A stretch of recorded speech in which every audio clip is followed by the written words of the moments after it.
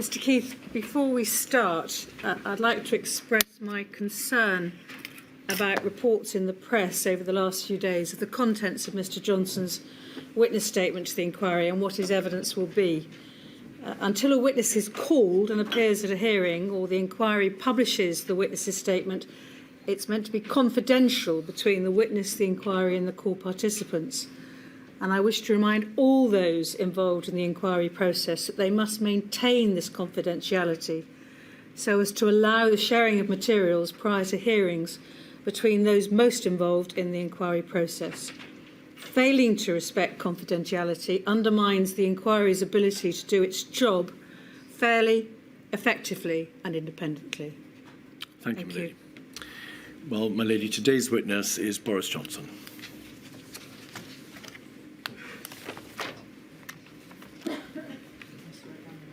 I swear by Almighty God that the evidence I shall give shall be the truth, the whole truth, and nothing but the truth.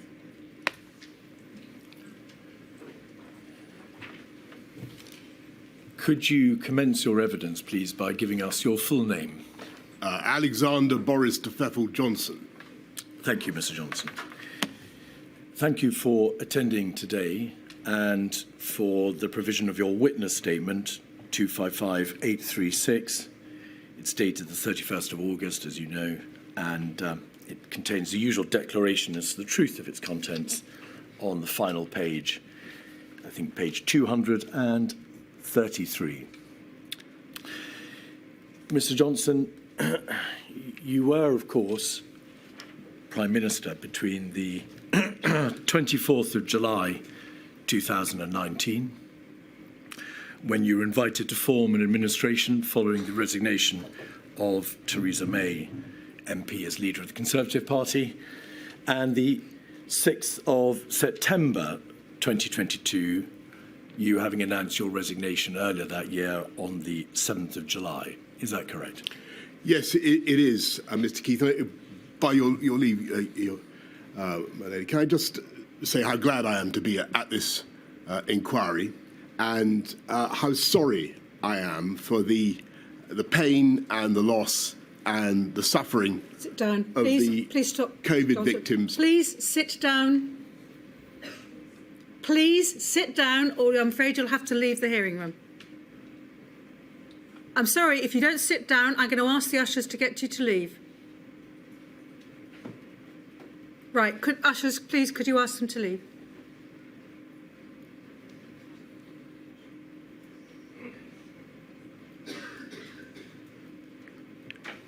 Could I say, by your leave, that I understand the feelings of these victims and their families, and I am deeply sorry for the pain and the loss and the suffering of those victims and their families. And grateful though I am to the hundreds of thousands of healthcare workers and many other public servants and people in all walks of life who helped to protect our country throughout a dreadful pandemic, I do hope that this inquiry will help to get the answers to the very difficult questions that those victims and those families are rightly asking, so that we can protect ourselves better, help each other to help protect ourselves better in the future and prevent further suffering. And if it's not too impertinent, may I say, as the person, as you rightly say, Mr. Keith, who set up this inquiry, how grateful I am to you for what you're doing and for the immense care that you're plainly taking. Thank you. Mr. Johnson, just a few more questions please, in relation to your career. On the 9th of June 2023, did you announce your intention to stand down as the Member of Parliament for Uxbridge and South Ruislip? You then, I think, formally resigned the following Monday, the 12th of June, when you were appointed Steward and Bailiff of the 300s of Chiltern. You were, of course, previously Foreign Secretary and Mayor of London. You correctly observe that you yourself announced the institution of this statutory inquiry on the 12th of May 2021, you ordered the institution of a full and independent public inquiry, did you not? I did, Mr. Keith, and I believe that's the right way forward. When you made that announcement, you said this: amid such tragedy, the state has an obligation to examine its actions as rigorously and candidly as possible. The number of deaths across the United Kingdom, calculated whether by registration on the death certificate through COVID or the measure of excess deaths, is now over 230,000. By any measure, Mr. Johnson, that is a shocking figure and a terrible loss of life. Is that the tragedy to which you were referring when you said, in this tragedy, the state has an obligation to examine its actions? That is certainly the core of the tragedy, yes.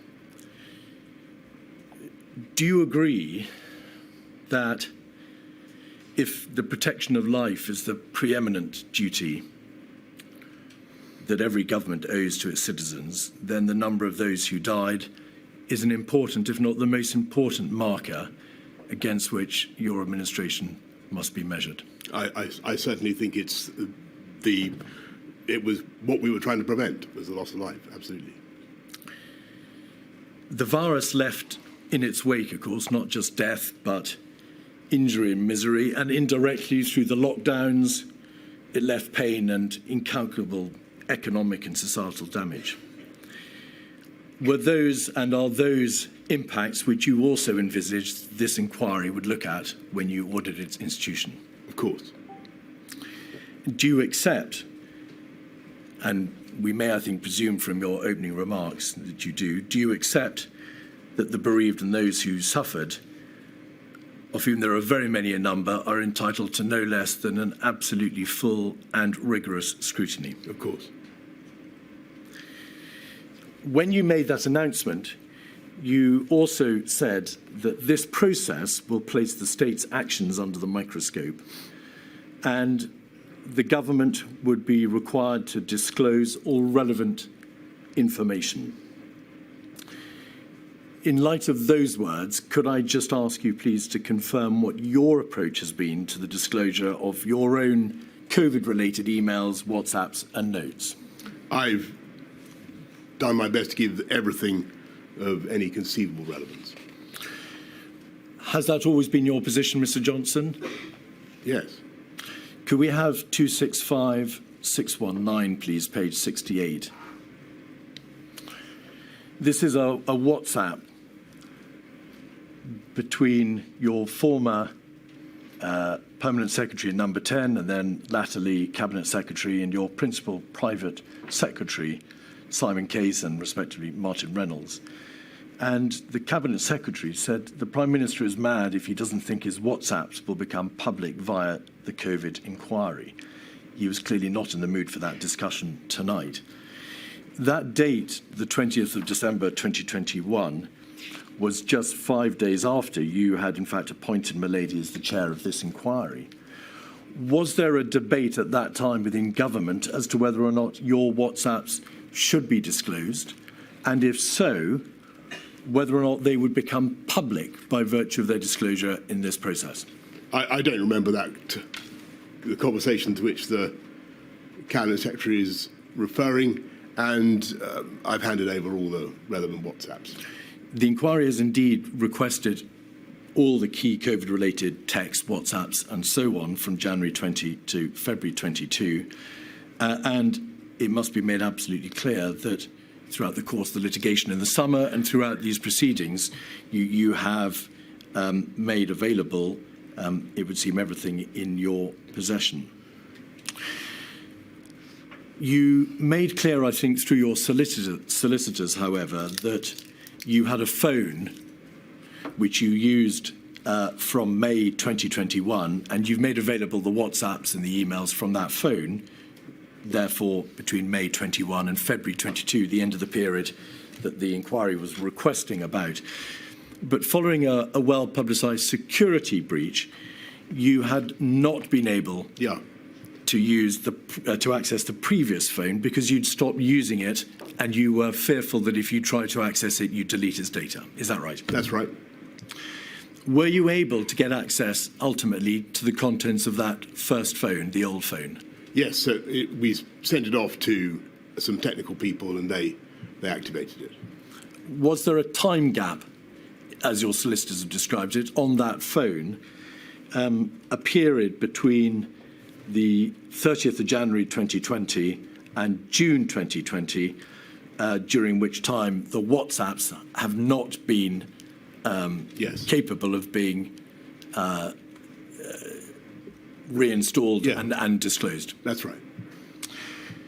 Do you know why your phone was missing those 5,000 odd WhatsApps? I don't know the exact reason, but it looks as though it's something to do with the app going down and then coming up again, but somehow not automatically erasing all the things between that date when it went down and the moment when it was last backed up. So I can't give you the technical explanation, but that's the best I'm able to give. The technical report that your solicitors kindly provided demonstrates that there may have been a factory reset of the phone at the end of January 2020 and then an attempt to reinstall the contents later in June 2020. May I just ask you this?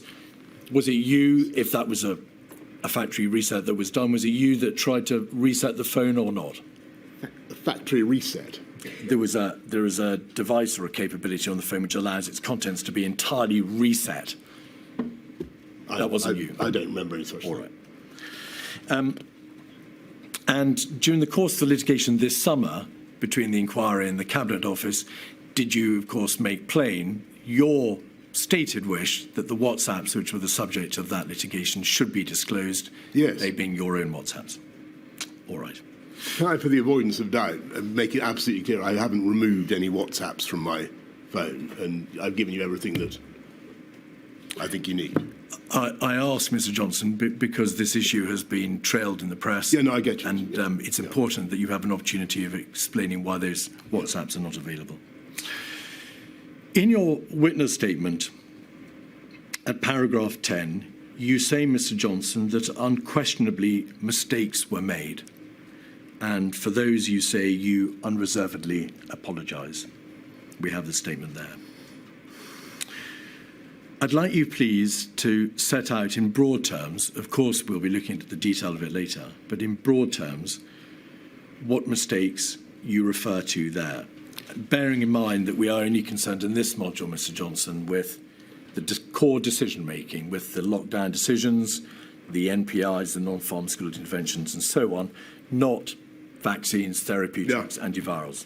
Okay. What mistakes do you unquestionably accept were made? Well, I think if you look at my statement, I point out that we were relying so much on messaging to help contain the virus, and we needed the public to understand the message in as straightforward a way as possible, and they really did, by and large. One problem we had that I mention is that because of the very natural and proper right of the devolved administrations to have their own approach, sometimes there was a bit of so the BBC News would have one message from number 10, then a slightly different one from Scotland or wherever, and that I think we need to sort that out in future. And I'm sure there are plenty of other things that we could have done differently, but I have no doubt it will come to them in the course of the examination. So your position today is, and you appear to refer to it as the first issue, that the primary mistake made rests in the context of the messaging and the all communications with the devolved administration. Well, you asked me to cite a mistake that we made. I didn't say that was the primary mistake. What primary mistakes, Mr. Johnson, are you referring to in paragraph 10 when you say there was terrible suffering, but in relation to which, where we failed, I apologise again? For what are you apologising in that statement? Well, I think just to go back to your main point, which is that so many people suffered, so many people lost their lives. Inevitably, in the course of trying to handle a very, very difficult pandemic in which we had to balance appalling harms on either side of the decision, we may have made mistakes. I don't want to try to anticipate the discussion, which I'm sure we will get into, about the timings of MPIs, of lockdowns. Inevitably, we got some things wrong. I think we were doing our best at the time, given what we knew, given the information I had available to me at the time. I think we did our level best. Were there things that we should have done differently? Unquestionably, but I would struggle to itemize them all before you now in a hierarchy. I'm afraid. I think it would be. I'd find it easier to try and explain what happened as we went through. You say in your witness statement, I unquestionably made mistakes. Can you draw a distinction for us, please, between yourself personally and the government? To what extent do you accept personal responsibility as opposed to accepting it on behalf of your administration? So I take personal responsibility for all the decisions that we made. It's obvious, Mr. Johnson, that many of the most difficult and momentous decisions rested upon your own shoulders as Prime Minister. Do you take responsibility for whatever my lady makes of the speed of the government's response in January, February, March of 2020? Of course. And the way in which the various moving parts of the government, the advisory committees, the departments, the agencies and so on responded? Of course. Do you take responsibility for the lockdown decisions, whichever way they went, and their timeliness, whatever my lady makes of them? The manner in which patients were discharged from hospitals into the care sector? Of course. The explosion of the virus within the residential care sector? Yes. The general speed at which the restrictions were eased? Yes. The Eat Out to Help Out scheme? And then, latterly in 2020, the decision not to introduce a circuit breaker in September or October, or to introduce a tier system earlier when the prevalence of the virus was lower, for good or ill. Yes, though we did have local restrictions from a very early day. May I just ask you, please, this question? Also, you refer to mistakes. It's very important that the inquiry understands to what extent it's accepted that there were mistakes, as opposed to an acceptance that with hindsight, the government could have done better. Do you mean there were failings, things or decisions that you got avoidably wrong, whether because they were the wrong decisions or because your management and leadership meant that the right decisions were less likely to be taken? Or do you mean, with hindsight, you just could have done better? Well, that's a sort of deterministic question, isn't it? Well, it's an important one. I think the answer is that with hindsight, it may be easy to see things that we could have done differently, or it may be possible to see things that we could have done differently. At the time, I felt, and I know that everybody else felt, that we were doing our best in very difficult circumstances to protect life and protect the NHS. It is impossible and arguably improper to attribute any individual death causally to any particular governmental decision, as I know you know, and no possible purpose would be served in such an exercise. But do you accept that overall the government decision-making, not the pandemic, but the government decision-making in response, led materially to there being a greater number of excess deaths in the United Kingdom than might otherwise have been the case? I can't give you the answer to that question. I'm not sure. I noticed that in your opening preamble a few months ago, you produced a slide saying that the UK was, I think, second only to Italy for excess deaths. Correct. That's not, to the best of my knowledge, the case. And I think that all I would say is that many other countries suffered terrible losses from COVID. They did. And the evidence that I've seen suggests that we were well down the European table and well down the world table. Though that is, of course, no comfort to the bereaved and their families. That seems to be the statistical reality. The evidence before Milady is that the United Kingdom had one of the highest rates of excess death in Europe. Almost all other Western European countries had a lower level of excess death. I've seen. Italy was tragically in a worse position than the United Kingdom. Well, I don't wish to contradict you, Mr. Keith, but the evidence, the ONS data I saw put us, I think, about 16th or 19th in a table of 33. In Western Europe, we were one of the worst off, if not the second worst off. You must have long reflected since that time why that was so. Why do you think that we had the rate of excess deaths in this country that we did ultimately have?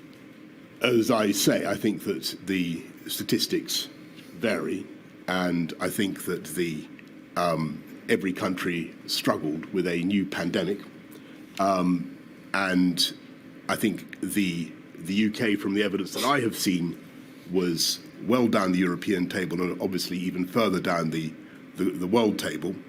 If I had to answer why I think we faced particular headwinds, I would say it was irrespective of government action.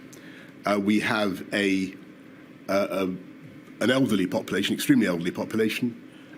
We do suffer, sadly, from lots of COVID-related comorbidities.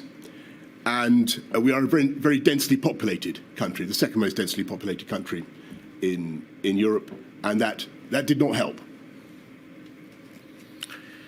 Do you accept that government actions materially contributed to that outcome? It wasn't just a matter of the state of the healthcare system, density, age of population, and in fact the geographical location of the United Kingdom. Given that other countries have excellent healthcare systems and face similar problems and ended up in statistically with more excess deaths per 100,000? The answer is I don't know. I don't know. You're obviously extremely well aware of the argument that the lockdown decisions themselves, cumulatively and individually, contributed to the number of excess deaths. What do you say to that?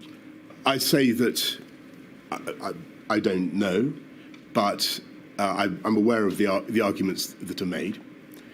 What I would say respectfully to people is that they were very, very difficult decisions, and the issue of the timeliness of lockdowns was clearly one that we considered very hard at the time, and you will have seen from the evidence that there was strong arguments against going too early into lockdowns, especially when it came to that first series of March NPIs. And you'll remember the arguments that were made two arguments against early action, and they were the risk of behavioural fatigue and then the risk of bounce back, or what you've called uncoiling of the spring. And they were made powerfully, and they certainly had a big effect on me. Could you assist the inquiry, please, with something about the nature of the heavy responsibility which rested on your shoulders? It is perhaps self-evident that only the most difficult and momentous decisions come for the Prime Minister. That's correct. Were there any good or easy decisions to be made in this context? No, I can't think of a single. Well, I suppose it was an easy decision to say that we should go ahead with the rollout of both Pfizer and AstraZeneca as soon as they've been approved by the MHRA. But there were no, when it came to the, forgive me, Mr. Keith, but when it came to the balancing of the need to protect the public and protect the NHS and the damage done by lockdowns, it was incredibly difficult. Pause there, please. I do understand emotions are running very high. I do, and I think it's most unfortunate when I have to ask people to leave. But we have to ensure that this hearing is effective, and it's got to be effective not just for people in this hearing room, but for people watching on online streaming. So please make sure your behaviour is appropriate to a public hearing of a statutory inquiry. Thank you. Sorry to interrupt. No, it's fine. We'll look at the nature of the particular decisions in greater detail later. But broadly speaking, so that we know the lie of the land and we know how you approached these issues, were the majority of the most momentous decisions, the decisions, for example, to impose the lockdowns and social distancing measures and so on, were they decisions that were in practice made by you, yes, even if they were affirmed or endorsed by the Cabinet later? Or were they decisions that were entirely open-endedly made by Cabinet? That's a very good question, because I think it was both. A huge number of decisions, because they had to be taken so fast, were funneled up directly to me. But there were also a large number of decisions, and I do think this maybe hasn't come out as much as it should, that were the subject of exhaustive Cabinet discussion. In his witness statement, Michael Gove has said that the wider Cabinet was brought into decisions at times too late and too little. Mr. Javid has said in his witness statement that the Cabinet was designed, in his view, to place Dominic Cummings and the Prime Minister as the decision makers, to centralise power in Number 10.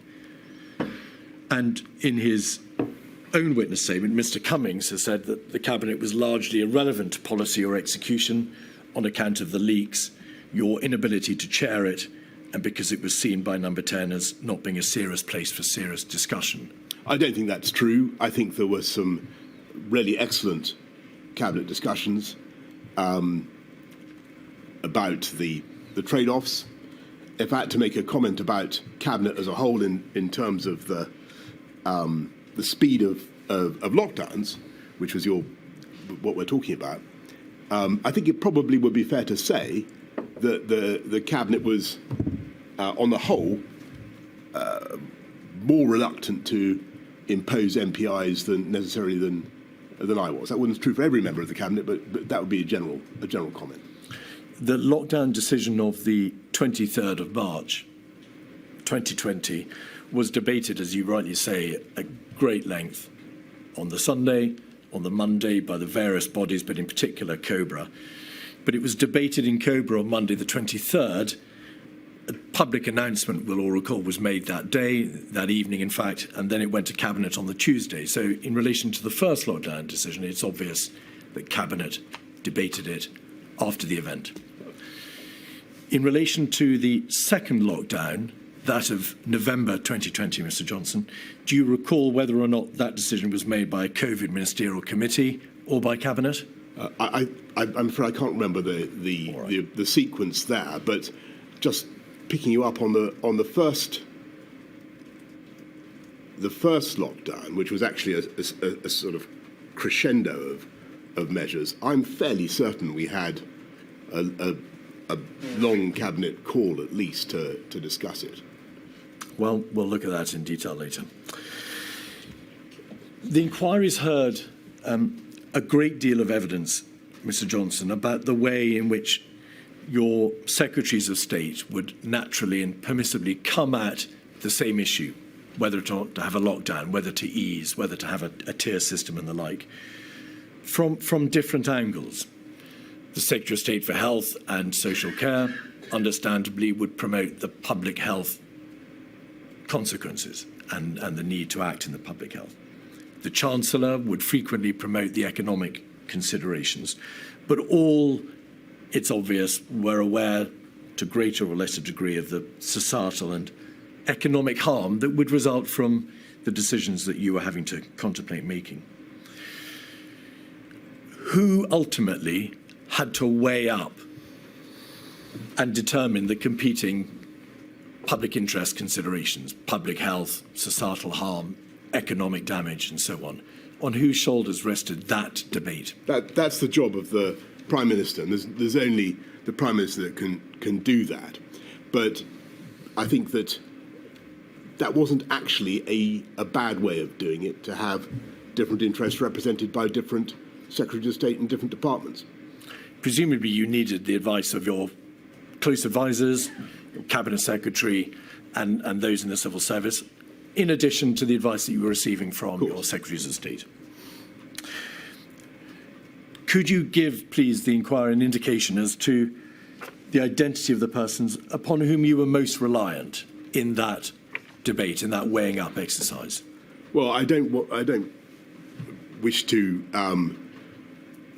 embarrass distinguished public officials by naming them.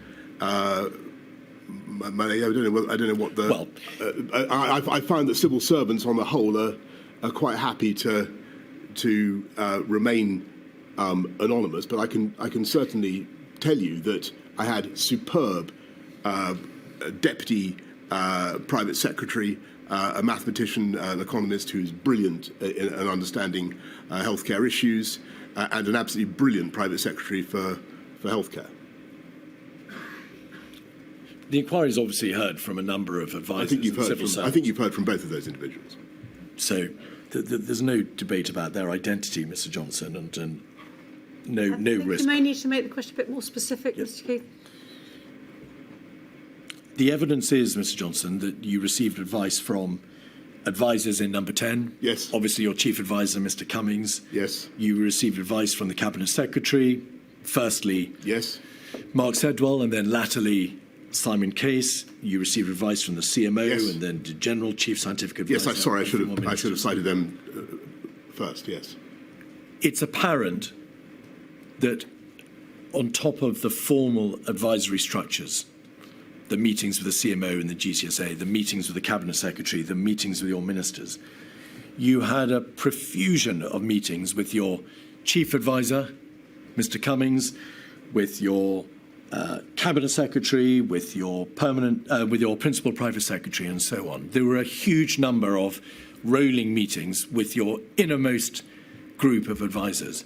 And I want to know to what extent, therefore, you came to rely upon them in the ultimate decision-making process. I, of course, relied on the advice I was given, but the way it works is advisors advise and ministers decide, and that was what happened. You received a great deal of advice from the Chief Medical Officer and Yes. the government's scientific chief advisor. They were a vital source of advice, Yes. that's obvious. You were aware that SAGE met hundreds of times, that's to say the Scientific Advisory Group for Emergencies. Did you ever read their minutes, or were you wholly reliant on the CMO and the GCSA to relay to you what SAGE had said? I think I did once or twice look at or maybe more than that. I looked at what SAGE had actually said, and SAGE certainly produced a lot of documentation. But I think that the CSA and the CMO did an outstanding job of leading SAGE and of distilling their views and conveying them to me. The SAGE minutes were described as consensus minutes because they were designed to be read at speed, to be able to get to the heart of the issue immediately on reading them, and to ensure that the advice that was being given would be readily and speedily understood. Did you ever think of calling as a general practice for those minutes so that you could yourself read them? Many of them were only 8 or 9 pages long. As I say, I think I did from time to time look at the consensus minutes. I think in retrospect it might have been valuable to try to hear the SAGE conversation unpasteurized itself, but I didn't, and I was more than content with the very clear summaries that I was getting from the CSA and the CMO. There were hundreds of consensus minutes, but you read only, or were given only a fraction of them. That sounds right to me, yes. All right. We'll look in detail at some of the scientific debates that engage government, particularly in the middle of March. Behavioural fatigue, herd immunity, the debate about the reasonable worst-case scenario, and so on. Yes. Did you not think of looking at the scientific horse in the mouth and seeing what was actually being said by the government's primary scientific advisory committee on these issues when you, as now appears to be the case, you became engaged, particularly in the debate of behavioural fatigue? Why didn't you call for the primary material? I think that's a good question. I was very, very much impressed by and dependent upon the CMO and the CSA, both of whom are outstanding experts in their field. And it felt to me that I couldn't do better than that. The CMO and the SCA were, of course, concerned with medicine and science, and SAGE was concerned, as it says on the tin, with science. Well, CMO is a professor of public health. I mean, he knows an awful lot about epidemiology and public behaviour in an epidemic. He does. You had no advisory structure around you, however, and by contrast, that dealt with matters such as the economic damage that would be done by the lockdown decisions. There was no pandemic or civil emergency or societal advisory body which might be thought to be analogous to SAGE. In hindsight, and with the passage of time, do you suggest that there was an absence of a proper advisory structure to deal with the other issues and the other considerations which weighed in the balance when you came to make those final decisions? I've thought about that a great deal, and I think in the end that there is such a body, and it's called HM Treasury, and that is what they do. And you referred earlier on, Mr. Keith, to the competing perspectives of the Whitehall departments and the secretaries of state, and I think for all its difficulties, I think it did work well in allowing me to get a balance of the argument. The evidence appears already to suggest that the Chancellor of the Exchequer and then Her Majesty's Treasury had considerable influence over the ultimate decision-making process, because the Chancellor would come and see you in bilateral meetings. There were bilateral meetings in the week of the 16th of March, before the first lockdown decision, in late October, before the second, in the summer of 21, and then again in December of 21 in relation to Omicron, and also Eat Out to help out. But that advice was given to you by the Chancellor and Her Majesty's Treasury in a way that wasn't openly transparent in the way that the SAGE advice was provided to you. There were no minutes disclosed of the advice that you were being given to the public. There was no regular production of material or any kind of published, transparent economic analysis provided to you. Do you think in hindsight that that was an error? I think that there was certainly transparent economic analysis of the cost of some of the measures that we were obliged to enact and the fall in GDP, the cost of the CJRS and the other schemes was plain for all to see. That was all public. Of course, what was not public and is not traditionally public is ministerial conversations and discussion between ministers. But again, I think the perspective that I was being offered by the Treasury was a very useful one, just as the perspective of the Department of Health was a very useful one. The material, so that's to say diary entries and readouts of minutes and so on, Mr. Johnson, show that the Chancellor of the Exchequer would, in this difficult context of making the ultimate decisions about lockdowns and easing and tiers and so on, often get the last word by way of a bilateral meeting that would take place just before you made a final decision. And also the Secretary of State for Health and Social Care was occasionally excluded from meetings when public health matters were being discussed. Were you aware of that? I think that's... I reject that characterisation of what took place. The overwhelming priority of the government was protect the NHS, save lives. That was our objective. And that was where my officials were coming from. That was what we wanted to do. And I think it was important in that context to, there were lots of things we had to do that were very difficult, very costly. And it was right to have endless conversations with the Treasury. This was what we did.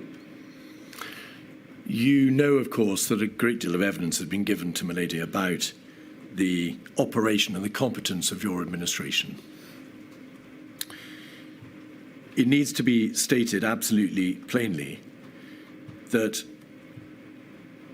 the inquiry has absolutely no interest in the salaciousness or the nature of Mr. Cummings's linguistic style or the WhatsApps. But it does have an interest, of course, in whether or not his communications revealed an abusive and misogynistic impact. The WhatsApps and the texts shed a direct light on the competence of the government, how well or not the government machinery operated, what you all thought about each other, and what some of you thought privately about the decisions that were being taken. We're going to look in detail at them later, but it's fair to say that in the round that material paints a appalling picture, not all the time, but at times of incompetence and disarray. Can I comment on that? I think Please. That the two things need to be separated out there. I think it is certainly true that this inquiry has, and I'm glad of it, has dredged up a phenomenal quantity of the type of material that would never have been available to any previous inquiry into doings in Number 10, because it's WhatsApp communications of a kind that would not have been possible. And that's a good thing, because you can get a texture of the feeling for the relationships and the human beings. I would make a couple of points. First of all, a lot of the language, the style that you refer to is completely unknown to me, or indeed to anybody else not on that group. I've apologised to one particular person who suffered abuse in that in one of those publicised WhatsApp exchanges. But I would make a distinction between the type of language used and the decision-making processes of the government and what we got done. And I would submit that any powerful and effective government has, and I think of the Thatcher government or the Blair government, has a lot of challenging and competing characters whose views about each other might not be fit to print, but to get an awful lot done. And that's what we did. Your own Cabinet Secretary, Mark Sedwell, he was, of course, asked to move on, and we'll come to that later, in May 2020, described, according to Sir Patrick Vallance, your administration as brutal and useless, and observed that it was hard to motivate people in Number 10 in such terrible times if they were being shot in the back. That would appear to be a reference to the doings, as you say, of Number 10, to the process and the operation of government, as opposed to the atmospherics. Would you not agree? Again, I think that actually what you're looking at in all this this stuff is a lot of highly talented and highly motivated people who are stricken with anxiety about what is happening, about the pandemic, who are doing their best, and who, like all human beings, under great stress and great anxiety about themselves and their own performance, will be inclined to be critical of others. And I think that would have been the same of any administration facing the same sort of challenges on that scale. But do you accept that there is a considerable body of material which addresses not just their private thoughts of the other individuals in government, of them personally, but relates to the performance of government, to the way in which your administration actually operated? Do you accept that as a general proposition? I do, and I think that was a good and a healthy thing, because we needed, given the scale of what we were facing, we needed constantly to challenge ourselves and constantly to try to do better. Your own chief advisor, Mr. Cummings, described on the 4th of May something the government had done as being the best success of the whole criminally incompetent government performance. How could that be a good thing? Because what he is trying to do is to not for me to explain his quotation. You can ask him yourself. But what we were generally trying to do was to make sure that we delivered the best possible service for the people of the UK who were going through an absolutely terrible, terrible time. And it would not have been right to have a load of, if we'd had a load of WhatsApps saying, aren't we doing brilliantly, folks? Isn't this going well? I think your criticisms might have been, frankly, even more pungent. On the 27th of March, after Mr. Cummings had asserted that Whitehall had nearly killed huge numbers of people and cost millions of jobs, and that Mr. Hancock had failed to get on top of the testing problems, you yourself said these 3 words: totally fucking hopeless. That was a reference to the performance of an important part of government. I'd stress the word nearly in that. Your response, Mr. Johnson. And I would say that my job was not uncritically to accept that everything we were doing was good, though I as it happens, as I said to you, I do think that the country as a whole had notable achievements during the crisis. My job was to try to get a load of quite disparate, quite challenging characters to keep going and through a long period, and to keep doing their level best to protect the country. That was my job. Do you accept the evidence from Helen McNamara, about which you will be aware, and also from former cabinet secretaries, that Mr. Cummings himself contributed to such a toxic atmosphere that civil servants simply didn't want to work in the heart of government? Helen McNamara said the relationships in Number 10 and the Cabinet Office had a real and damaging impact. You were told directly by Simon Case on the 2nd of July lots of top drawer people had refused to come to work because of the toxic reputation of your, I emphasize, your operation. Were you aware that there were individuals, civil servants and advisors who were not prepared to work in your administration because of the atmosphere and the working relationships which were in play? First of all, no. Second, I was not aware of that. Secondly, I didn't see any sign of that. I saw brilliantly talented people. When we advertised for a post, when we wanted to recruit for a position in my private office, we had, as far as I could see, no difficulty getting wonderful people to step forward. I think, if I might make one self-criticism, or another self-criticism, I think that the gender balance of my team should have been better. And to your earlier question, looking back at it, when I was running London, it was great and it was 50-50 and it was a very harmonious team.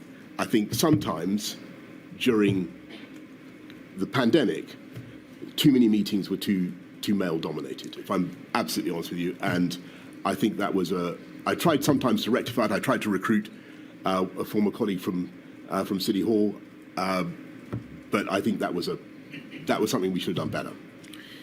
Simon Case, who was then the Permanent Secretary Number 10, WhatsApped you yourself on the 2nd of July to say that lots of people, lots of top drawer people had refused to come because of the toxic reputation of your operation. Well, I don't remember that. What did you do? I don't remember that. And my impression was that we had no difficulty recruiting the best possible people. Could we have, please, 48313, page 16, on the screen? These are communications between Mr. Cummings and yourself in May 2020. We're concerned with the bottom half of the page. So can you expand it, because I can't? Yes, 7th of May, Hancock is unfit for this job. The incompetence, the constant lies, the obsession with media bullshit. Reference to testing, you must ask him where we'll get to 500,000 per day and where's your plan for testing? And if you can scroll back out. But just pause a second, Mr. Johnson. If you then scroll in, please, to the bottom half of the page, the last part. Mr. Cummings says, it'll certainly be a cock-up like everything else, but it'll be far from the worst of our cock-ups over the next 8 weeks. You need to think of Binny Hancock, and so on and so forth. You cannot suggest that you are unaware of the opinion taken by your chief advisor over your Secretary of State for Health. You cannot suggest you are unaware of the concerns expressed by your Cabinet Secretary about the toxic reputation of your operation, because he WhatsApped you directly.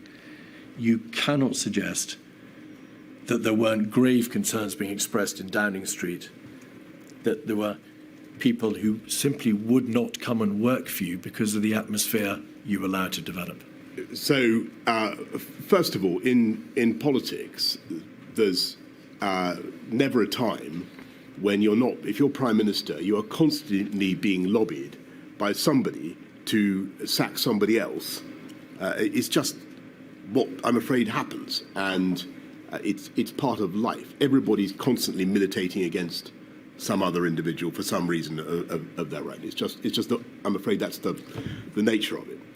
It is perfectly true that this advisor in particular thought had a low opinion of the health secretary.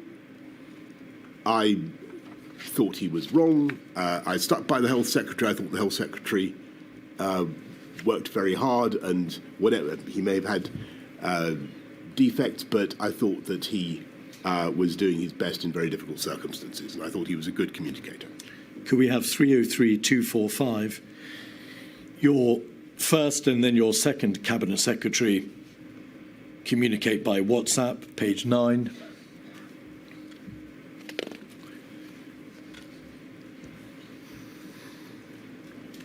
Mr. Case refers at the top of the page to how you have told Mr. Cummings outright to stop talking to the media in his presence. This place is just insane, zero discipline. And then in the bottom half of the page, these people are so mad, madly self-defeating.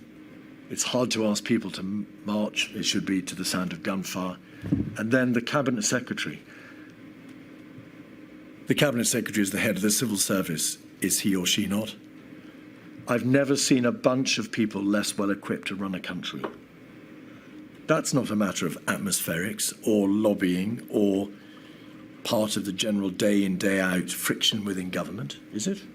Yes, I think it is. And I think that as I say, if you'd had the views of the Mandarinate about the Thatcher government in unexpurgated WhatsApps, my lady, I think you would have found that they were pretty fruity. It's WhatsApp conversation is intended to be, though clearly it isn't, ephemeral. It tends to the pejorative and the hyperbolical, and I think that the worst vice, in my view, would have been to have had an operation where everybody was so deferential and so reluctant to make waves that they never expressed their opinion, they never challenged, and they never doubted. It was much more important to have a group of people who are willing to doubt themselves and to doubt each other. And I think that was creatively useful rather than the reverse. Some of these senior advisors didn't just lack deference, to use your word, Mr. Johnson. They doubted you, and they doubted your ability and your competence, as you now know from having seen the material. Could we have, please, 273901, page 188?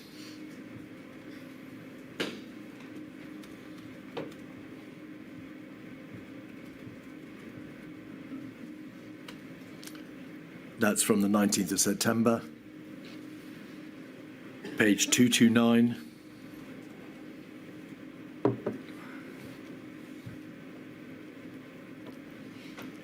There is a reference to leadership position.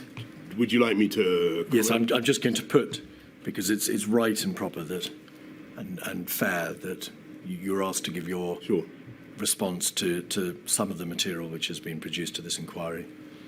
And then page 245.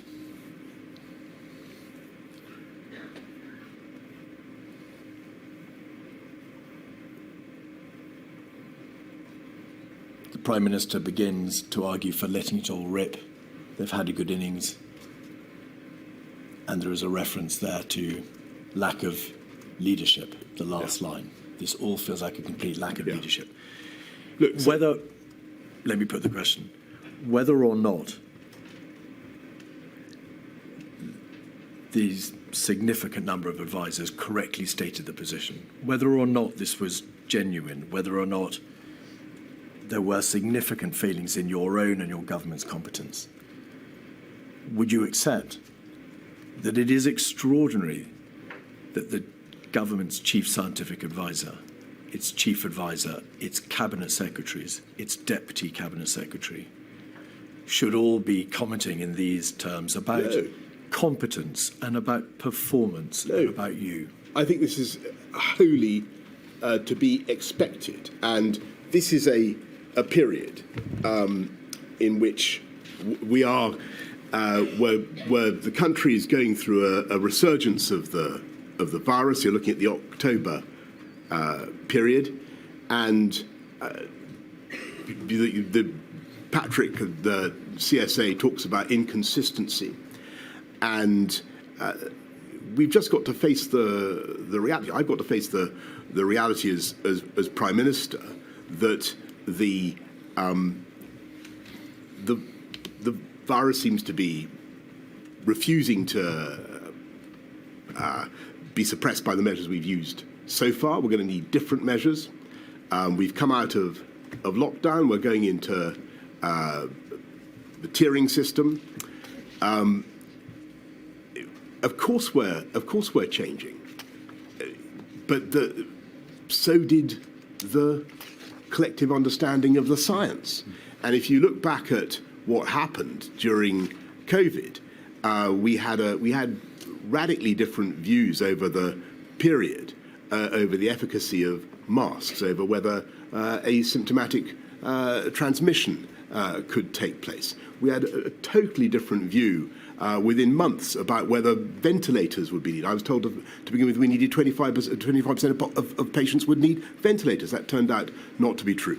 Then on this particular issue, you've got the scientists calling for us to go early and go hard, and this takes us back to your initial line of questioning.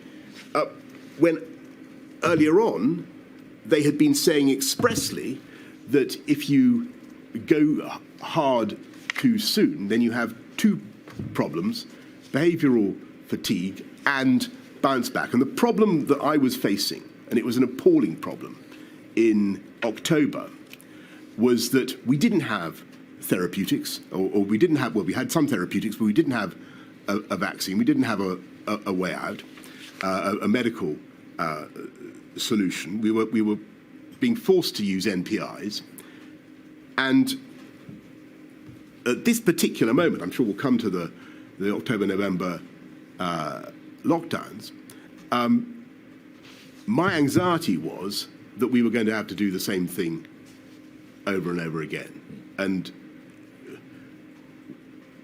I think what those notebooks reflect and what all those comments reflect is the deep anxiety of a group of people doing their level best who cannot see an easy solution and are naturally self-critical and critical of others. All right. It's obvious that these things were said at the time. You say not to you, although I've put to you a WhatsApp which was sent directly to you. And there are obviously others. Well, it's a WhatsApp that claims to have said something directly to me. Well, the WhatsApp has been taken, of course, from the material which you've provided and from, obviously, the phones from other people who were interlocutors to the same conversation. If I may correct you, Mr. Keith, what that WhatsApp was a WhatsApp from the Cabinet Secretary saying that he told me directly something. I don't think I saw the WhatsApp directly to me. Mark Sedwell, on the 2nd of July, WhatsApped you directly to say lots of top-drawer people had refused to come because of the toxic reputation of your operation. I'm sorry. Whether this material indicates a significant failing at the heart of government and in failures of competence, they undoubtedly, well, these opinions were expressed at the time, and you no doubt accept you're responsible for that state of affairs.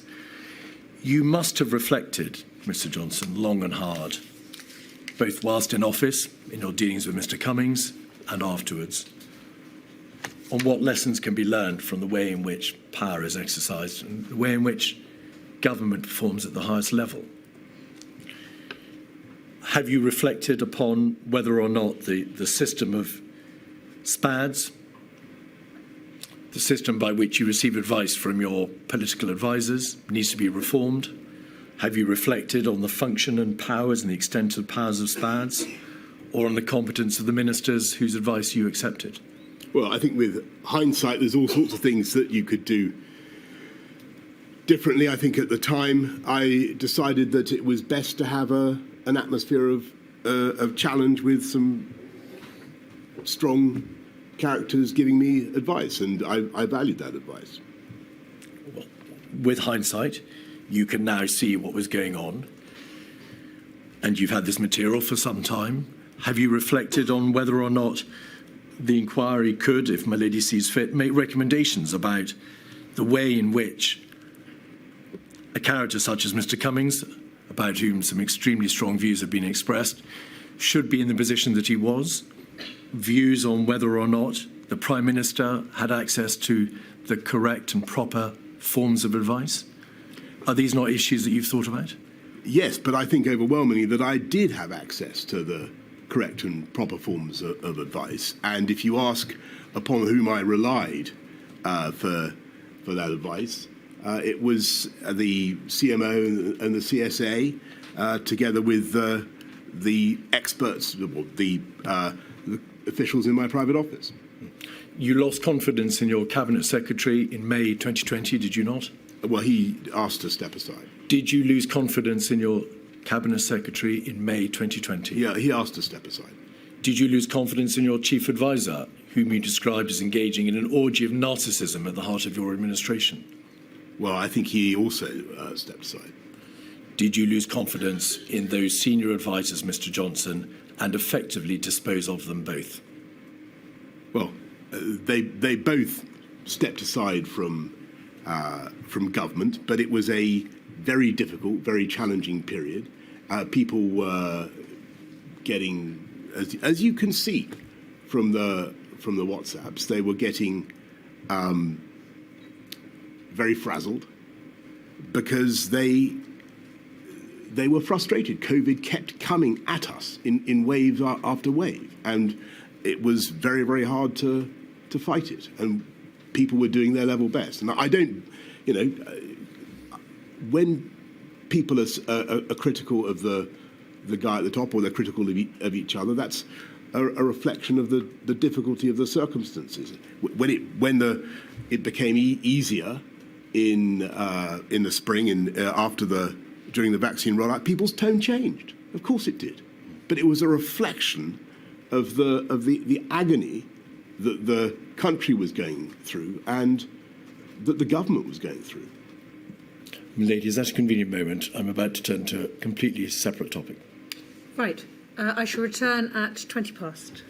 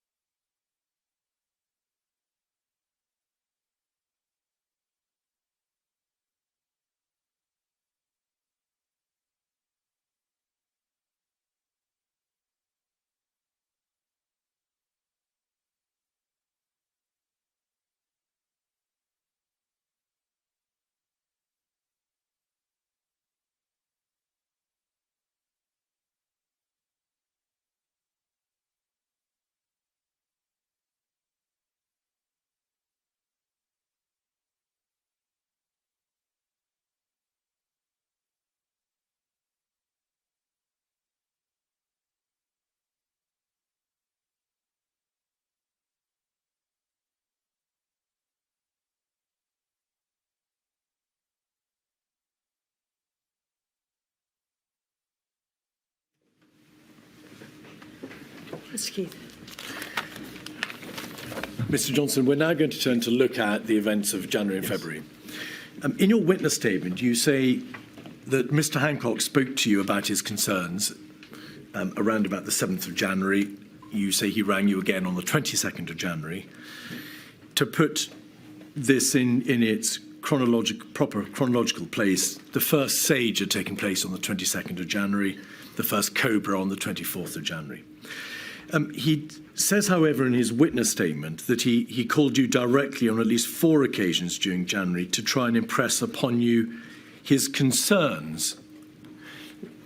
Although he does not say so, the implication is that he was at pains to try to alert you to the problem as he saw it, and he was required to raise the matter with you repeatedly. Do you recall a repeated number of attempts to raise the alarm with you in that way?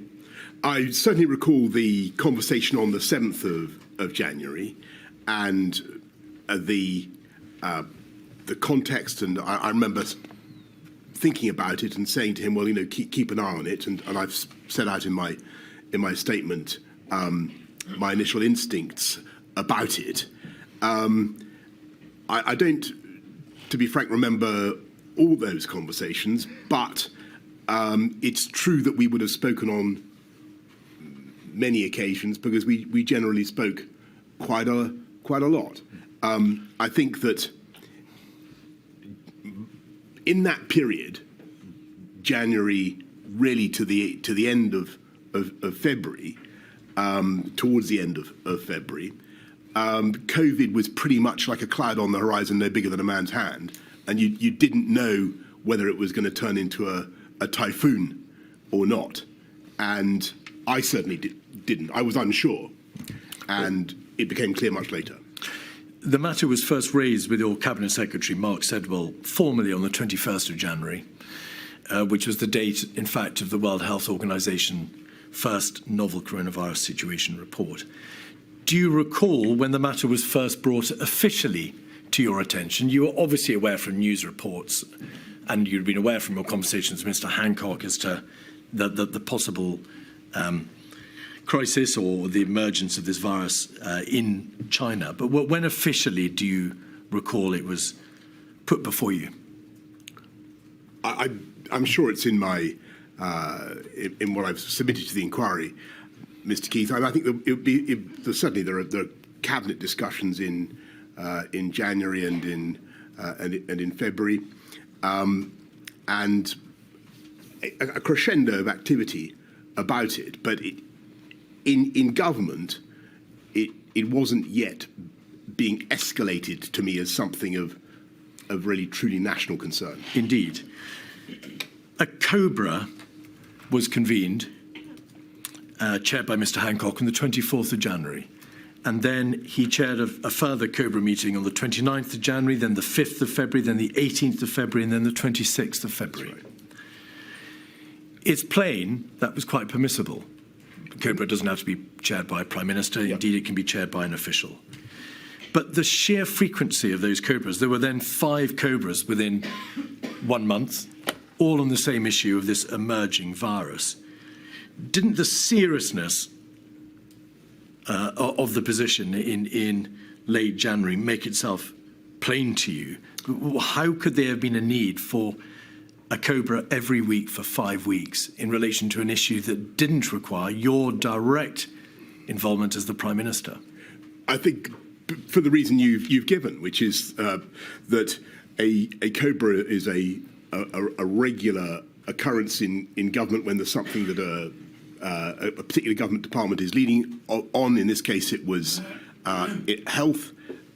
The possibility of a coronavirus pandemic, which was only declared by the WHO on the 12th of March, was not something that had yet been, it hadn't really broken upon the political world, certainly in my consciousness, as something of real potential, a real potential national disaster. And in that period, end of January, beginning of February, it's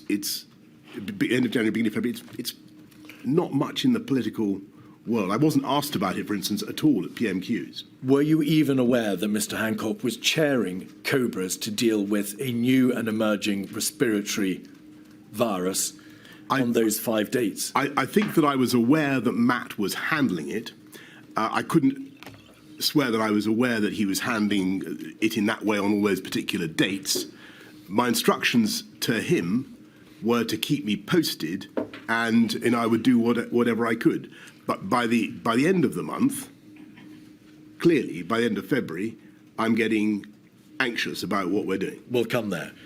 Did you or do you recall having any debate with your advisors as to whether or not you should be chairing those COBRAs, or whether or not the seriousness of the position required you to chair the COBRAs at the end of January and throughout February? Yes, I think there's an exchange. I remember talking to my private office and saying,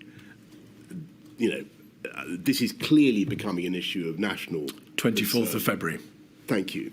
Before that date, for the month beforehand, did you think to say to your officials, the Secretary of State for Health is chairing a COBRA now on a weekly basis to do with a fatal viral pandemic, which currently is but just it hadn't yet been declared as a pandemic. It hadn't been declared as a pandemic, but by the 16th of January, it had spread to Thailand and Japan.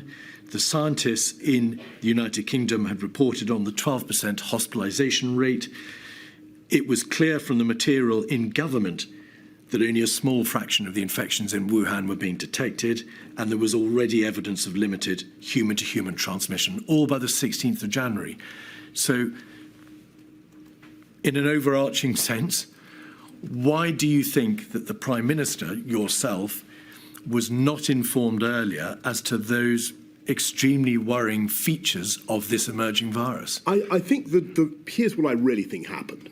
I think that actually everybody, had they stopped to think about it, could see the implications of the data, the implications of what was happening in the numbers, the percentage of fatalities in China.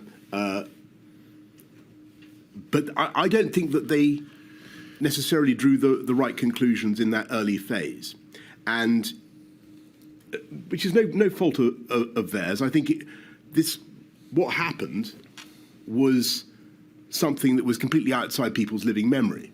What we were dealing with is like a once-in-a-century event, and I just don't think people computed the implications of that data. And it wasn't really escalated. It wasn't escalated to me as an issue of national concern until much later. And as you say, I said, look, I think I've got to chair these COBRAs. You were the Prime Minister. You're obviously an extremely skilled politician, and you have direct, intimate experience of running government.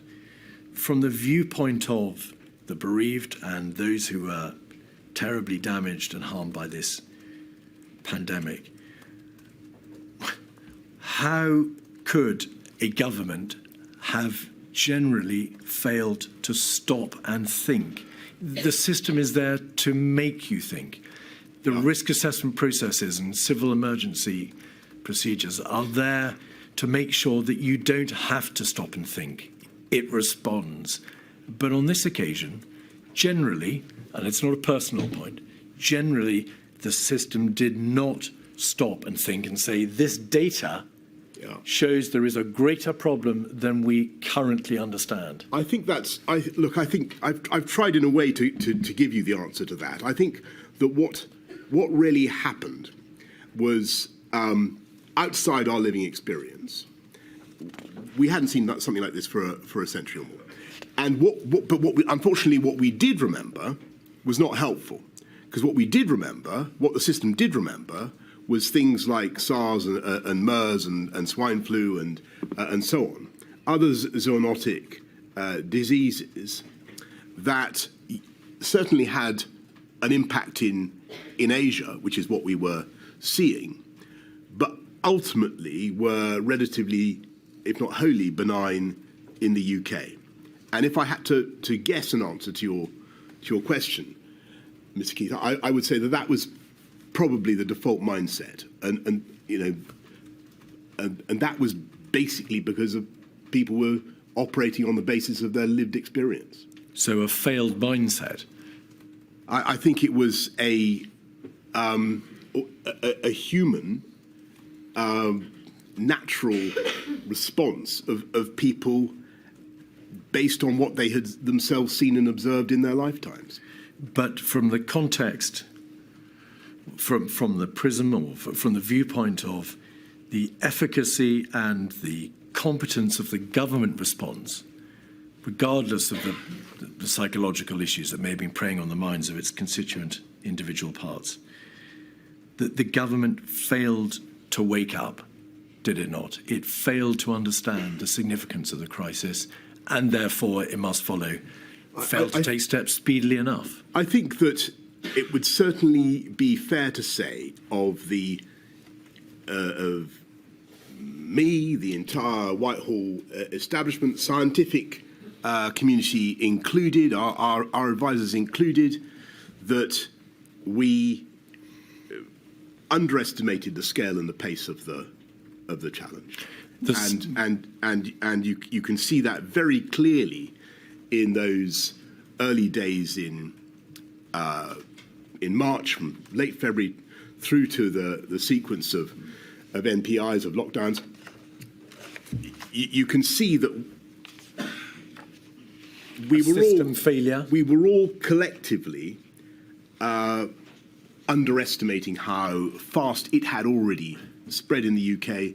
We underestimated. We put the peak too late. The first peak too late. We thought it would be in May, June. That was totally wrong. I don't blame the scientists for that at all. But that was the feeling, and it just turned out to be wrong. But the evidence before Milady shows that the scientists, at least in part, were aware by the end of January of the hospitalisation rate, of the fact that the number of infections was being grossly underestimated, that there was self-sustaining human-to-human transmission. They were aware by the beginning of February that there was no effective test, trace, control, isolate system in the United Kingdom. So once the virus spread beyond China and became self-sustaining, there was no effective means of stopping its entry into the United Kingdom.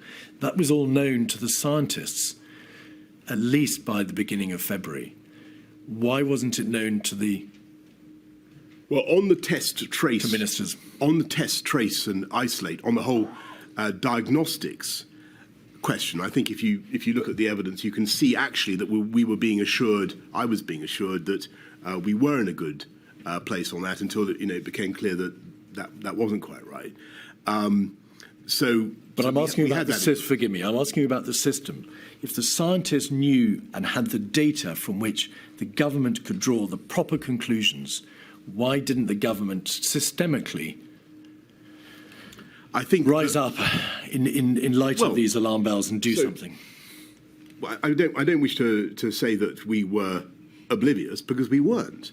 And actually, a lot of work went on, a lot of planning, a huge amount of discussion. So I think, I'm talking quite a lot now. So I think the CMO first briefed me about it on about the 4th of February, and we talk about what could happen. SAGE, as you say, is meeting. It's not as though nothing is happening. No, I think that what is going wrong possibly is that we are just underestimating the pace, the contagiousness of the disease, and you can see very clearly from that crucial moment of transition from the 12th to the 13th of March, how radically the scientific appreciation of the situation changed. SAGE on one day was... Forgive me, Mr. Johnson. I'm asking about January and February, where we haven't got to March yet. When did you first become aware that the test and trace system whilst extremely efficient in practice, could not be extended beyond the first few hundred cases, that it was a system designed for high consequence infectious diseases. It dealt with travellers, it dealt with index cases, but it couldn't really be expanded beyond 10 or 20 index cases and 500 or 600 contacts. Yes, you're going to have to forgive me, Ms. Gill. I can't remember exactly when it became obvious that test and trace wasn't going to work, but there came a point quite early on when I think Chris or Patrick said, look, test and trace isn't relevant anymore because of the spread of the disease. I couldn't date that. From which you then, of course, appreciated that if the virus spread outside China and was self-sustaining, and it had already, yes, I'm sorry, that was probably much later in March. All right, you think that was later in March? I think so, but I couldn't swear to it. There was a box note on the 30th of January, 136734. This is an email from a member of your office, Mr. Johnson, to post the private office support team. Grateful if you could include the below in the box tonight. Prime Minister, to be aware, the Chinese government granted the permission for the flight to evacuate British nationals from Wuhan, so we're concerned here with repatriation. If we then go over the page, there's a reference to the WHO expected to declare a public health emergency of international concern. And then also to be aware, the FCO is drawing down non-official staff across the network in China. The day before, on the 29th of January, there was a Cobra 56226. You weren't, of course, at that Cobra, Mr. Johnson. You've explained how you didn't chair a Cobra until March. If we look at page 5, we will see that the chair, Mr. Hancock, hears from the CMO and Public Health England about the fatalities in China. There was evidence of human-to-human transmission, and Germany had 4 confirmed cases. And then at paragraph 3, the CMO said the UK planning assumption were based on the reasonable worst-case scenario. There were 2 scenarios to be considered. The first was that the spread was confined within China. The second was that the spread was not limited to China, and there would be a pandemic-like scenario with the UK impacted. The second scenario was plausible, but it may take weeks to months. The CMO sets out there in Cobra, and my lady's heard evidence on this, that it was understood that if the second scenario came to pass, there would be a pandemic, because once control had been lost, a viral wave was inevitable. Yes. This is a Cobra that takes place on that day, the 29th of January. The following day, you receive a box note, which appears to be solely concerned with repatriation. The question is, why were you, the Prime Minister, not being told directly, this is a virus which, if it escapes China, will result in a pandemic? There is information already that it has a very serious fatality rate and a very serious hospitalisation rate. Why was that basic light bulb information not brought to your attention so that you could see the true nature of this emerging crisis? I think that I can't give you the exact reason why that Cobra was not brought to my attention. That detail of the Cobra was not brought to my attention. But I can say that at that stage, I think that even the concept of a pandemic did not necessarily imply to the Whitehall mind the kind of utter disaster that COVID was to become. And if I may, and that may sound odd, but what I'm trying to say is that I think people were still operating they were still thinking about things like a flu, an influenza pandemic, or some of the other diseases that I've mentioned. Well, this material, along with a plethora of other documents, shows that the reasonable worst-case scenario was already being envisaged, and that was a reasonable worst-case scenario which denoted deaths to the tune of 800,000 people. So it couldn't have been unknown to Whitehall. But you say the No, eventuality right. Well, was it's not a- aware. I didn't see that figure, and I mean, I saw a different figure. I think towards the end of February, by which time our alarm was really truly raised. But I'm trying to give you my best explanation for why people were in the mindset that they were in. There was a cabinet on the 31st of January, 56125. If we go to page 10, please, we can see the nature of the debate. It was, of course, chaired by you that afternoon. And the Secretary of State for Health and Social Care, Mr. Hancock, says 2 cases have been confirmed in the United Kingdom. They had been, of course, confirmed on the 30th and the 31st of January. It was a very serious problem in China, a large number of cases and fatalities. And then the debate moves on to the typical infection rate of 2.5 to 3 people and the mortality rate 2%. Yes. So if the reproduction value is 2.5 to 3, that is to say 1 person will infect 2 to 2.5 to 3 people in an unimmunized population, and the mortality rate, 2% of people who were infected or perhaps confirmed cases, is not clear, means a very, very large number of people will die. Correct? That's right. The debate in Cabinet, page 10 and 11, deals with repatriation. The Department for International Development examines developing countries where the risk of spread of the disease was high. Spread of the disease globally would be a big problem for those countries and could also mean further evacuation of British nationals.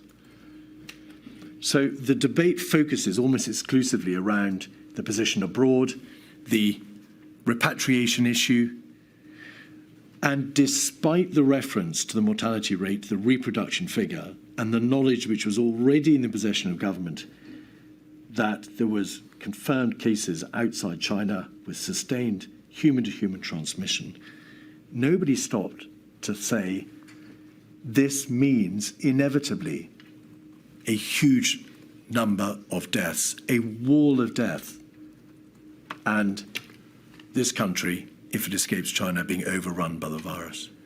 Yes, I think the word inevitably there is the one that I would pick up on, because I think if you look at what the Secretary of State for Health told the Cabinet, he said if the Chinese grip it, then it won't be a problem. But if China don't grip it, then that could be very serious. But your point is still basically a good one, which is that we had to think about what happened if China didn't grip it, and I think we just have to put our hands up here and say, look, I think because of the absence of collective memory, because we were operating under a different set of assumptions, I don't think that we were able to comprehend the implications of what we were actually looking at. And I think that, let me put it a different way. I think if we, as I said right at the beginning, if we had collectively stopped to think about the mathematical implications of some of the forecasts that were being made, and we believed them, we might have operated differently. The problem was that I don't think we attached enough credence to those forecasts, and because of the experience that we'd had with other zoonotic diseases, I think collectively in Whitehall, there was not a sufficient loud enough klaxon of alarm. I don't blame people. I just think it was because of the experience that they'd had all their lives. The material, Mr. Johnson, shows how at various stages you warned against overreaction. You made the point that SARS and MERS had not turned out to be as serious for the United Kingdom as some had feared at the time. BSE had not resulted in the levels of deaths which some had forecast. So may we take it that you put yourself in that category of people who had insufficient credence? I was agnostic. I thought I took what Matt had to say very seriously. I thought he wasn't, badgering me without a reason. But on the other hand, I'd had the experience that you describe. So I was waiting for the advice and waiting for that to change.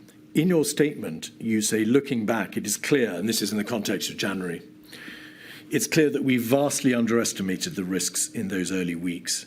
If we'd properly understood how fast COVID was spreading and the fact that it was spreading asymptomatically, there are many things we would have done differently. So first, it was nevertheless clear that COVID was spreading because you knew that it had spread outside China to Thailand, South Korea, Japan.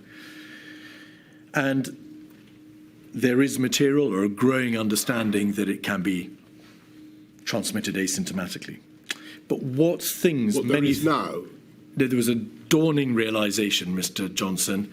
The material shows, for example, nerve tag on the 14th of February, scientific reports to SAGE in the first week in February, Diamond Princess, and so on and so forth throughout the middle of February.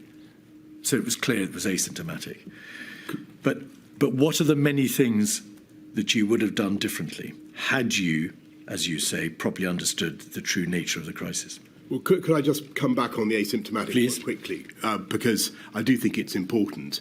The information that I was getting, and I think, this went up right till the middle of March, was that you were unlikely to have COVID unless you had the symptoms. And I think I had that from the Health Secretary. You did. At a cabinet meeting, you were Right. told that by Okay. the Health Secretary. So there seemed to be a great deal of doubt. I'm sure you're right in what you say about the evidence that was knocking around about asymptomatic transmission and infection. I think if we'd known and fully understood, to answer your question, the speed of transmission and the infection fatality rate, case fatality rate, I think clearly we would have acted immediately to accelerate test and trace, we would put huge quantities of time and effort into money into diagnostics, into PPE, into all the things that we were going to need. I'm not saying that work didn't begin. It did begin, but I think the panic level would have been much higher. I'm trying to explain as honestly as I can why I think that panic level wasn't sufficiently high. Let me make plain. The reason I put the question to you in the way that I did in relation to asymptomatic spread is that your own statement says it was not known. If we had properly understood the fact that it was spreading asymptomatically, then there are many things we would have done differently. Yes, sorry, I should say... You didn't know.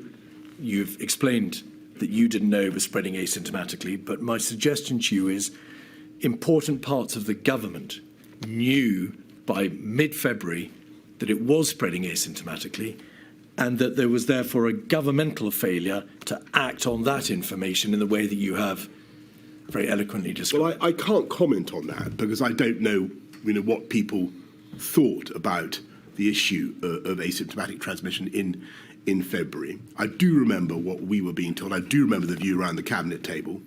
I mean, the one thing that has troubled me a lot, I'm sure we'll come on to it, is the March discharge policy, where clearly the question of asymptomatic transmission would have been relevant. I'm so sorry to interrupt. Can we come back to that? There's an important contextual position which has to be set out for the purposes of that debate. There is evidence before the inquiry that the chief medical officer told Mr. Hancock at a meeting on the 28th of January that there was credible evidence of asymptomatic transmission within Germany. Was that a fact of which you were aware? Did you know that? No, That CMO's. Mr. Hancock had been told there was credible evidence of asymptomatic transmission within Germany at a meeting on the 28th of January. Well, if I was told that, I've completely forgotten it. My memory of the asymptomatic transmission issue is as I've told you. Not you, Mr. Hancock was told. That's right, Mr. Johnson. Mr. No, sorry, I'm sorry. I understand, my lady. What I meant was, if I knew that Chris had told Matt that at some stage, Yeah, I follow. it's completely gone from my mind. What I remember about asymptomatic transmission is that insofar as I paid attention to it, it was not thought to be taking place. Borders. Your statement states that the advice that you got consistently from the CMO, the government chief scientific advisor in SAGE, was that closing the borders wouldn't work. If you close them dramatically or stringently, then, of course, there are very real, intensely difficult practical consequences. And if you just have screening or light touch restrictions, then they may achieve very little. Will you just explain how you received that advice, in fact, consistently from a COBRA, or the time of a COBRA on the 5th of February, through a cabinet meeting on the 14th of February, and through to the end of February? It was consistent advice that you received. Yes, thank you. And that is one of the most fascinating things about the scientific advice during this pandemic and the view about behaviours. Many things changed, as I've said. About, masks, other MPIs were thought they moved up and down in the value that people put on them. But when it came to borders, there was an overwhelming scientific consensus, as far as I understood it, that trying to interrupt the virus with tougher border controls brought you really very little.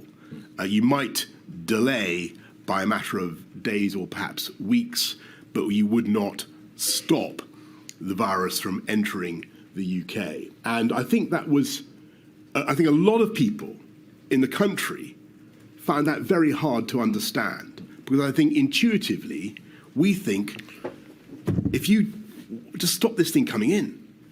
And it was very important for me to try to understand that point and to try to explain it to the public, because the public, I think, really believe instinctively that you can fix this with tough border control, or often do, and it's a difficult point sometimes to get over. Mr. Cummings says in his statement that you asked rhetorically, aren't people going to think we're mad for not closing the borders? Well, I may well have said something like that, but I think that I think it was a question that people were asking. raised.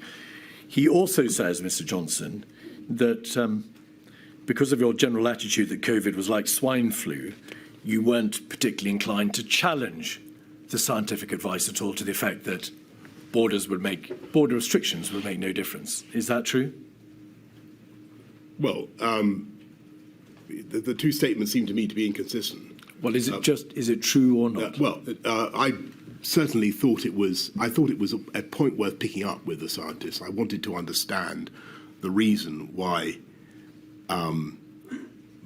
border controls didn't work. But in retrospect, you can see that they were right. Countries that did try to use borders as a way of containing COVID really didn't succeed in that. So did you pick the point up? You say, I think it was a point worth picking up with the scientists. Did you push back in any way with the scientists and say, can that be right? Is there not anything that can be done to at least restrict the spread of the virus now that it's left China? I certainly remember many conversations about borders, quite how adversarial I was. I couldn't tell you. All right. There was a stocktake meeting on the 4th of February, 146558, when in the context, Mr. Johnson, of a general debate about the DHSC, hence the description stocktake meeting, the Chief Medical Officer gave an update. Following an update from the CMO, the Prime Minister stressed the need to continue to explain our stance to maintain public confidence in the plan. On further travel restrictions, your Secretary of State was engaging Foreign Commonwealth Office and European colleagues and would revert with a proposal. According to the Permanent Secretary, Sir Chris Wormold, Mr. Johnson, and to notes kept by Imran Shafi, your private secretary of this meeting, you were in listening mode. There was a discussion about possible fatality numbers, but you expressed scepticism about those figures, the fatality numbers, and you noted, they say, that high fatality figures have been given for BSE, bovine spongiform encephalitis, and swine flu. Is that right, that you expressed scepticism about the possible number of deaths? I don't remember that, but I do remember. I certainly remember the BSE scare, and I remember the immense destruction that did to the agricultural sector in this country, and you know the way that all turned out. I think it would be fair to say that I wanted to probe them on their forecasts and to try to understand the basis on which they were making them. You've described how the Whitehall system, the process of government in Whitehall, failed to have a light bulb moment and appreciate the seriousness of the position. Would you accept that being informed about the possible fatality numbers but expressing scepticism and drawing a false analogy, as it turned out, with BSE, was a lost opportunity on your part to drive the system further forward with rather more urgency than appears to be the case? I certainly would accept that my mindset, like the mindset of, I think, the overwhelming majority of the ministers and officials in Whitehall in that period, Jan to mid-Feb, was not as alarmed as we should have been. That's definitely right. 236371, page 37. Mr. Cummings sends a text to what was called a Number 10 Action Group. It's dated the 6th of February, so it's early in February. We know that you were party to this WhatsApp group because your name appears at the bottom, Mr. Johnson. Dominic Cummings, we need a briefing on corona tomorrow. Chief scientist told me today it's probably out of control now and will sweep the world. Will be major comms exercise. Sir Edward Lister then refers to the Cobra meeting, which was clear that China is probably losing it. And once it reaches us, not if it reaches us, once it reaches us, it will not peak for 3 months. Dom is right, the comms is key. And then you say, yes, please, need to talk coronavirus comms at 9. Now, putting aside the issue of whether or not what you said about the mindset of government applied to Mr. Cummings, or the chief scientist who refer there to probably out of control now and will sweep world, why was there a focus, by way of the singular response to that information, on comms? Why didn't any of you say, well, if this virus is probably out of control now and will sweep the world, bearing in mind the fatality numbers, the IFR, the hospitalisation rate, why did none of you say, we need to take steps now to deal with infection control, prevent the spread, alert the population, we have a major problem, not focusing on communications? Because I think that it's your point about the infection rate, fatality rate, the consequences. I think that when you read that an Asiatic pandemic is about to sweep the world, you think you've heard it before, and that was the problem. And so I say we need to talk about it, but I think it would be fair to say that the scientific community within Whitehall at that stage was not telling us, that I was not being informed that this was something that was going to require urgent and immediate action. But you knew, and I think that although you're right that we could see the mathematical implications of the reasonable worst case scenario. I think the problem was that we didn't think, and this was our mistake, we didn't think that the RWCS was very likely to happen. That was the problem. We'll come to that. So when I get told, anyway, forgive me. But BSE did not have a 2% fatality rate. Swine flu did not have a 2% fatality rate. So when you say there was an institutional failure to realise the seriousness of the position because of prior Asiatic epidemics, or because of BSE or swine flu, the difference was, and it was known to government, was that COVID had a 2% fatality rate, and BSE and swine flu had not. That is entirely correct. But I think the tragedy is that we were operating, as I said in my statement, on a fallacious inductive logic about previous reasonable worst case scenarios and this one. And this was the one where I'm afraid the worst predictions turned out to be, or almost the worst predictions turned out to be correct. 56137 is a cabinet meeting on the 6th of February, which you, of course, chaired. On page 6, so that the public can understand, Mr. Johnson, that this document, which is minutes of the whole cabinet meeting, has large parts redacted as being sensitive and irrelevant because, of course, cabinet dealt with many other issues other than just coronavirus. But on this page, page 6, cabinet turns to update on coronavirus. It's very serious. Official estimate was around 28,000 cases, but that's likely to be a significant underestimate. The virus didn't appear to have been contained in Wuhan. The mortality rate was only around 2%. There is a reference to a ministerial exercise on this page. So what date is this cabinet? This is the 6th of February. There we are. There will be a tabletop exercise the following week. What was your understanding of that tabletop exercise? Did you attend it? I didn't. Did you have any role in that? I didn't attend it, and I'm sure my officials did. All right. And then just 3 lines above it, the central point to make was that the government had a plan to deal with this illness, and this was guided by science. Did you ask in the course of that cabinet meeting, what, bluntly, is the plan? I understood the plan to be, from what Matt had said and from the discussions I had, that we would try to isolate, test and trace people as they arrived. That was what I thought the plan was, and my impression was that we had a good testing system.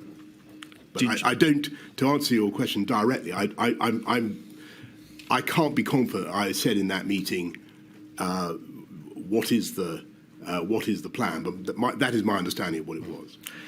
A week later, on the 14th of February, Mr. Johnson, there's another cabinet meeting and another update, 56138. Page 1, we see the attendees. Page 6, the update on coronavirus.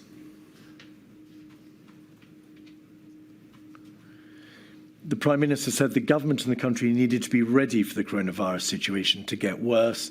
The public messaging so far had struck the right balance between preparing the public for what might happen and not causing unnecessary alarm. Your focus there, Mr. Johnson, appears to be on messaging, on communications, on ensuring that the public are aware but they're not caused undue alarm by an overreaction. Where was the debate at your urging about infection control measures, the practicalities, the nuts and bolts of stopping the virus from spreading irrevocably throughout the United Kingdom now it had left China? Well, I'm not certain that so first of all, on messaging, the messaging was incredibly important. Messaging in the end was the most important tool we had to deal with the virus. I don't think we should deprecate the importance of messaging. As for measures to tackle infection, the spread of infection within the country. We've talked about borders, and we've talked about test and trace. Borders didn't really offer a panacea. Test and trace, we were sadly not as well prepared as we should have been. So the borders were never going to work. The test and trace couldn't work because it was only for a handful of cases. You've identified no other practical means at the disposal of government to prevent the spread of the virus. Why doesn't somebody say, we have a major problem here? Not only is it coming, but the two measures which you've just identified aren't going to work and will never work. Because for the reason I've given you, which is that although we can see the RWCS and we're seeing these numbers, we are not yet believing, perhaps irrationally, but we're not yet believing that the RWCS or anything like it is going to happen. And that's fundamentally the problem. Page 7, there's another reference to the government's plans. There were plans in place. Top of the page, concluding, the government's chief medical officer said that if the virus became widespread in the United Kingdom, there were plans in place. When the chief medical officer told you that, what did you make of it, bearing in mind that if the virus was widespread, it would necessarily have extended beyond the limited test and trace system about which you were beginning to understand something, and the borders have obviously failed? What were the plans, did you think? I think that he's referring there to testing and tracing, but plainly that was inadequate. At a certain stage later in the month, as I think I say in my statement, Chris did brief me about NPIs, about lockdowns and other measures. Indeed. On page 8, you sum up the meeting, Mr. Johnson. You're grateful to the Secretary of State for Health. It was challenging to convince people. Grateful to the Secretary of State for Health and Social Care and his department for their work, and in particular for getting the balance of communications right. There was potential for the virus to have a large impact on the UK's economy. Was it because of the mindset to which you have referred the inquiry that you didn't say there is potential for this virus, indeed a probability now that it will kill, rather than focusing on the economy? Because I didn't say that because you use the word probability in the sense of, I suppose, overwhelming likelihood. That was not what we thought, or not what I thought, certainly. All right. But I did think that we were now in a situation, almost certainly, where we were going to have to take a lot of measures to contain it that would be costly and difficult. So that's the point. And if you think about it, that was my BSc. You're notwithstanding your excellent point that it wasn't nearly as fatal as people had originally said. It costs an awful lot of money. Cobra on the 18th of February was not a meeting that you were present at, but if we could just have up 56227. In broad outline, Mr. Johnson, and we can see this, I think, from page 7, the director of the Civil Contingency Secretariat says to Mr. Hancock, who chaired the meeting, paragraph 7, there was work to be done to create a clear plan of activity. It's not appropriate for me to ask you what was meant by that phrase. Sorry, this is Matt speaking, is it? No, that's the if it's paragraph 17 on page 7. The chair invited the director of the Civil Contingency Secretariat. This is her responding. Yeah. This is Catherine Hammond. Indeed. Were you aware, as Mr. Hancock has acknowledged and has told the inquiry, by this date, the 18th of February, that, quote, there was no rule book. The system had to build many parts of the response from scratch, and that there was no central government plan other than the old 2011 pan-flu strategy? Were you told that? I was not told that, but that became apparent as the days went on. And clearly, one of the things I hope in this inquiry is that we will have a much better system of planning for these types of events. 146563 is an email chain between your private secretary, Imran Shafi, the government's chief scientific advisor, Sir Chris Whitty, and Catherine Hammond concerning the coronavirus in Italy. And to get your chronological bearings, on the 21st of February, so 3 days before Mr. Johnson, 11 municipalities in Italy, you'll recall, had locked down the population of those municipalities. And also, I should say, the Diamond Princess affair, that is to say, the explosive outbreak of the virus on that cruise ship, had become apparent, as had the figures of the number of people who showed no symptoms on that boat. But to turn to the document itself, your private secretary says it would be good to see where we get to post-Sage tomorrow. At some point soon, I'd like to start exposing the Prime Minister to the potential decisions he might have to take in short order on this. At that moment, it's been fairly abstract with him, I think. Now, plainly, Mr. Johnson, you can't go digging around in other people's emails or in government systems to find out for yourself what's happening. You have to be reliant on what you're told. What was your general state of information, the general level of knowledge at this date, now in the dog days of February? Okay, so my memory now is that I think the scenes from Italy really rattled me, and it was, I thought, I remember seeing a note somewhere saying that the fatality rate in Italy was 8%. Because they had an elderly population. I thought, well, my God, we've got an elderly population. This is appalling. And this can't be. And I thought my instinct was this cannot possibly be right. This number.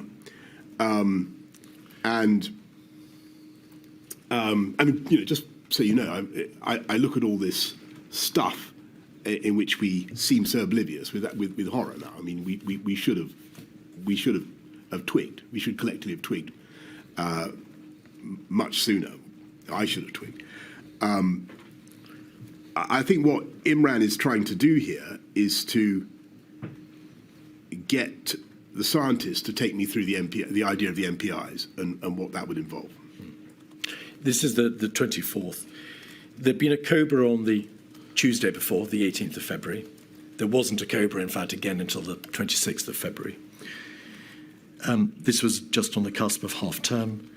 There was no cabinet between Friday the 14th of February and Tuesday the 25th of February, but SAGE and NERVTAG continued to convene. Despite being, as you've said it yourself, seriously rattled by the news of Italy, did the tempo of work on coronavirus nevertheless dip during the half-term break that followed? I noticed that you've been over that period in your previous interrogations in this inquiry, and I hope the inquiry is satisfied that actually there wasn't a long holiday that I took in that. You personally, well, let me ask you, because I think that there was some misapprehension. You carried on working because you returned to Downing. For instance, on the 18th. If you'll allow me to set out the picture, Mr. Johnson, it may make things a bit easier. You returned to Downing Street 3 times, I think, during that half-term break from Chevening, where you weren't at Chequers. You received a number of notes in your red box. You didn't, though, receive a daily update, I think, dealing with coronavirus expressly or exclusively until your return from the half-term break on Monday, the 24th of February.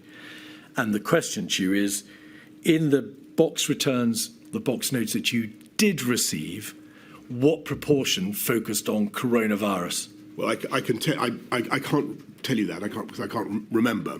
But I remember there were certainly conversations going on about COVID with my officials, and in that very period, I rang President Xi of China to offer the UK's condolences for what was happening in China, to discuss the origins of COVID, and to compare notes on what was happening. I also, I think a couple of days later, rang President Trump in America to discuss exactly the same thing. So it was despite what has previously been said to the inquiry by some of the evidence, there was a lot going on, and it really starts to mount in tempo round about the time that we get Catherine Hammond's note of the on the 28th of February. 28th, yes.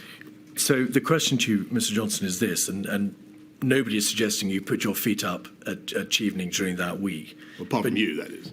Well, what I'm suggesting to you is, by your very own reference, the fact that tempo increased after the half-term break, between the 14th of February, when Cabinet discussed the plans that would need to be drawn up, to the 25th of February, after half-term, yeah, relatively little overall was done in terms of responding to this immediate crisis. Was that? I think that sorry, forgive me, Ms. Keith, forgive me, I was referring to a conversation I happened to catch on the between you and a previous witness, in which I thought the impression was being given by somebody that I was relaxing during that period. I think it was Mr. Cummings. It may have been. And not given by me, Mr. Johnson, but by the witness. I take it back unreservedly, Ms. Keith, and I apologize.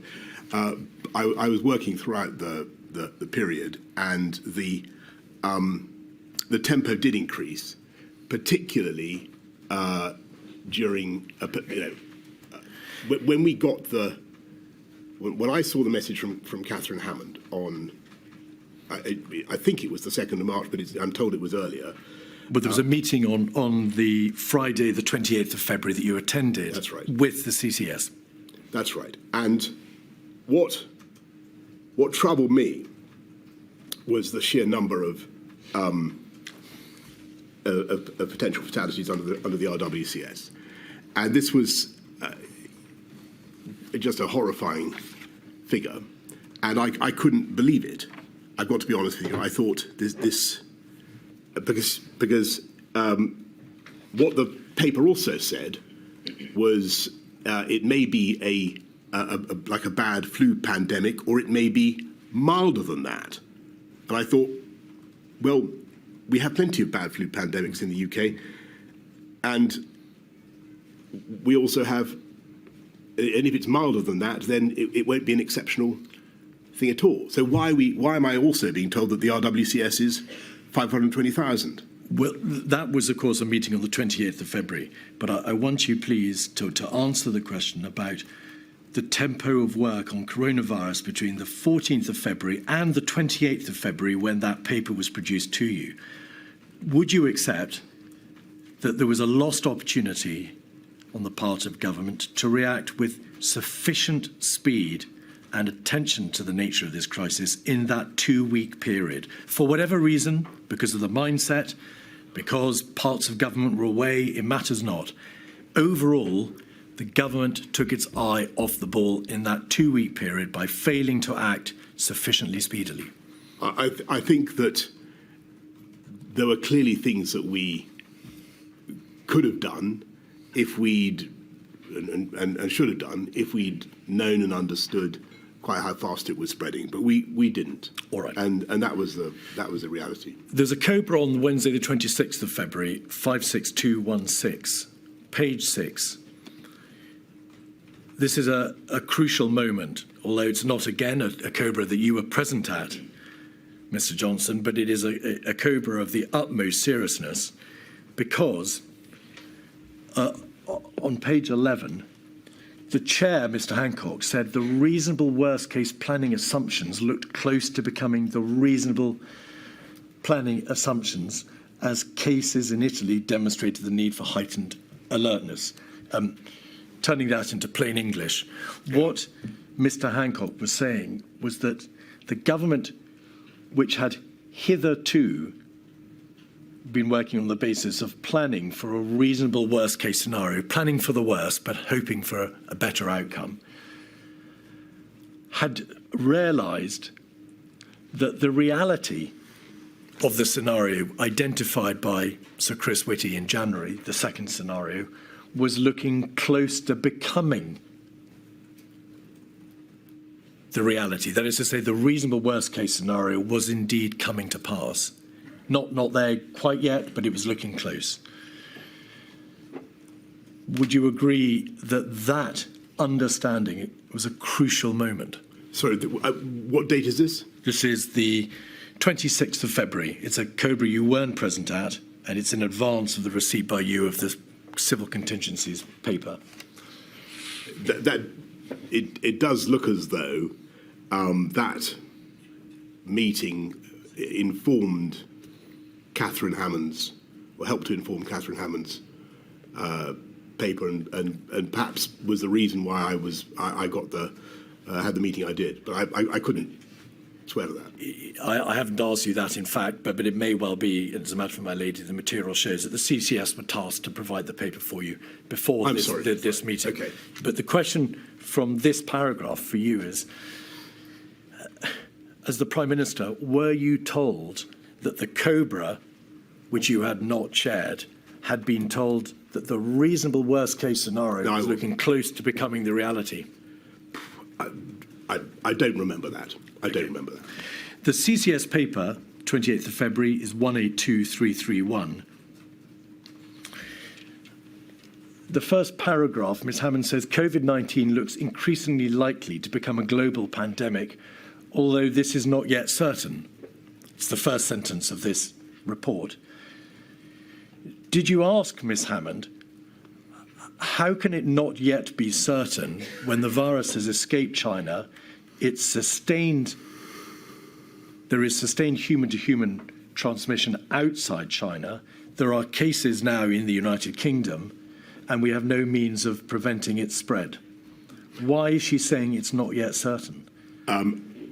I think, I don't know the answer why she's saying that.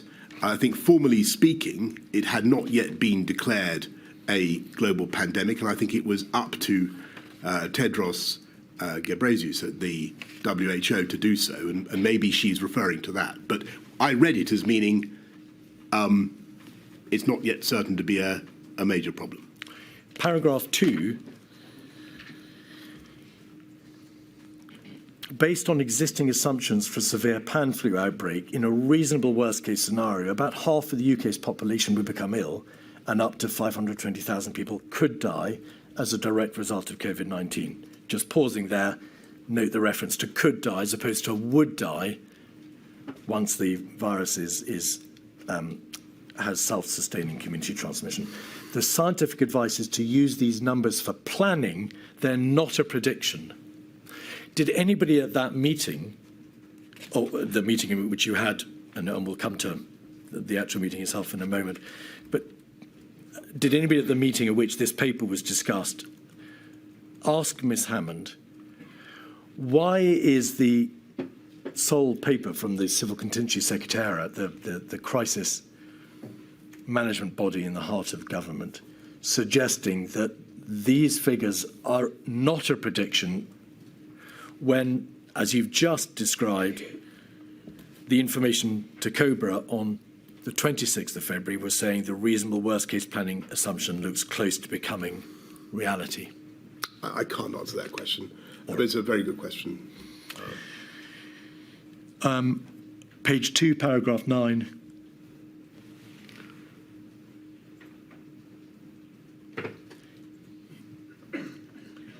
The report says we need to strike a balance between taking precautionary steps and overreacting.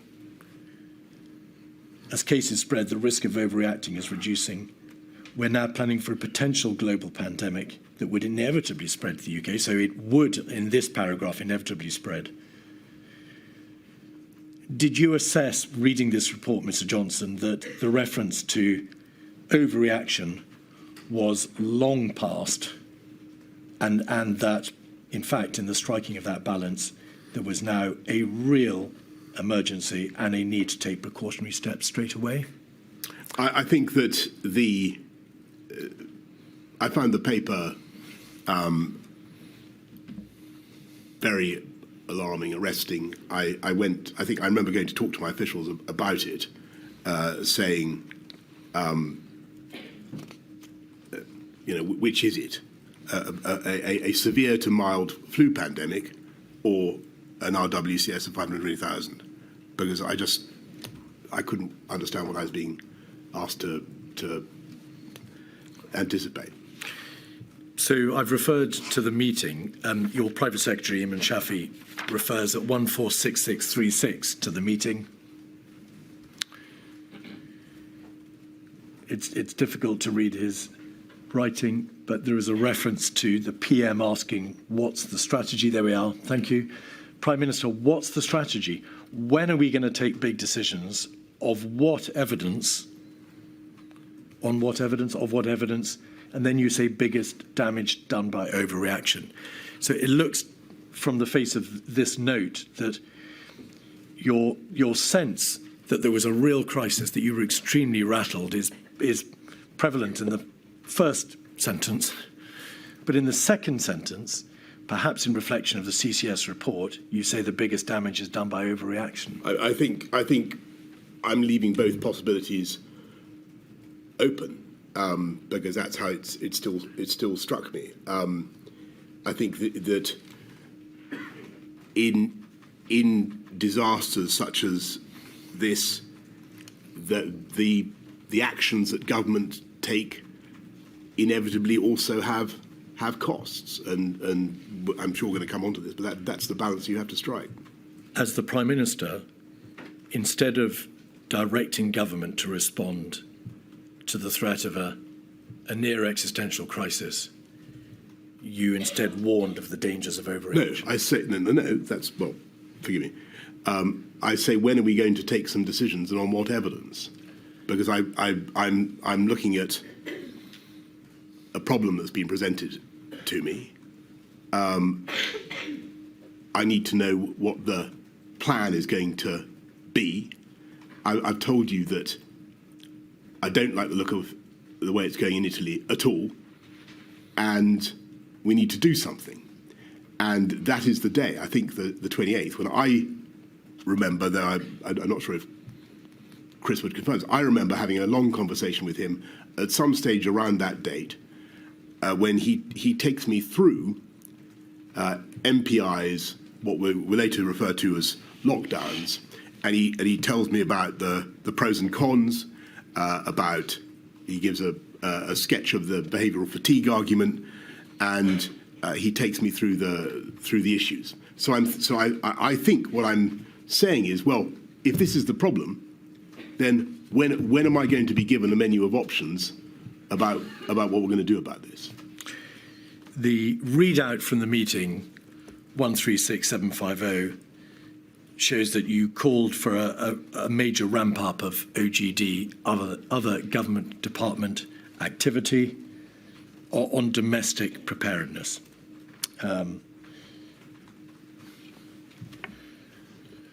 And that was the least we could do. Yes, if you just go over to I think the second page. Oh no, there we are. It's the top of the page. Thank you. I missed it. We need a major ramp-up of OGD activity on domestic preparedness. We should use the COBRA meeting to land this point with the Secretaries of State. The Prime Minister agreed with the approach to publish an action plan. That's the plan that was published on the 3rd of March, was it not? Contain, delay. He'll review the plan itself over the weekend. You read the draft plan over that weekend, did you not? The 29th and 30th of February. The first plan, yeah. 28th of February and the 1st of March. And you agreed to the need for early emergency legislation, and then there's a debate about repatriation. Do you, with hindsight, and I emphasise hindsight, Mr. Johnson, accept that the level of seriousness may not have been sufficiently communicated in this direction from you? Do you say you did enough? I think that I did what I could. I think that the problem is that actually, if you exclude borders and test and trace is not as good as it cracked up to be, and if you're told that we've got ample supplies of PPE, I was finding it hard to conceptualise exactly what we should be doing, except for the MPIs. And that was the only thing that I'd been I've been given, and we had no plan for that. And I don't think the concept of lockdown, or even the word lockdown, had yet emerged. Indeed not. There was a 25th of February SAGE meeting where non-pharmaceutical interventions were debated, but they didn't include lockdown. There was a debate about extreme social distancing in the beginning of March. Lockdown doesn't appear till later. It doesn't. But your answer, Mr. Johnson, is I think the problem is that if you exclude borders and test and trace, is not as good as it's cracked out to be. And if you're told we've got ample supplies of PPE, I was finding it hard to conceptualise exactly what we should be doing. That debate, that realisation on your part that there is no effective border control, the PPE may be deficient, that there is no effective test and trace, scaled up test and trace, isolate contact system, is absent from all this material. That debate simply doesn't take place. There is no general realisation the virus is coming.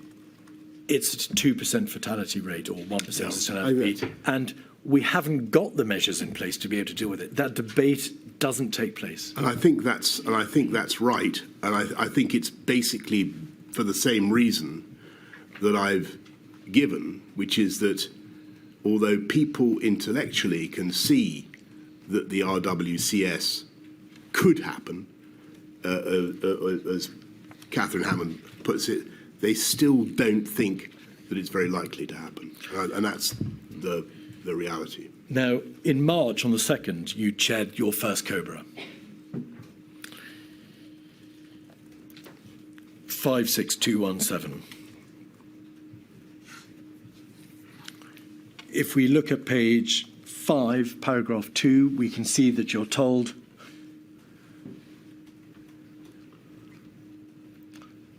that contact tracing for the source of infection for the last 2 cases in the United Kingdom had not been successful. So just pausing there, even the limited test and trace system in the United Kingdom had failed to pick up what was still then only a relatively few number of cases. It had not picked up the last 2, and that in both France and Germany there was now sustained community transmission. So in terms of infection spread, it may be thought, well, game over in terms of infection spread. The aim for the delay phase, if contained failed, was to delay the peak of infections, to reduce the peak and to minimise loss of life. Then in paragraph 3, the CMO said that interventions to delay the spread of the virus must not be implemented too early in order to ensure maximum effectiveness. There is material from SPY-B, one of the SAGE subcommittees, on the 4th and 9th of March, also COBRA on the 4th of March and the 9th of March, which demonstrate that the Chief Medical Officer in particular said timing of implementation is crucial. Compliance or despondence is heavily dependent on timing. I'm going to use the well-known phrase behavioural fatigue. Although it has no scientific genesis, you understand the phrase and its meaning. To what extent were your decisions, and we're now getting into the phase at which social distancing measures were starting to be contemplated, to what extent was your decision-making process influenced by this notion that intervention should not be imposed too early? Well, it was the prevailing view for a long time. And it wasn't just the CMO who articulated the concept of behavioural fatigue. If you look at the many other meetings, or look at the press conference of the 12th of March, you can see that the CSA gives a very full description of what happens if you go in hard and early with a population that has no immunity, and then you release the measures it bounces back, as I think you've described it, the spring. Will you forgive me if I Uncrossed. pause you there, Mr. Johnson? I was asking you questions about this idea that the population mustn't have measures imposed too early because they will become tired of it. Yes. There is an issue about maximum effectiveness. I wasn't, in fact, asking you about the recoiled or uncoiled spring. Sorry, but the two, forgive me, and you're quite right, but the two things are connected, because what the CSA went on to say on the 12th of March was that people get fed up and that you lose the... So if you have to keep, and we'll come to this, I'm sure, in the matter of the October, November lockdowns, you have to keep doing it. And so my anxiety was, in the absence of therapeutics and without a vaccination programme, what would happen if we simply went into a hard lockdown early and then had no alternative but to come out?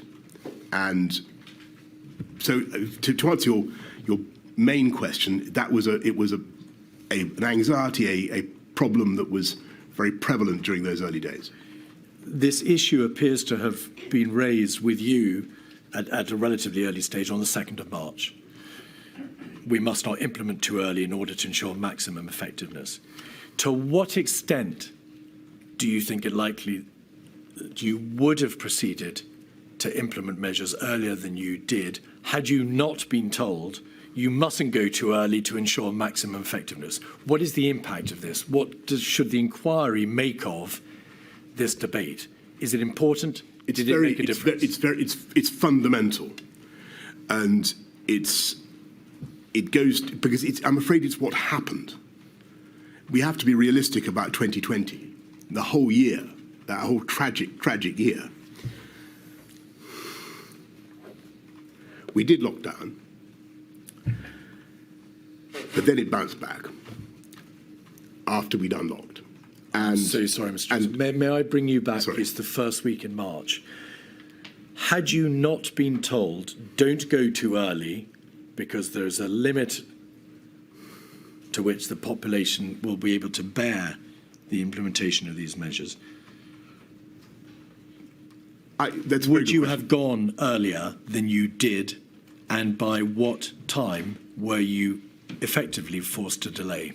I don't think I can't say that I would have gone earlier, because I think I would have been guided by what advice I was getting about when to put MPIs in. Don't forget that this is a once-in-a-century event. We're doing things, we're enacting policy that has never been enacted in our lifetimes in this country. And to do it at the drop of a hat it's very logistically difficult, but it was not something you rushed into. But having been told by the CMO, be careful, don't go too early, because the population might not wear it, did you consider saying to him, well, in this general debate about non-pharmaceutical interventions and social distancing, the public health demands, the likelihood of death and hospitalisation demand that we take these measures, regardless of whether the population are prepared to put up with it over time?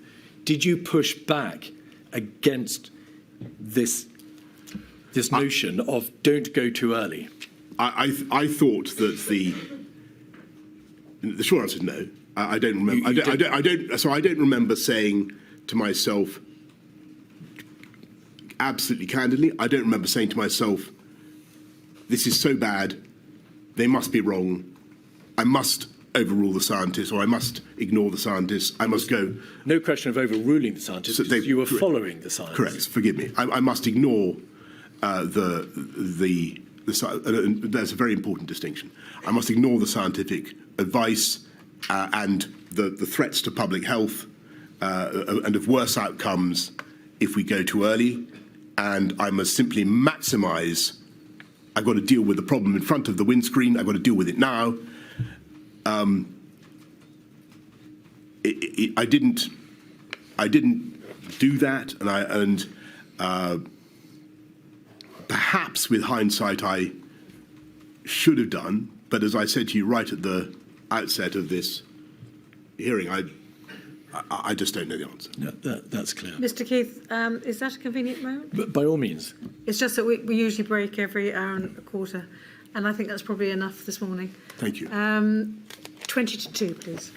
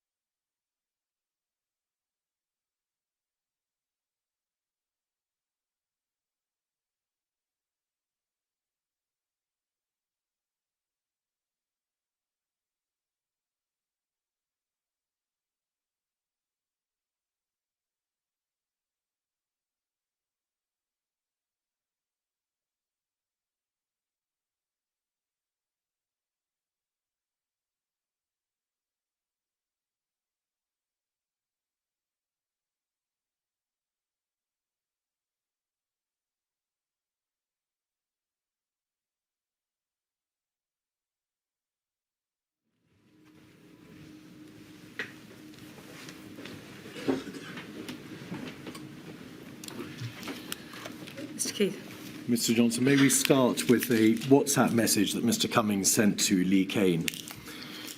48313. This is dated the 3rd of March. And Dominic Cummings says he doesn't think it's a big deal and he doesn't think anything can be done and his focus is elsewhere.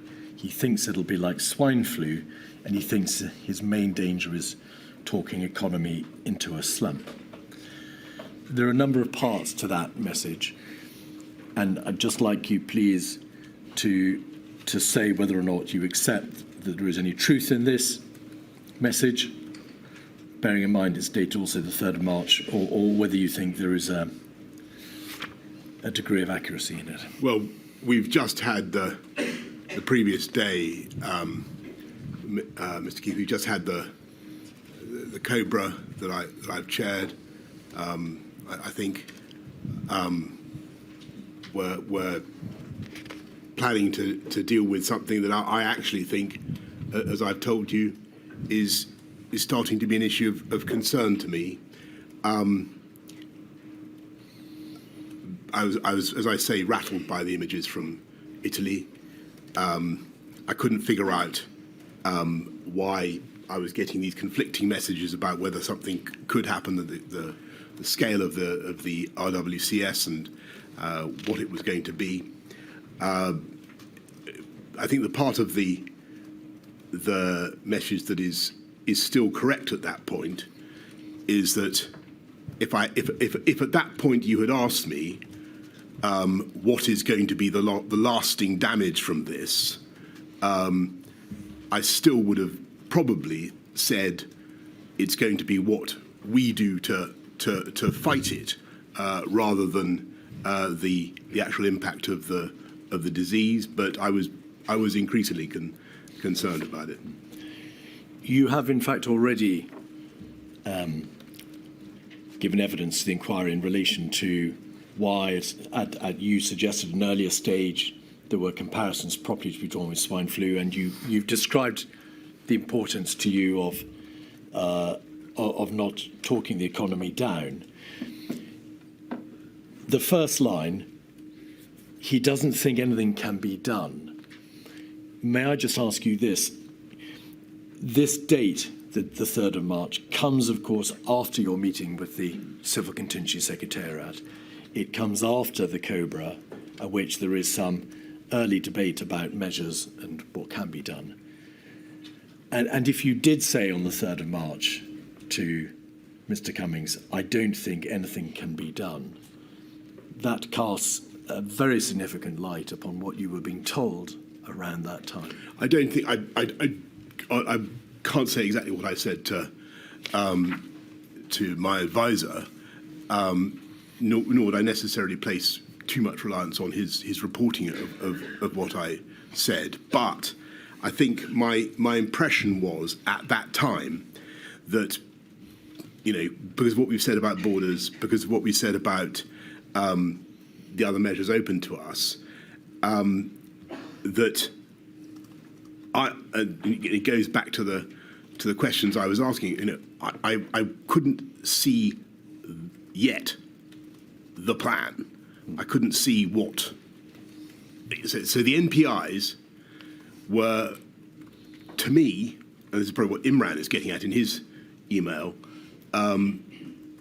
pretty, far-fetched still in my imagination. I was still gestating that.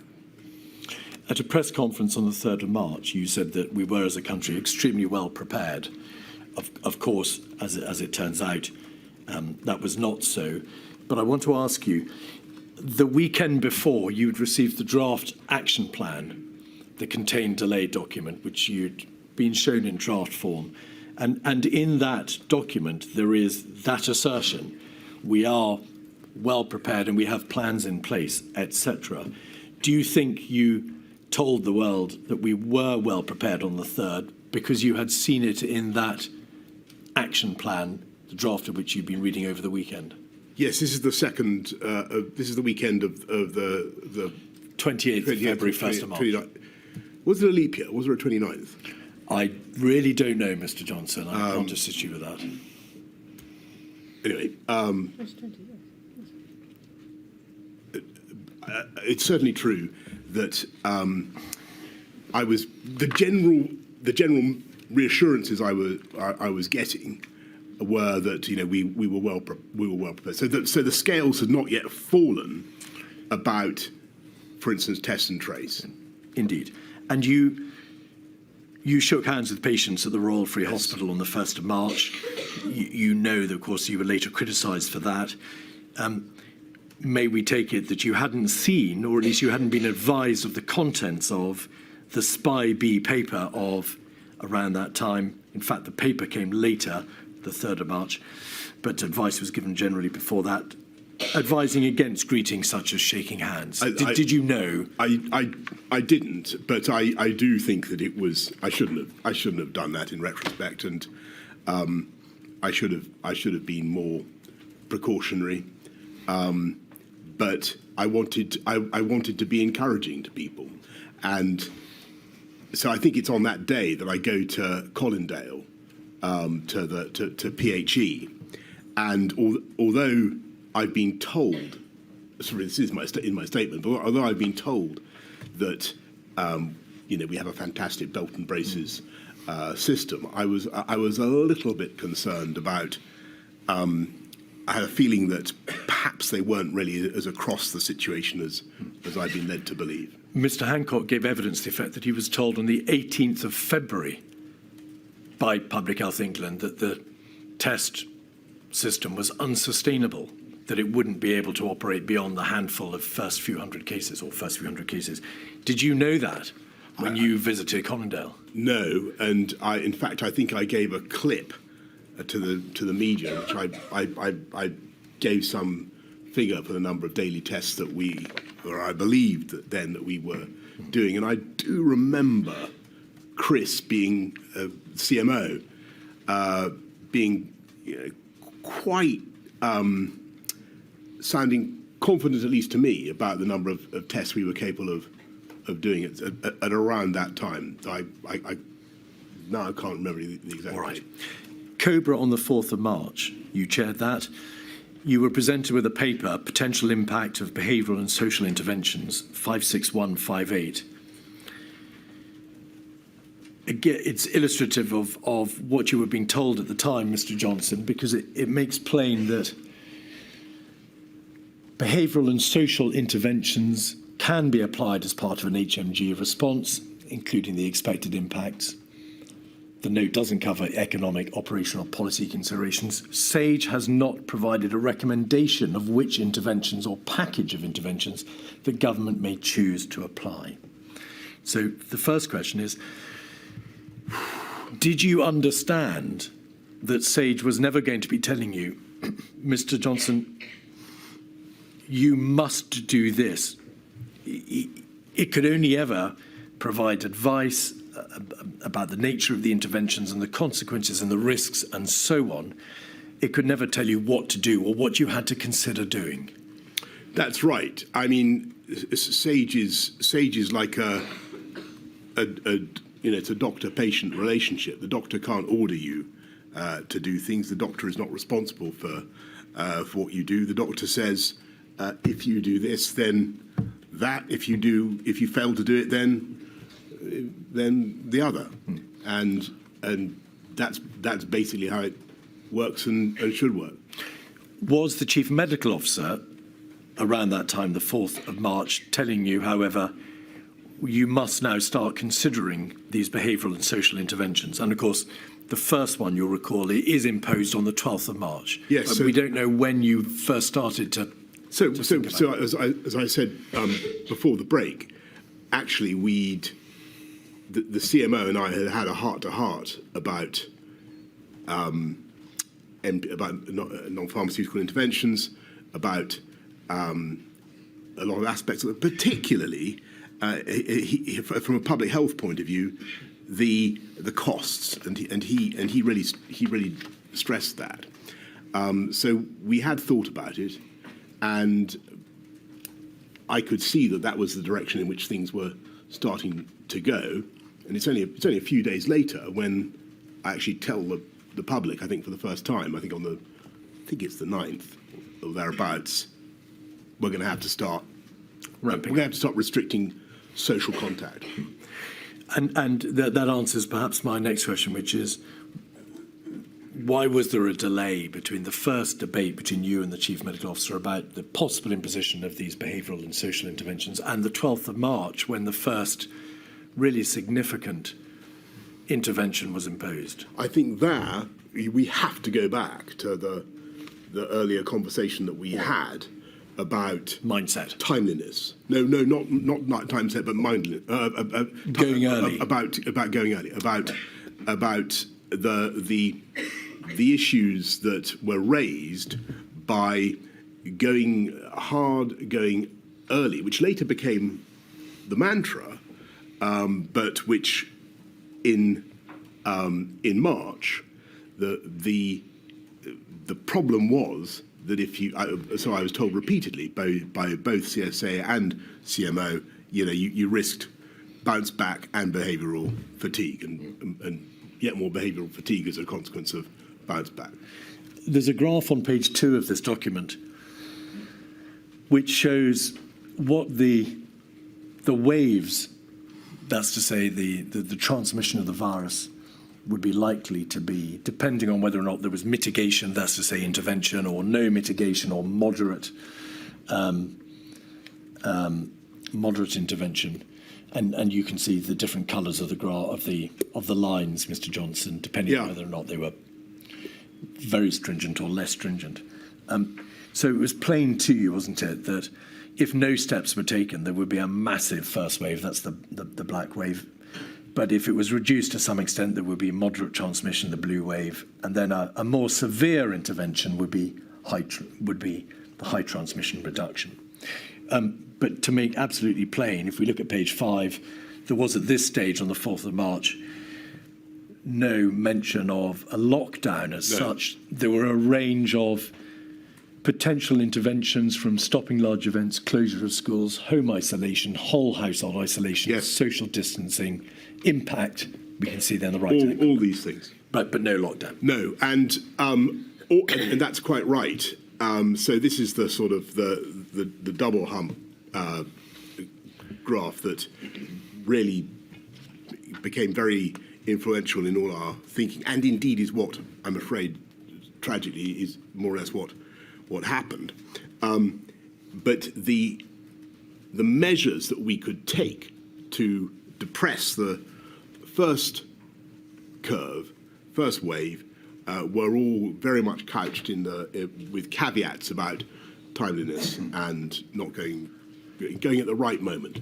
And it's right to say, isn't it, that and so the wording that the Chief Medical Officer used with you and spoke in Cobra on the 2nd of March must not be implemented too early was with reference to interventions, plural.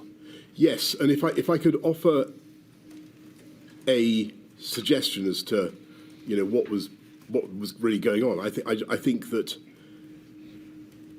and it is clear, we simply didn't realise how fast the disease was spreading, and if you remember, the predictions were that the peak was going to come in mid-May or June, I think, and it was really well in advance of that. If we go back to page 2 and the graph, you can see that it's put there in terms of spring, summer and autumn. Yeah. But there was no suggestion on that graph that the peak of the black unmitigated wave would be the end of March or the beginning of April. That's correct. Speeding up now, because we're coming now to the final decisions in March. WhatsApp messages from Mr. Hancock, or rather his WhatsApp group, the WhatsApp group he shared with Mr. Cummings and Mr. Slack, suggests that around this time on the 5th of March, they debate telling you to stop saying business as usual. Did you recall that debate with them? I don't, and nor do I even remember saying that, but using the phrase. But I think what I might have said is, until such time as we tell you to do X, Y, Z, it's business as usual. But I don't remember that debate. You've described the genesis of the herd immunity debate. may I just please show you a WhatsApp entry or WhatsApp communication from the 14th of March, so running forward a bit to the weekend at which there was a distinct change in strategy. Yeah. If we could just look at the 14th of March, 7:17 a.m., so I think it's page 3 of 48399, we can see I'm not sure that's the correct document. 48399. Oh, yes, it is. Oh, yes. Thank you very much. So just to put it in its context, Mr. Johnson, over the weekend at which there was a change in strategy, there were repeated conversations between you all, of course, but you raised at this point the point of the impact of a herd immunity debate. And you make the point further down the page, I think it's at 649, 39. Yes, here's the problem with the herd immunity argument. So just very shortly, you've described to the inquiry how the herd immunity debate arose at the beginning of March, the 5th of March.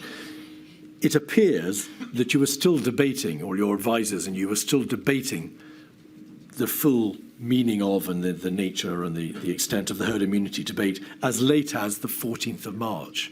It appears to have trundled on as a bone of contention for weeks.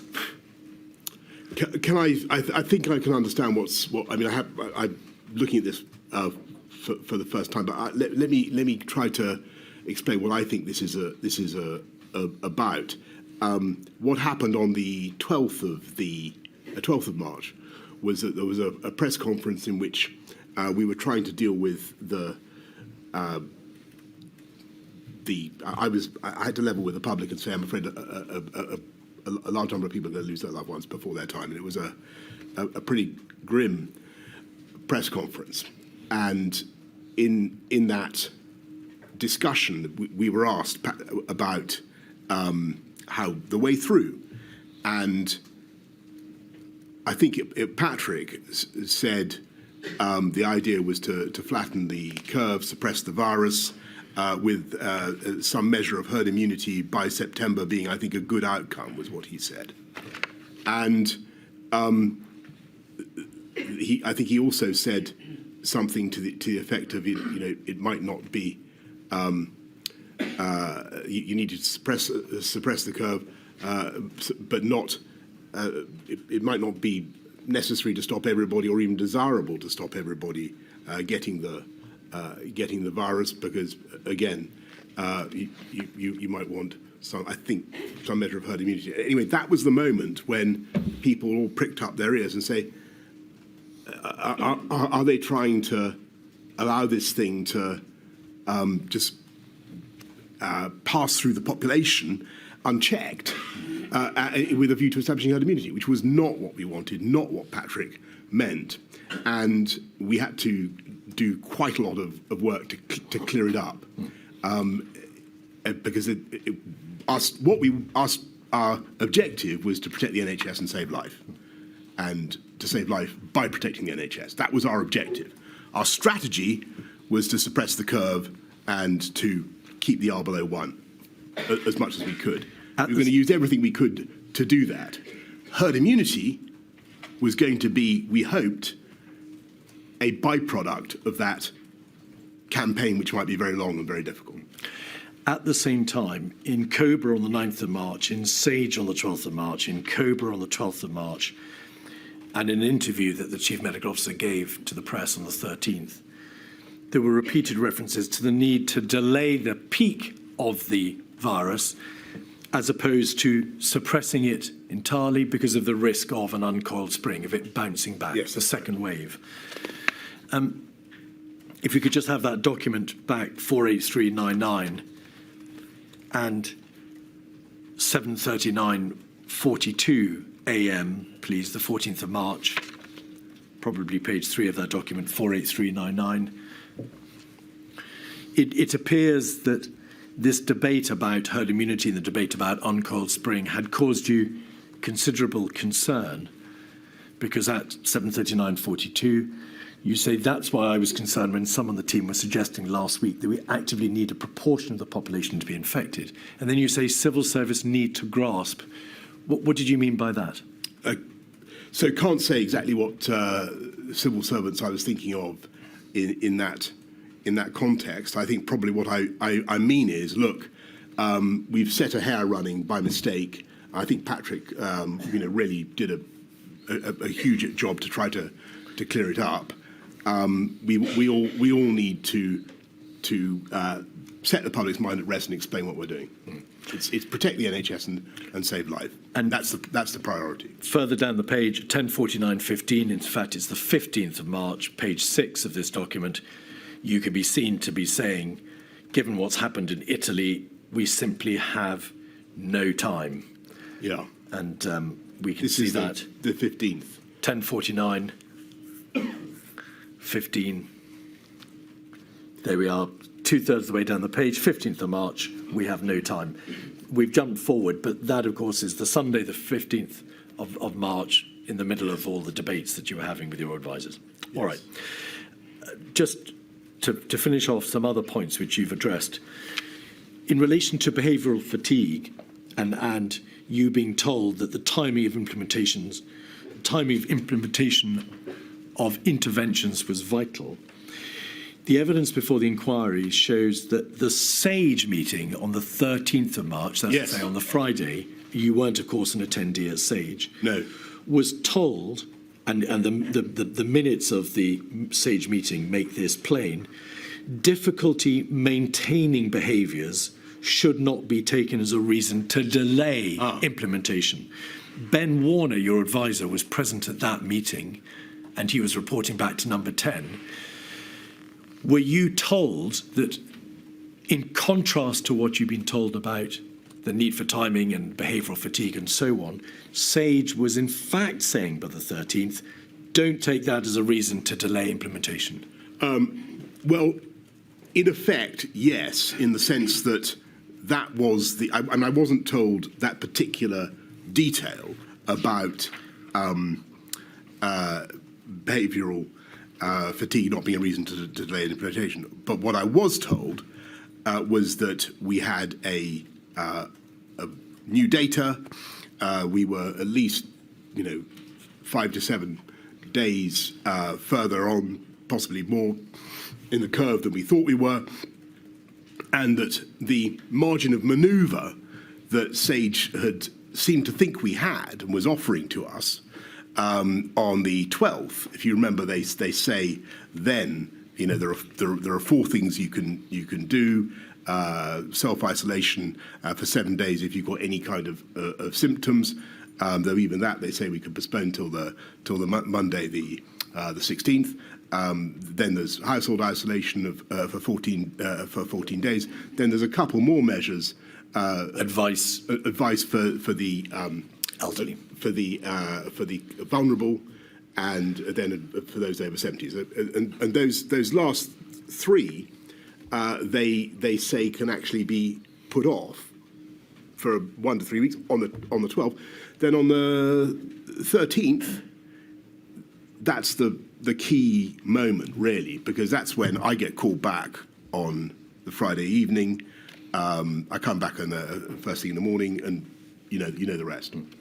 On the 12th of March, there was a COBRA meeting, which you chaired, 56209. There is at page 6 a graph. Yeah. And now I remember looking at this. This page is entitled "What would the effect be on the NHS of interventions?" So what date is this again? This is the 12th of March, so it's the Thursday. Now, on the right-hand side, you can see graph A, no measures, so that's to say no interventions, and on the bottom right-hand corner, graph B, measures 1 and 2 implemented.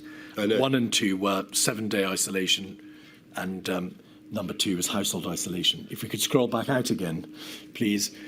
In both graphs, the red line freeable beds and the black line total NHS beds make plain that whatever you do, unmitigated or mitigated through measures 1 and 2, the NHS will be massively overwhelmed. Yes. What did you make of that? I was bewildered, to be honest. I remember looking at that graph and thinking, in either case, we are facing an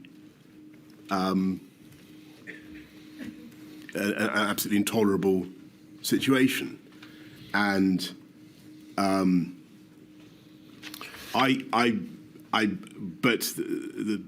although I clocked it, I thought, well, there must be a reason why we're not being told to go urgently. Maybe that reason is all the things that we've discussed. So I have to admit, and I think I say in my statement, that I think at this point there is a certain amount of incoherence in our thinking, because that graph makes it clear that things are going wrong, and that is cleared up the following day. You didn't yourself ask, firstly, what can be done to bring the blue part of the chart below the black line? Why are we talking in terms of these modest measures, which may or may not even be imposed this week, when we've got to bring the blue part below the lines? I didn't.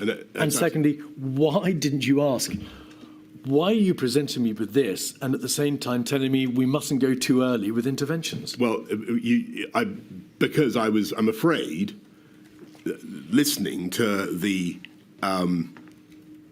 advice I was being given about timeliness, and I was and looking with puzzlement at the graphs, and what I should have done, and though thankfully it was only a matter of a day or two before the thing was resolved, what I should have done was, as soon as I saw that graph, said, hang on, this is not coherent with what you're telling me about timeliness, because I do remember looking at it and thinking there was something amiss.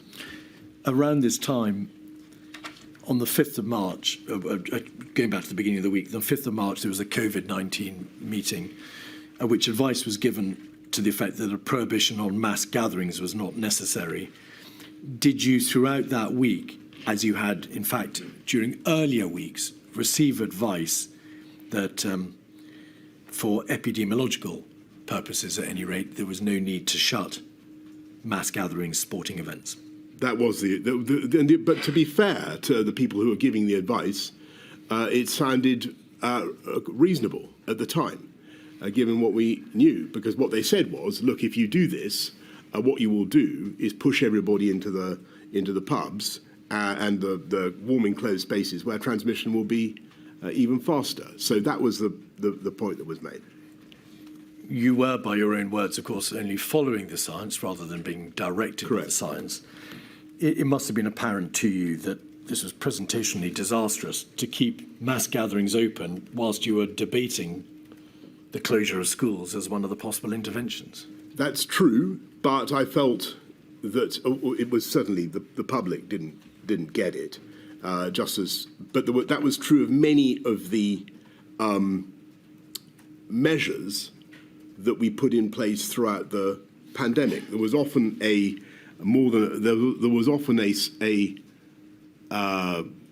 gap between the public conviction about something and the scientific certainty about the effectiveness of that measure. Borders would be an example. Masks might be another example.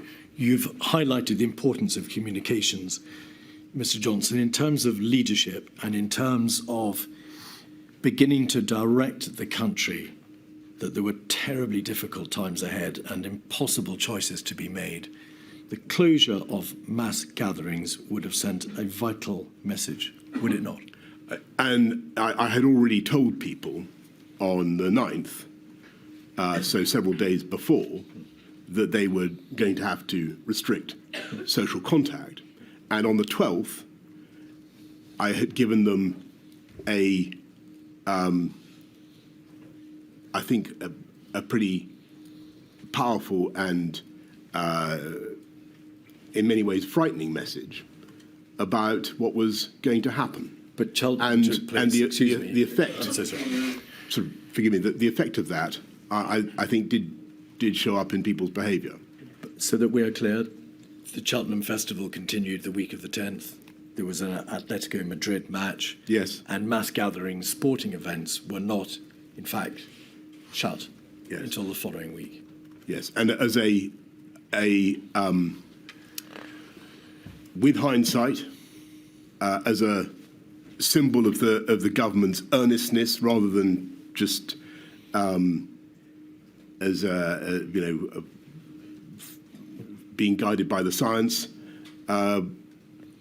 we should perhaps have done that. And I agree with you. And no doubt that was in accordance with your own libertarian instincts. Well, at every stage, I was weighing the massive costs of what we were doing to people's psyches, to people's life chances, to the whole. When you talk about an economy, you're talking about people in all walks of life who suddenly can't get to do the thing that they need to do to earn a living, and it's a what we were obliged to do was very, very destructive for a lot of people who were least able to bear the costs and least able to manage it. Over the weekend of the 13th, 14th of March, there was what has been described by a variety of witnesses as that change in strategy. And it matters not for these purposes, Mr. Johnson, whether it was an acceleration of the existing plan, a change in strategy, or a redirection. There was, on any view, a significant change. It's plain from the evidence, but obviously the ultimate decision is for my lady, that there were a number of individuals who were pushing for change. Mr. Cummings, with his colleagues, Ben and Mark Warner, and also Helen McNamara and Imran Shafi, all met on the Friday night, and with Mr. Cummings's whiteboard, they worked out that immediate, much more stringent measures were required to prevent the NHS from being overwhelmed. During the course of that week, the days before that weekend of the 14th, 15th of March, it's obvious from data being provided to Number 10, we've seen part of it in that memo to Sage, showed the likely impact on the NHS. Why wasn't the lead government department, the DHSC, responsible for public health, pushing you harder during that week to introduce the more stringent changes? Why do you think that department, it appears from the evidence, was still trying to go for the squash the sombrero, part mitigation, herd immunity route, as opposed to recognising we must have suppression? We've got to stop this now before it's too late. I think probably. So my memory of it is slightly different from that account, or maybe it might be the same. But what I felt happened was that we were in a state now when we knew we had a massive problem. We knew we were probably going to have to act in ways that we hadn't bargained for and didn't and were still being developed. We still thought we had a bit of time, but not very much, probably. And that was what the scientific guidance seemed to say. And if you look at that long paper by Sage on the 12th, you can see that. And I quoted a bit of it. My impression, and I may be wrong about this, but my impression was that on the 13th, the radical change that you refer to is really one about the timeliness thing. And what I think Sage saw, and this is what was conveyed to me by CMO and CSA, was that the virus was now spreading much more rapidly in the UK than they had bargained for. And therefore, we had to accelerate. And so I think that it was a confluence of opinion, but the people I talked to on the Saturday morning were the people you'd expect. It was Chris, Patrick, Imran, Stu, my other advisors. So I wouldn't want to. I wouldn't want to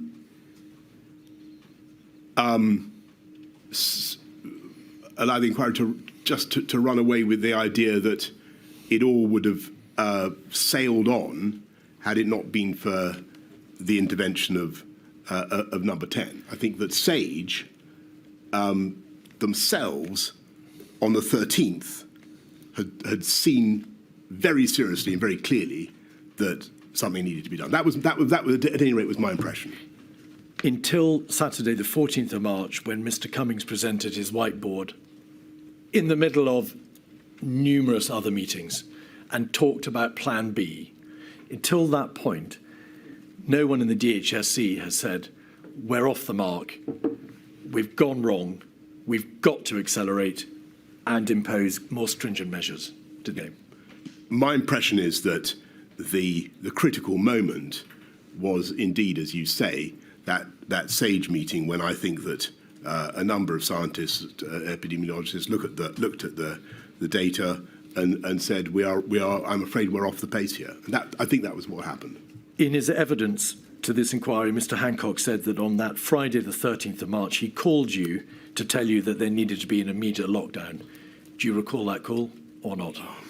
I'm afraid I don't, but it's been a long time. In his witness statement, Mr. Cummings says at page 49, during the course of the Saturday, quote, the Prime Minister asked reasonable questions, including, why aren't Hancock, Whitty, Vallance telling me this?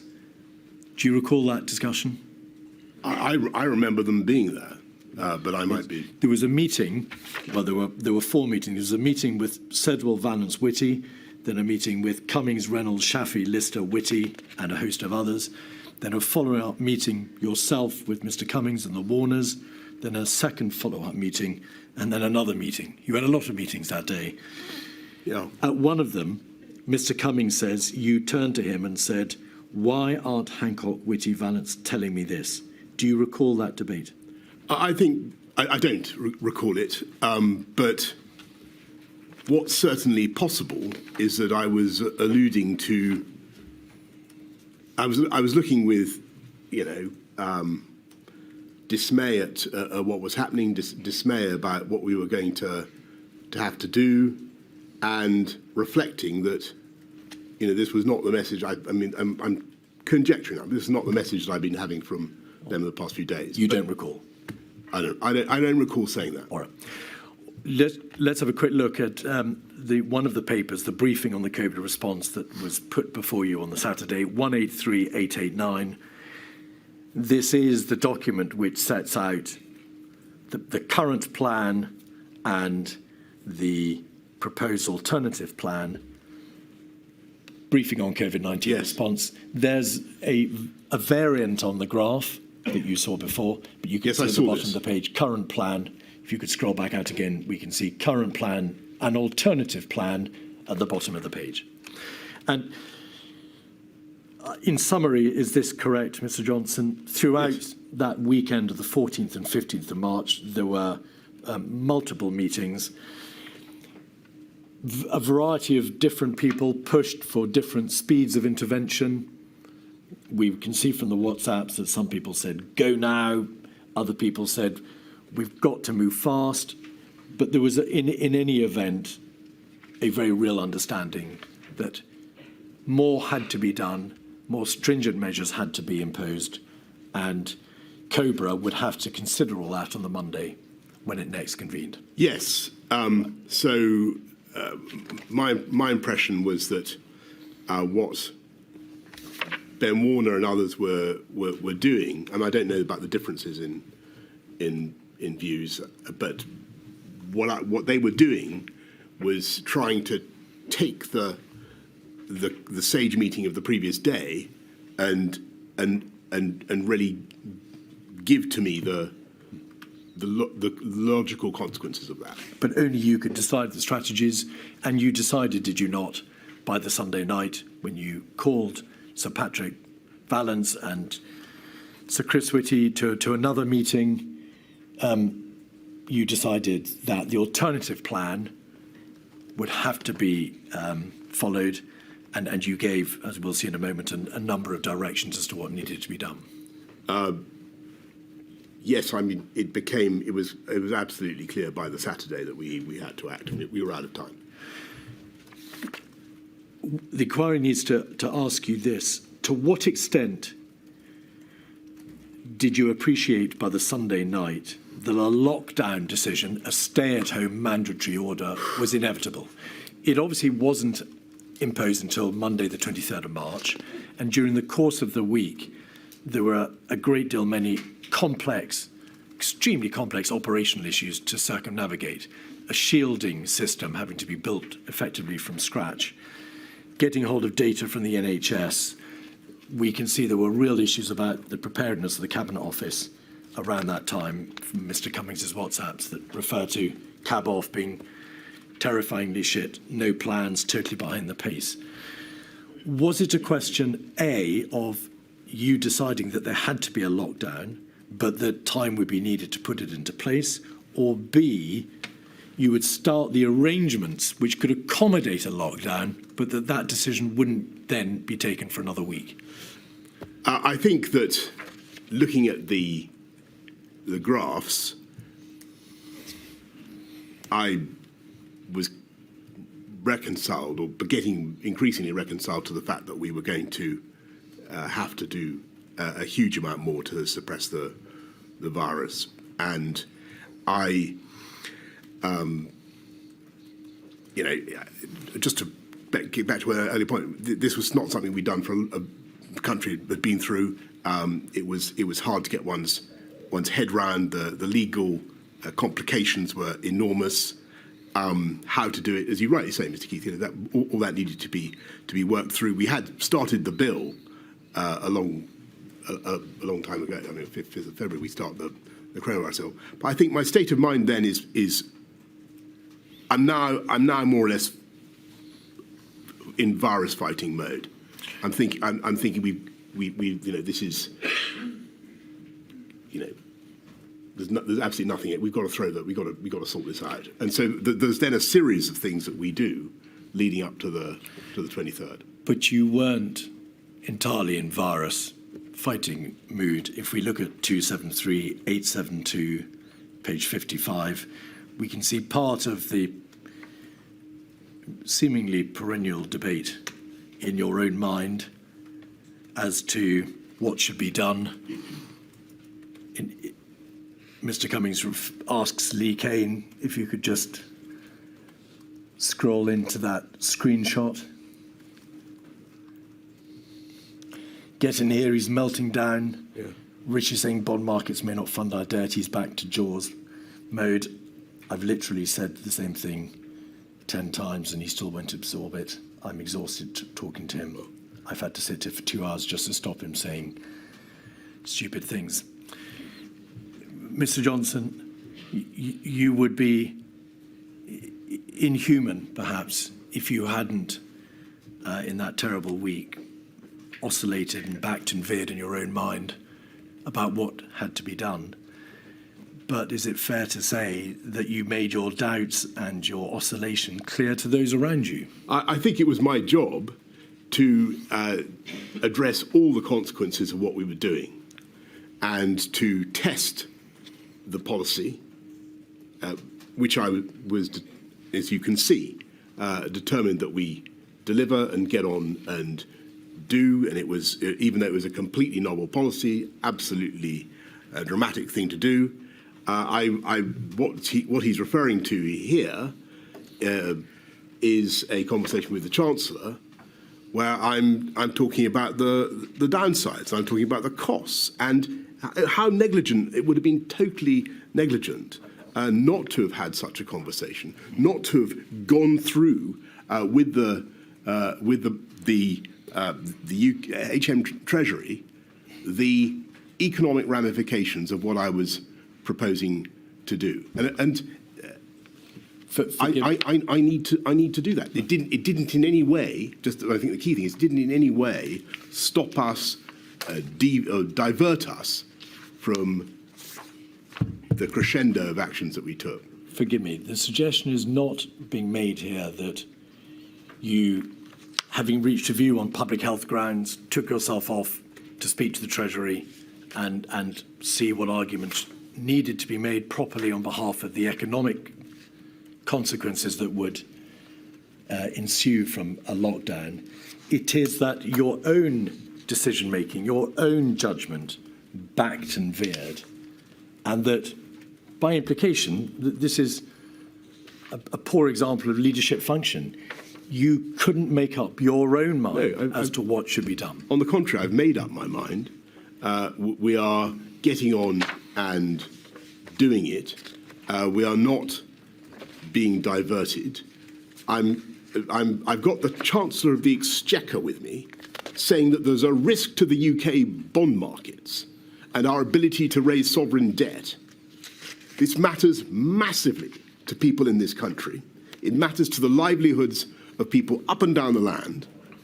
I have to go through the arguments. And that is what I was doing. At 146636, page 92, your own private secretary, Imran Shafi, recorded in his notebook that on Thursday, the 19th of March, the same day, in fact, as those communications, you said, "We're killing the patient to tackle the tumour, large people who will die. Why are we destroying everything for people who will die anyway soon? Bed blockers." Is that not indicative of an absence of consistent position by you and a clear decision that on the basis of the scientific advice that you had received, these stringent interventions were necessary? No, it's an indication of the cruelty of the choice that we faced and the appalling balancing act that I had to do throughout the pandemic.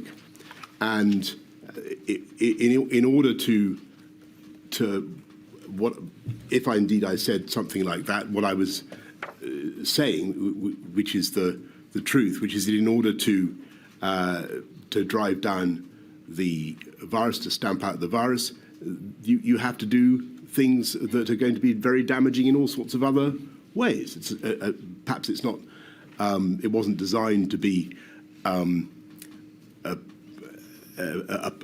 publicly broadcast, but I was trying to find a way crisply to summarise what I saw as part of the problem, and I needed people to, and I think, by the way, that what I hope the inquiry will be able to do, I needed people to be able to do a faster reckoning of the benefits, the impacts of the MPIs and the costs at the same time. As for the reference to so-called bed blockers, that is, I assume this is the 19th of March, is it? Yes. And well, we've only a couple of days previously decided to do the March discharge strategy, and the issue there is that we're facing a crisis in that we only have about 100,000 beds in the NHS and in the acute sector, and plainly, sadly, many of those were delayed discharge patients, and we needed to sort that out. Two other issues in relation to the Thursday and the Friday. On the 19th of March, that Thursday, you had a meeting with a newspaper proprietor.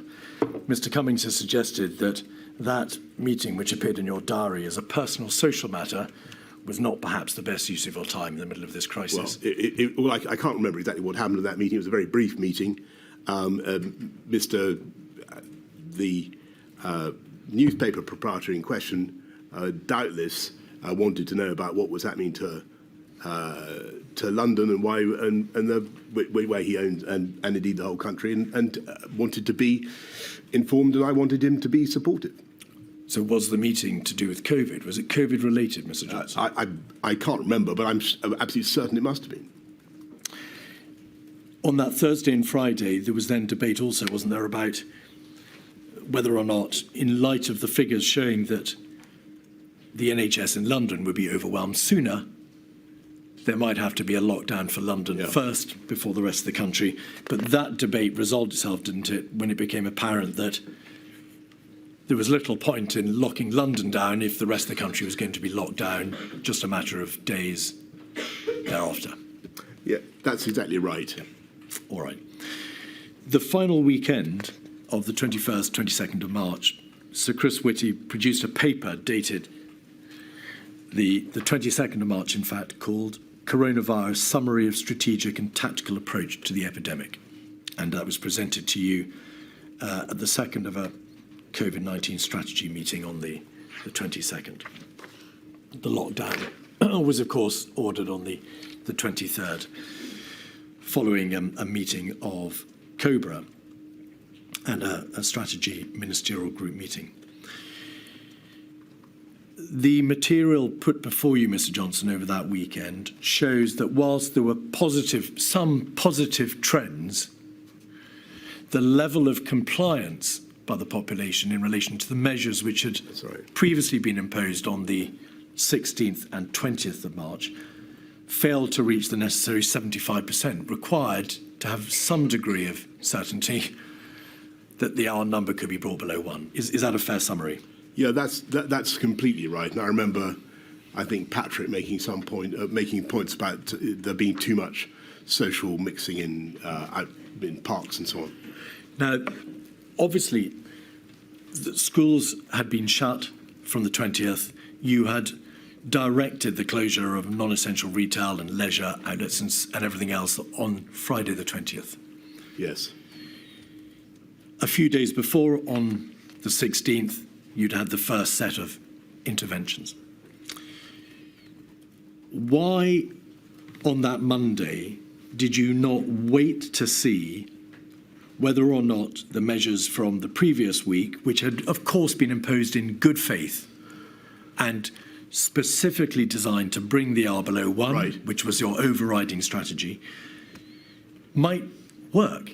Why didn't you wait to see whether or not those measures would, over the course of that week, start to bring R down below 1, as you had fervently hoped and properly believed they would when you'd imposed them the week before?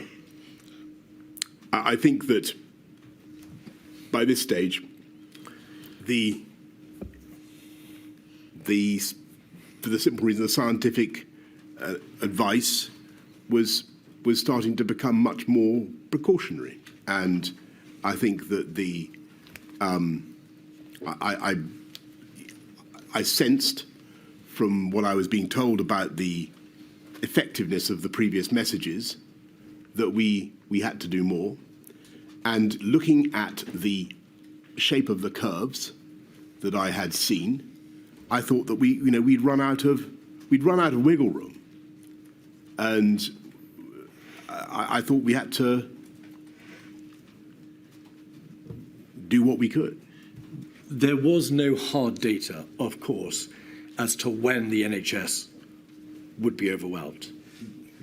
You are not in the position of being able to ever to being given hard data as to when that would be, because you were in the context of a epidemiological exponential curve. And nor was it. You could not know exactly how many additional deaths would be spared if you took the measures on the 23rd of March, as opposed to waiting to see whether the measures from the 20th would work. You just weren't in that territory. And that being so, why didn't you wait to see whether or not the previous measures should be allowed to work? You say, looking at the shape of the curves, I thought we'd run out of wriggle room. I sensed more needed to be done. That was a very, and this is the suggestion to you, a very uncertain foundation upon which to order the ultimate sanction, the mandatory stay-at-home order. I accept that. I think that, I'm troubled by the decisions that I took for all sorts of reasons, and none of them, as we said at the beginning, were easy. I've been, the government clearly, from some quarters, gets criticised for going ahead with a lockdown, and as we were discussing earlier, the very word lockdown doesn't really appear in government vocabulary until the 14th. But we did it completely on the 23rd. I think it was really a measure of my anxiety about the curve. It seemed to me that I no longer had the luxury of waiting. It was over. We had to what I was hearing from the scientists, my sense that probably they were right to be doubtful about the efficacy of the measures. I had a hunch that might be correct. I couldn't know. I thought we could know. I thought we were out of time, and we had to do everything that we could, and so that's why we went to. We closed schools on the Friday. We closed non-essential retail, and then we do the stay at home on the Monday. But on the Friday, when you closed the schools and you shut the retail, you weren't at that stage. You hadn't at that stage already determined that there would be a lockdown on the Monday. That decision was only made in light of the information over the weekend about levels of compliance. I think that that's correct, isn't it? I think that's probably true, but I think that my general sense of where we were likely to be going had changed, and I thought that we were going to have to do whatever it took. 56213, page 4, is the relevant part of a meeting of COBRA. The COBRA decision, the COBRA meeting that took place on the Monday, after you had given the directions on the Sunday night. COBRA considered whether or not that additional social distancing measure, that is to say, a mandatory stay-at-home order, should be imposed. This meeting took place at 5 o'clock on that Monday.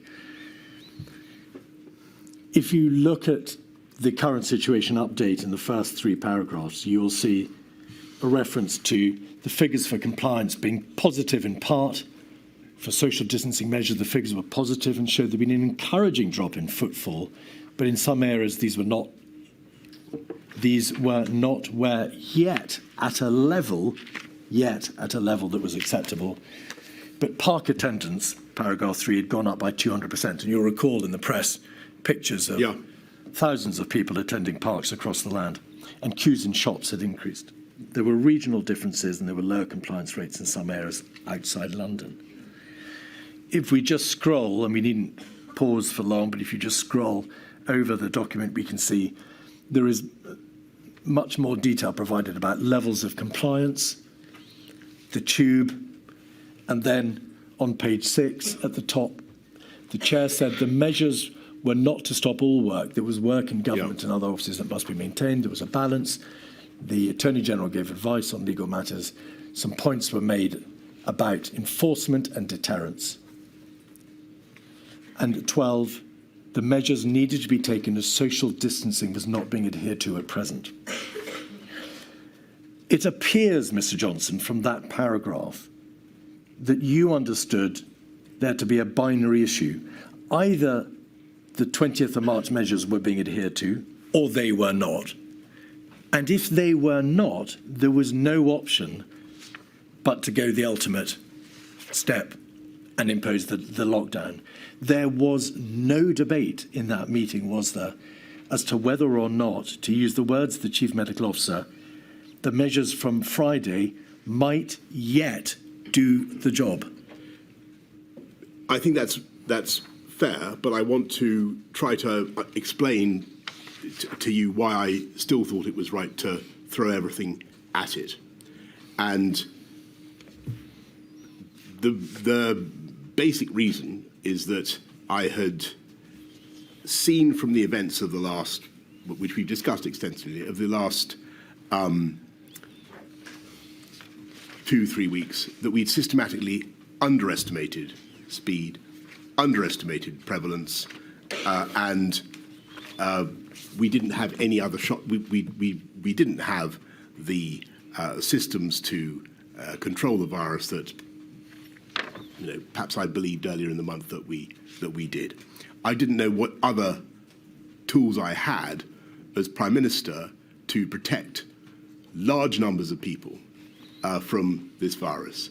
And I felt fundamentally that I was out of time. And what I believed in the previous week was that we still had some wiggle room, because that seemed to be what I was hearing. I might have been wrong, but I took the view on the Sunday and Monday that we were just out of time, and the thing was too big and the curve was too aggressive.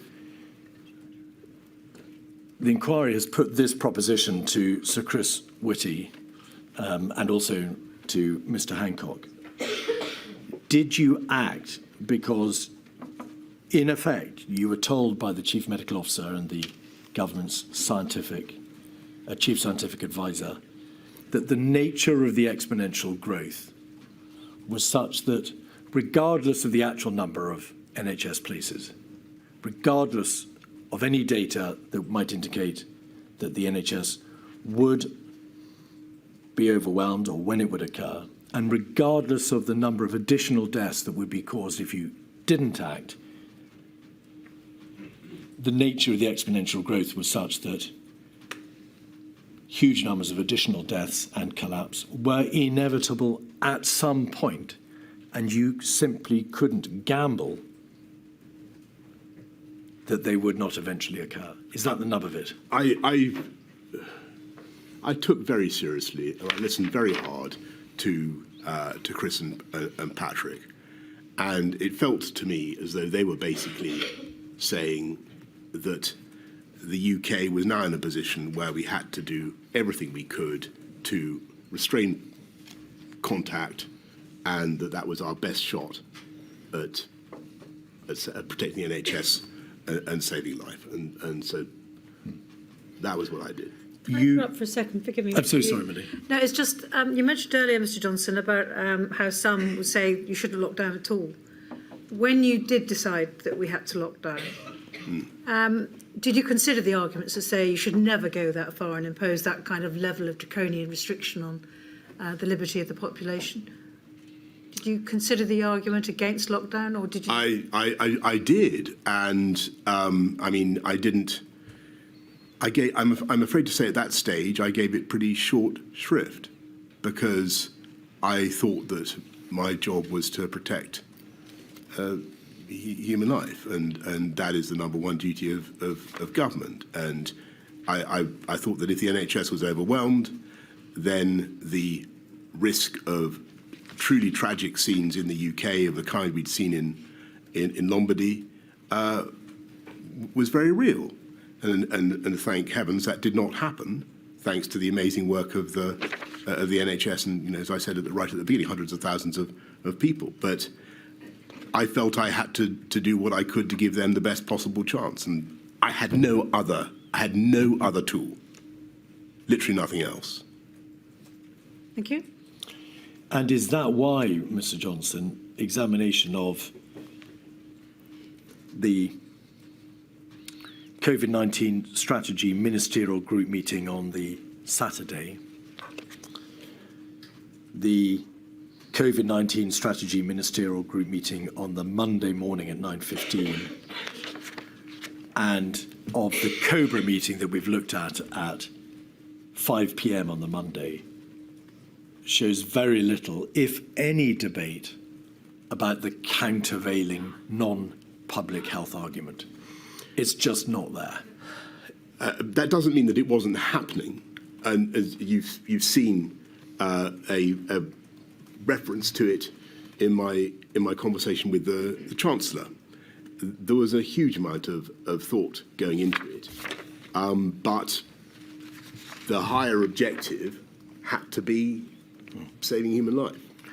And it is perhaps not surprising, but within 3 days of that momentous decision, 48399, page 17, having seen an article in the press, and it's a matter entirely, of course, for my lady, you ask the extremely salient questions, although I now can't see them. If we could scroll back out. Yes, please, if we could scroll back out, please. I must say I agree with every word of this week's Spectator, perhaps. Cover story by Professor John Lee. We have no idea how many COVID deaths are truly additional. When COVID fatalities are recorded, we have no idea whether it's merely present or actually the cause of death. We have no idea what proportion may have had the disease asymptomatically already. So we've taken these extraordinary steps without being truly sure how deadly it is. And is those expressions of doubt, Mr. Johnson, why you said earlier that the basis upon which you proceeded was one of precautionary approach in public health terms, because in the absence of any hard data, you believed you had no option? I couldn't take the gamble with public health, but I was conscious that, you know, we've had the argument about the discussion about behavioural fatigue that takes many forms. One is that the media, understandably, a lot of the media need a proper explanation of why this is necessary and how it's working, and they need and I really think that we need to, there is still work to be done in this area, and so here I'm saying, we need to, if we're being attacked for not standing up our actions, then we need to substantiate it. We need to say no. This is what public health requires. And so on this essential issue, the inquiry wants to ask 3 direct questions. Firstly, from what you've said, Mr. Johnson, and this may be entirely obvious, was it your position that the lockdown measures, the stay-at-home mandatory order of the 23rd of March, was absolutely necessary? I believe that it was. And I believe that it helped to suppress the R. I think that it was cumulative. I think that the R started to go down as a result of a series of things that we did, and also, frankly, as a result of popular anxiety about COVID anyway. But I've got to tell you, in all honesty, I find it difficult to quantify the impact that those measures had. And the more we can do to explain why why NPI measures of any kind work, why they're necessary to the satisfaction of everybody, the easier it will be for government next time, and the more public buy-in there will be. Is that a public reference? public buy-in was, I think, already very high, but I think it would be a great thing. Is that a reference to objective analysis of life quality and the outcomes in terms of life and death and quality of life of particular measures? I think that what we all need. So I think that you asked, did the lockdown work? Do I believe that it worked? I do, but as a layperson, I would like that. And I saw the Royal Society study on this that I think Chris had a hand in generating. It was very interesting, but I think we need to understand with a lot more granular clarity exactly what these NPIs deliver. I think that was Sir Patrick Vallance's predecessor, but it matters not. Oh, forgive me. Is that the report into what the nature of No, interventions it are? came out, in lockdowns? no, sorry, it came out after the pandemic. It was. Yeah, indeed. Came out just before this inquiry. That's right. All right. And on that first proposition, you accept, of course, that because the government did not wait further to see whether the measures of the 16th and 20th of March would work, we will never know. Yes, but I had got to, and I suppose that's scientifically, regrettable. But I thought we had no time to fight. We couldn't wait. The second question. Do you assess that if the government had acted sooner, had awoken to the true nature of the crisis and the seriousness of our position, and had imposed the measures of the 12th, 16th and 20th of March earlier, when the degree of viral transmission in the country was lower, that is to say there was a lower prevalence, then the need for a mandatory stay-at-home order, which of course was on the cusp of the decision-making on the Monday, the 23rd of March, might have been avoided? Well, that I have to say that I doubt, but I don't know. I think that the virus is extremely contagious. I think that it was going to describe a pretty nasty curve, almost whatever we did. I'm not certain that we would have been able to avoid the extreme action that we eventually took by acting a few days earlier. But I would defer on that to scientists. And the third proposition, based upon, in part, the evidence from some of the scientific witnesses who have given evidence in this inquiry, on the premise that the lockdown was necessary on the 23rd of March, was it nevertheless imposed too late? Could it not have been imposed earlier had the government been rather more alert in middle to late February and in early March, had it not been blindsided to some extent by the debates about herd immunity and not going too early and behavioural fatigue and so on, and understood properly the data in its possession, thereby allowing it to impose the lockdown in the weeks of the 9th or 16th of March? I think that all your conditionals I would delete, except the one about the data. I think that was the key thing that that SAGE lacked, and it was the sudden appreciation that we were much further along the curve than they'd thought. We weren't 4 weeks behind France or Italy. We were a couple of weeks, maybe less, and they were clearly wrong in their initial estimation. We were clearly wrong in our estimation of where the peak was going to be, and so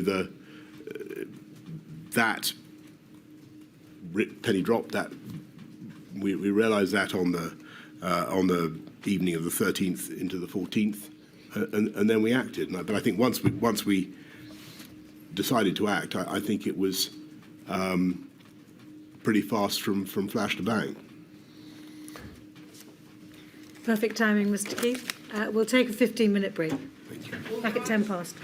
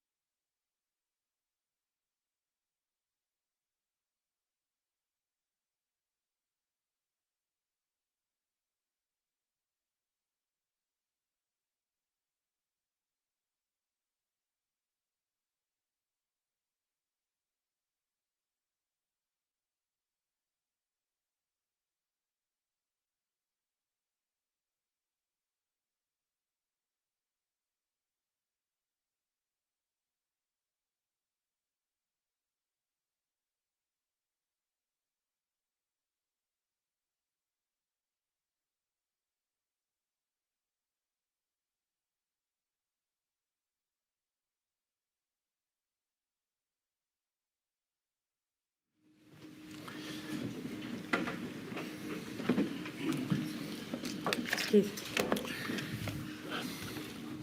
Mr. Johnson, as is well known, after the first lockdown, your government published a roadmap out of lockdown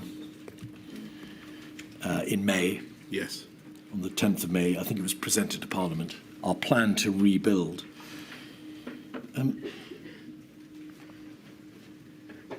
You make plain in your statement that you were extremely keen to reopen schools. Was that because you felt that keeping children out of school was arguably one of the greatest harms of the lockdown? Absolutely. You addressed the nation on the 10th of May and you included an instruction that those who could not work from home should be actively encouraged to go to work. So, to use your words, work from home if you can, but you should go to work if you can't work from home. The witness statement from Mr. Sunak expresses how he was frustrated that there was, as he sees it, over-compliance with the stay-at-home messaging. And he believes that the possibility, or rather the likelihood that many people would ignore the active encouragement to go to work and not go to work had an exacerbation of the exacerbated the economic impact of the lockdown. In your communications with your colleagues on this subject, did you in July say this? In July 2021, looking back to 2020, yes. I arguably cocked it up last time with finger wagging to everyone to get on and do some work. Do you recall saying that, expressing regret a year later that you had got the work from home if you can, but go to work if you can't work from home message wrong? I think that it was a very difficult time as we came out of, I mean, the whole thing was unbelievably difficult, but as we came out of lockdown in the summer of, early summer of 2020 for the first time, that some areas remain under a lot of restrictive measures. I felt strongly that the people had made such a sacrifice to get the R down that we must try to allow people some freedom, and I wanted the the benefits of the exertion, as it were, the effort to get the R down to be felt throughout the country, for people to be able to do things again. And I think it's probably true that I wanted to see people back back at work, and I think that psychologically, emotionally, a lot of people were in a very different place, and they felt that they'd seen a terrifying pandemic. They were still very apprehensive, and they didn't want government lecturing them about what to do. And so that's probably what I'm getting at. Was the speed of the release very hard to gauge? Very. In Sir Patrick Vallance's diaries, 273901, at page 66, he describes you as being very bullish and wanting everything to be released sooner and more extremely than we would. By we, he means the scientists. And then page 92, in the context of a meeting with the Prime Minister, actually having a discussion about letting it rip. 624, on the 12th of July, Prime Minister still wants to push opening too fast. And if you just pause there, then on 94215, which is a WhatsApp group extract between yourself and Mr. Hancock in the top team group on the 15th of July, you say, I was calling because I'm very worried about winter. Yeah. We've gone fast on releasing lockdown. I'm getting no traction on doing what's needed to protect the NHS. Cases in track and trace are starting to rise. Of course, that's dated the 15th of July, by which time the NHS track and trace system was up and running. So may we presume from these messages that it was very difficult to decide whether you were going too fast, whether you were wanting to reopen, let it rip, to use your words, or whether or not, in fact, you were going too fast and then becoming overly concerned or concerned about the winter and the rise in cases. Yes. Well, so first of all, on this, the WhatsApps with Matt here, I think you've got to remember that this is a cabinet minister also thinking about his budget. If you read that carefully, you can see that what he's really saying is he needs more money, which is what all secretaries of state rightly do in their messages. So that's part of the conversation.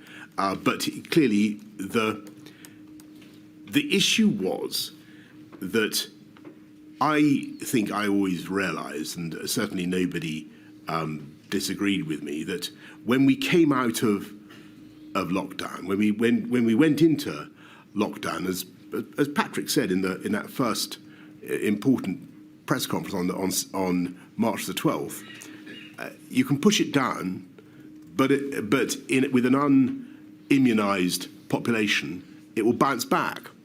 And so I always knew that throughout the summer we were basically in remission, as it were, and that the thing would come back. And it was a very difficult judgment to make. You said that the last WhatsApp in the top team group there on the page on the screen may be reflective of a Secretary of State being concerned with money. Isn't that your wording, or have we misread this? This is you saying I'm very worried about winter, and him saying what's the evidence on rising new cases, or is it the other way around? We can't tell from the wording. I may be totally wrong about this, but I read that as being Matt in the green to me. All right. Saying we can take a risk on releasing lockdown, or we can take a risk on not building up the NHS this winter. And what he's really saying, like all good secretaries of state for health, is give us the money, and that's what I understood partly. But also what he's saying is the cases are rising, and that's, and that was no particular surprise to me. The question in the summer autumn is what's the tactics? The objective is still protect the NHS, save lives. Do we have any new tactics now? And it was apparent to the government and to you personally, of course, that cases started going up. At a relatively early stage, they plateaued, of course, but they came right down after the lockdown, then they plateaued for a while, but they started to go up in July. So well in advance, in fact, of the Eat Out to Help Out scheme, well in advance of September, October. That's exactly right. And contrary to, our hopes in the early phases, certainly by the end of May, beginning of June, there is a very small percentage of the population has antibodies. So you're looking at a huge number of people who are still potential COVID victims. And that's very, very difficult. And in fact, the percentage of the population that had been immunised by virtue of infection was very, very low. It was around about 6 or 7%. That's exactly right. All right. And that, of course, was therefore dispositive of the arguments about herd immunity. Correct. Because, in fact, very few people were immunised by virtue of infection. You've got it. As it happened. All right. Now, to divert to a completely different subject, the devolved administrations, please. In your statement, you say that the interests of the devolved administrations did not always align with England's or the United Kingdom's interests. That's an inevitable part of a devolved system. Yes. Was that a nod to the fact that the United Kingdom powers were constrained by public health legislation, the Coronavirus Act, Public Health Act, Control of Diseases Act, but on the ground, this public health crisis was a devolved issue because it was for each devolved nation to determine its own course in terms of the public health measures it took. Did it matter ultimately? There has been a great deal of evidence given about differences of approach in terms of presentation, debates about whether or not politically one or more devolved administrations took a different route or took a different route for political reasons. Also, whether or not, when they attended meetings, they were simply informed of what the position would be rather than being encouraged to generally debate the decision. Overall, did the constituent parts of the United Kingdom generally work well in the face of this crisis? Yes, I hope what many of your respondents will also have said is that overwhelmingly the collaboration was excellent, and the governments of the DAs,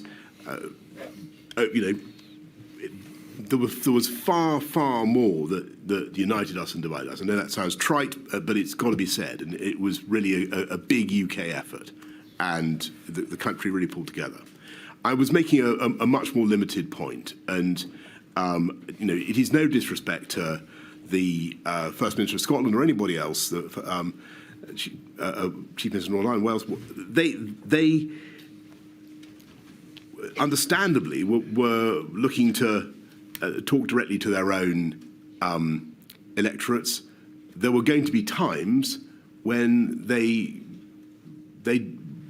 differed from the main UK government message, and I thought that was sometimes at risk of being confusing at a time when we really needed to land messages simply. And I could see, and people were endlessly playing back, oh, but Scotland says this, England says this, Wales is doing a firebreaker, circuit breaker, and so on.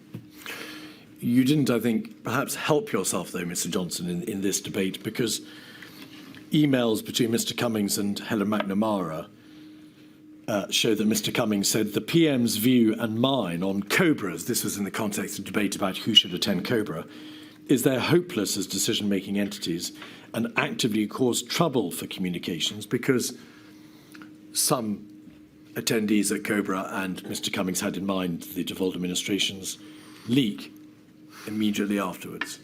Well, was that your view? I think that sometimes that was the case, and that was, in my view, a problem. Perhaps we could have found a better way to manage it, but that was certainly one of the problems. The system was understood not to be working particularly well in terms of the government structures, the systemic structures at the top, and in relation to the relationship of the DAs, because there was the series of the 4 ministerial implementation groups between March and May, and they were then done away with and replaced by COVID-S and COVID-O. You directed, following advice from your cabinet secretary, that there should be a new rhythm of meetings, the 9 a.m. meetings to which the DAs were not invited, and you directed that consideration should be given to using something called the Joint Ministerial Committee. But the Joint Ministerial Committee was never used, was it, for the purposes of meeting with the DAs? I think that first of all, I think the Cobra's had the problems that we've identified. There was a problem with messaging, and I think that was a serious problem. I think that in future there has to be some way of having a joined up, a UK pandemic response, and how you get to that, I've got an open mind. I see a lot of my colleagues are against the Civil Contingencies Act. I'm happy to defer to them on that point. I wonder whether you could amend the 1984 Public Health Act so as to have an exemption for pandemics. It just seems to me that something needs to be done to fix this, whilst taking account of the legitimate concerns of the DAs, their legitimate desire to be involved and to contribute. But we need to find a better way to get a single message. There was a body called the Review of Intergovernmental Relations. I think it reported in January 22 so just at the end of the pandemic, Yes. just the end of the crisis, which recommended that the Prime Minister of the United Kingdom should meet with the heads of the devolved governments on a regular basis. But that came later. Yeah. During the crisis, you ordered that Michael Gove, the Chancellor of the Duchy of Lancaster, should chair regular meetings with the devolved administrations.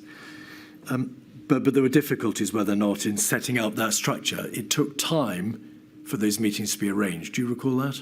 I don't recall the delay, but I do remember asking Michael to do it. I think he was ideally placed to do it. I think he did a very, very good job of working with the DAs. That didn't stop some of the raggedness that I've talked about. If I had my time again, with hindsight, I think it's an area where I would have tried, even though I was very pushed for time, I would have tried to spend more time with the DAs and really try to bring them with me. But I'm afraid it may just be that I'm overestimating my ability to get a consensus. I think there was always the risk of divergence. Well, you may, with respect, be misrepresenting your true views, because in your statement you said it is optically wrong in the first place for the United Kingdom Prime Minister to hold regular meetings with the other DA First Ministers. I think that's. I happen to think that's also true. I think they can't both be right. Well, I think that. Well, sometimes you can do things that you think are, constitutionally a bit weird. If it will help the general cause of fighting the pandemic. Let me summarise. I think that there's an issue. It's not a huge issue. Nothing like as big as many of the other issues that the inquiry needs to look at. But we do need to sort it out. We need a better way to get a unified message for the UK. Mr. Johnson, you didn't try very hard, to use your words, to bring the DAs with you, because you took the view that optically it was wrong to be seen to be meeting with their First Ministers, because it might look like a kind of, to use your words, mini EU. You asked the Chancellor of the Duchy of Lancaster, Michael Gove, to chair the meetings instead. And you made it quite plain to the First Ministers of the devolved administrations that you had taken the view that they were prone to leaking from the COBRA meetings and also prone to taking decisions in this public health crisis for nakedly political reasons. Well, I'm not certain that I said that to them in so many words, but maybe you've got some evidence that I did. I certainly thought that was a risk, and from time to time, I felt that the coherence of the UK message was being undermined, and there's got to be a way to fix it. I thought Michael did an excellent job. I sometimes wonder whether I could have done more in that respect myself, but frankly, I doubt it. There were obviously divergences of approach, both in relation to the substantive responses to the crisis, tiers, fire breakers, circuit breakers, and what was done in relation to schools and so on. And there were also differences, whether or not in relation to public communications. So the messaging across the United Kingdom wasn't always pointing in the same direction. Ultimately, did it matter that there were those differences of approach epidemiologically, or that in terms of communication, you were not all singing from the same hymn sheet? I think it did matter. I think that clarity and unity of message was very important.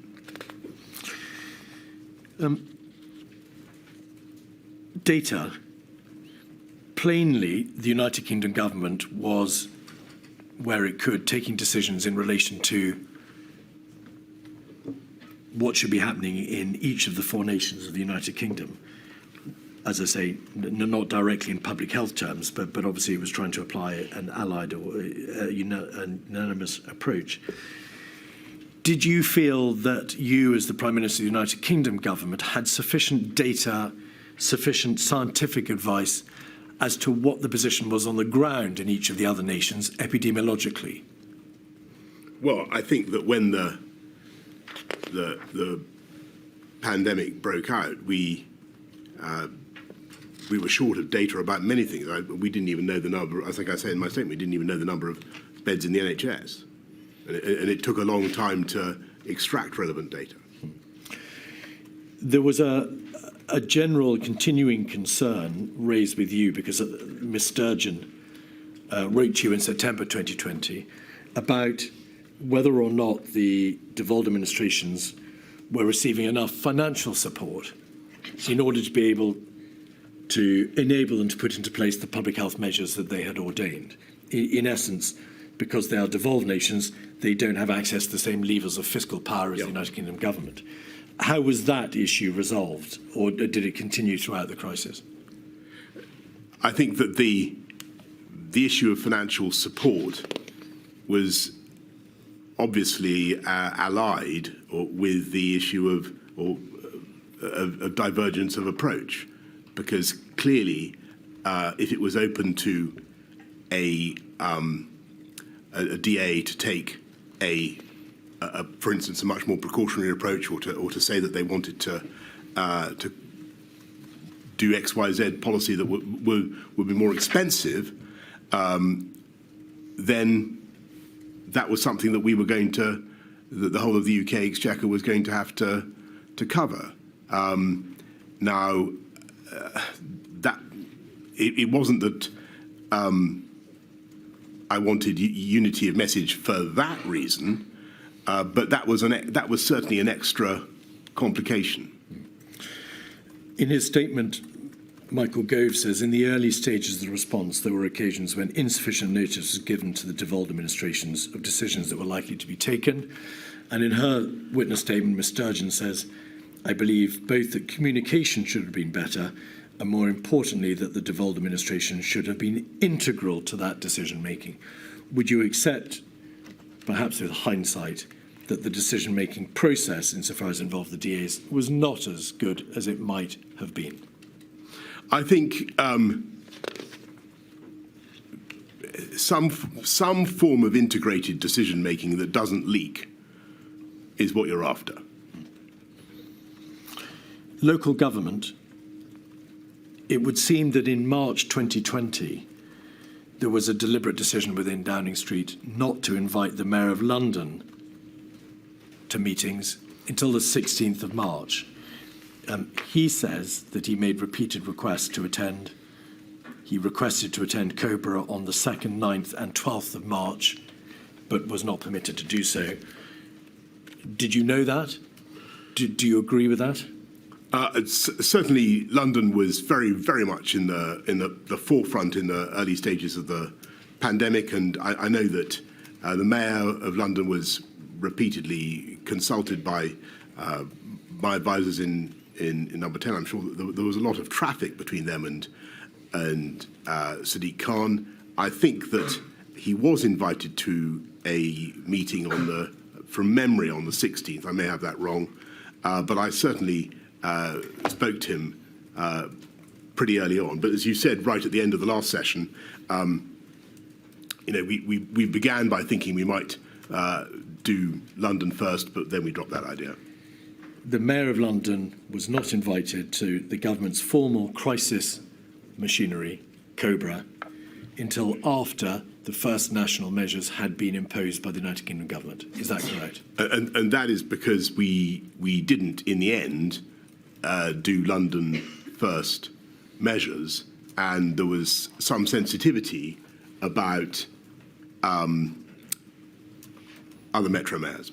I think in relation to the metro mayors, save on one occasion, the 12th of October, when the Mayor of Liverpool, Andy Rotherham, attended, no metro mayor was invited to attend Cobra at any time. Right. The evidence from Sadiq Khan, from Mr. Burnham and Mr. Rotherham is to the effect that there was generally insufficient information given to local leaders. And in the context, Mr. Johnson, of the local restrictions in the summer of 2020 and, of course, the tier system in October and December of 2020, that was a very significant failing, was it not? Well, first of all, I'm grateful to Mr.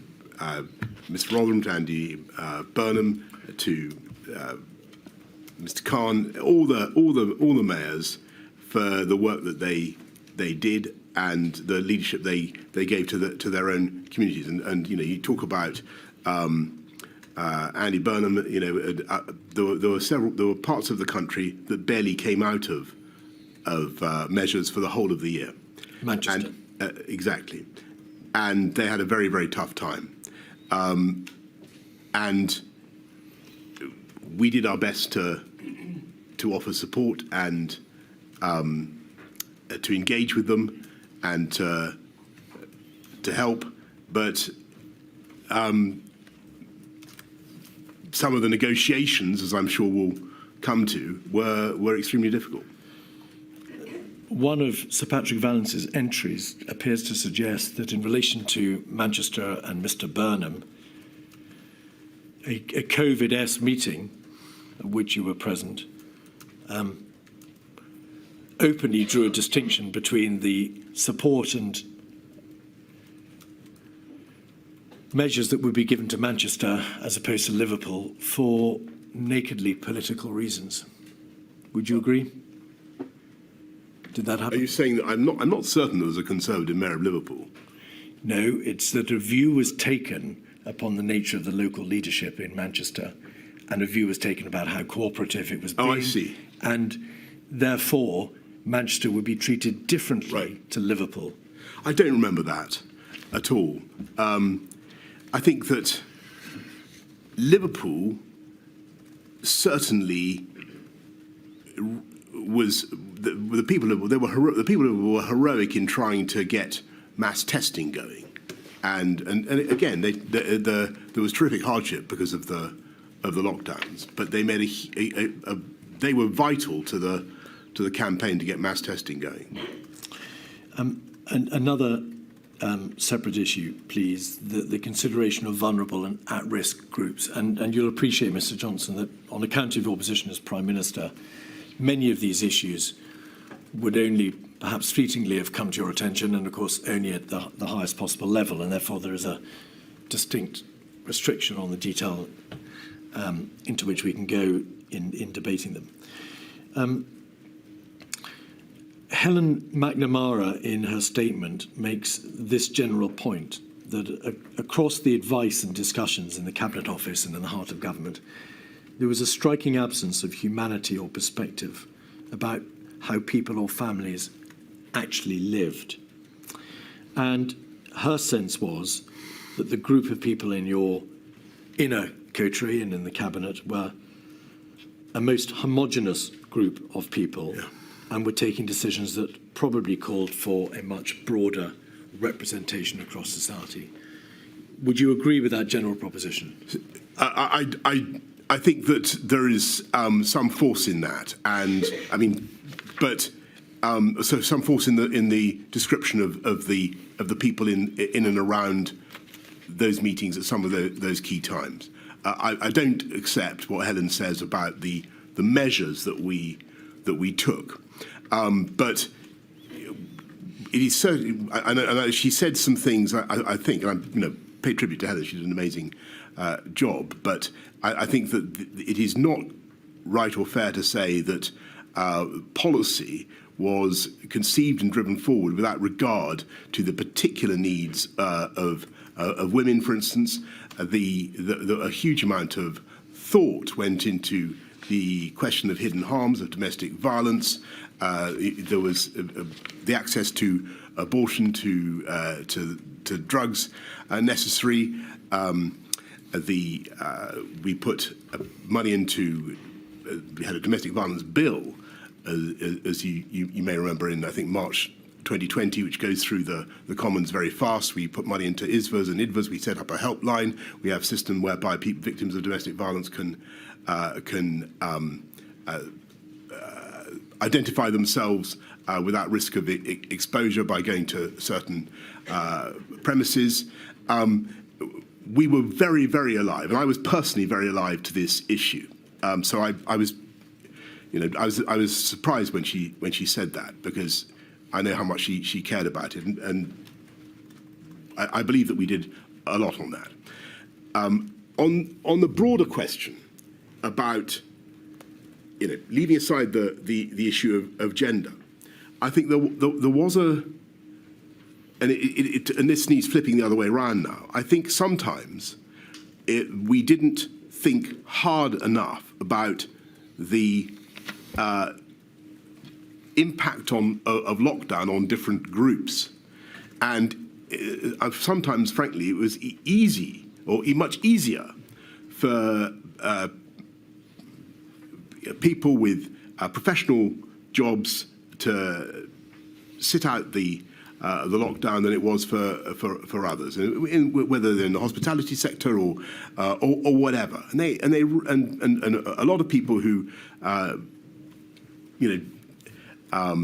were on lower incomes really had a pretty tough time of it. And so, and I think that it was vital to focus on those people and to do everything we could to help them through lockdown, but also to realise that lockdown was hitting those groups particularly hard.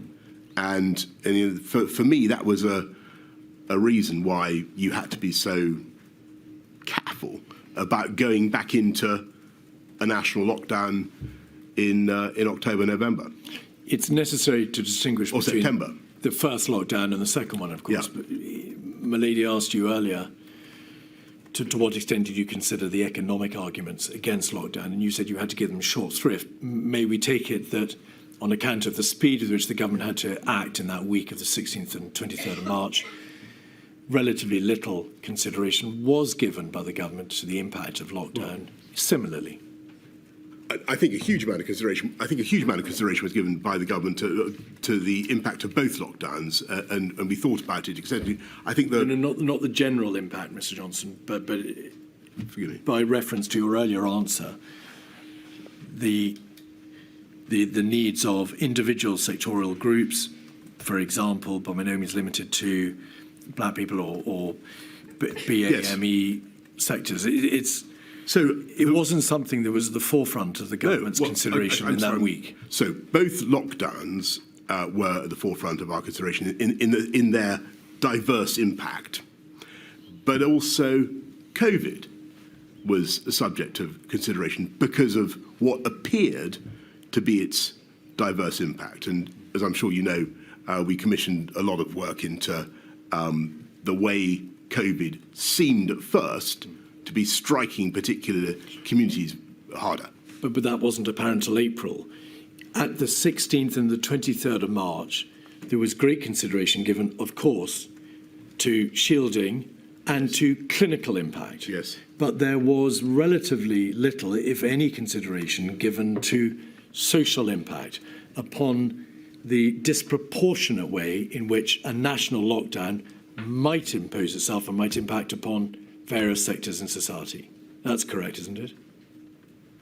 Well, where in the notes and the minutes that you've been shown to is there open debate about the likely impact on the vulnerable and at risk of the national lockdown that was imposed on the 23rd of March? I think that you can find, well, I couldn't point you off the top of my head to any particular text, but what I can tell you is that the whole time we were thinking, look, who gets hit when you close non-essential retail and you close hospitality and you stop people moving around?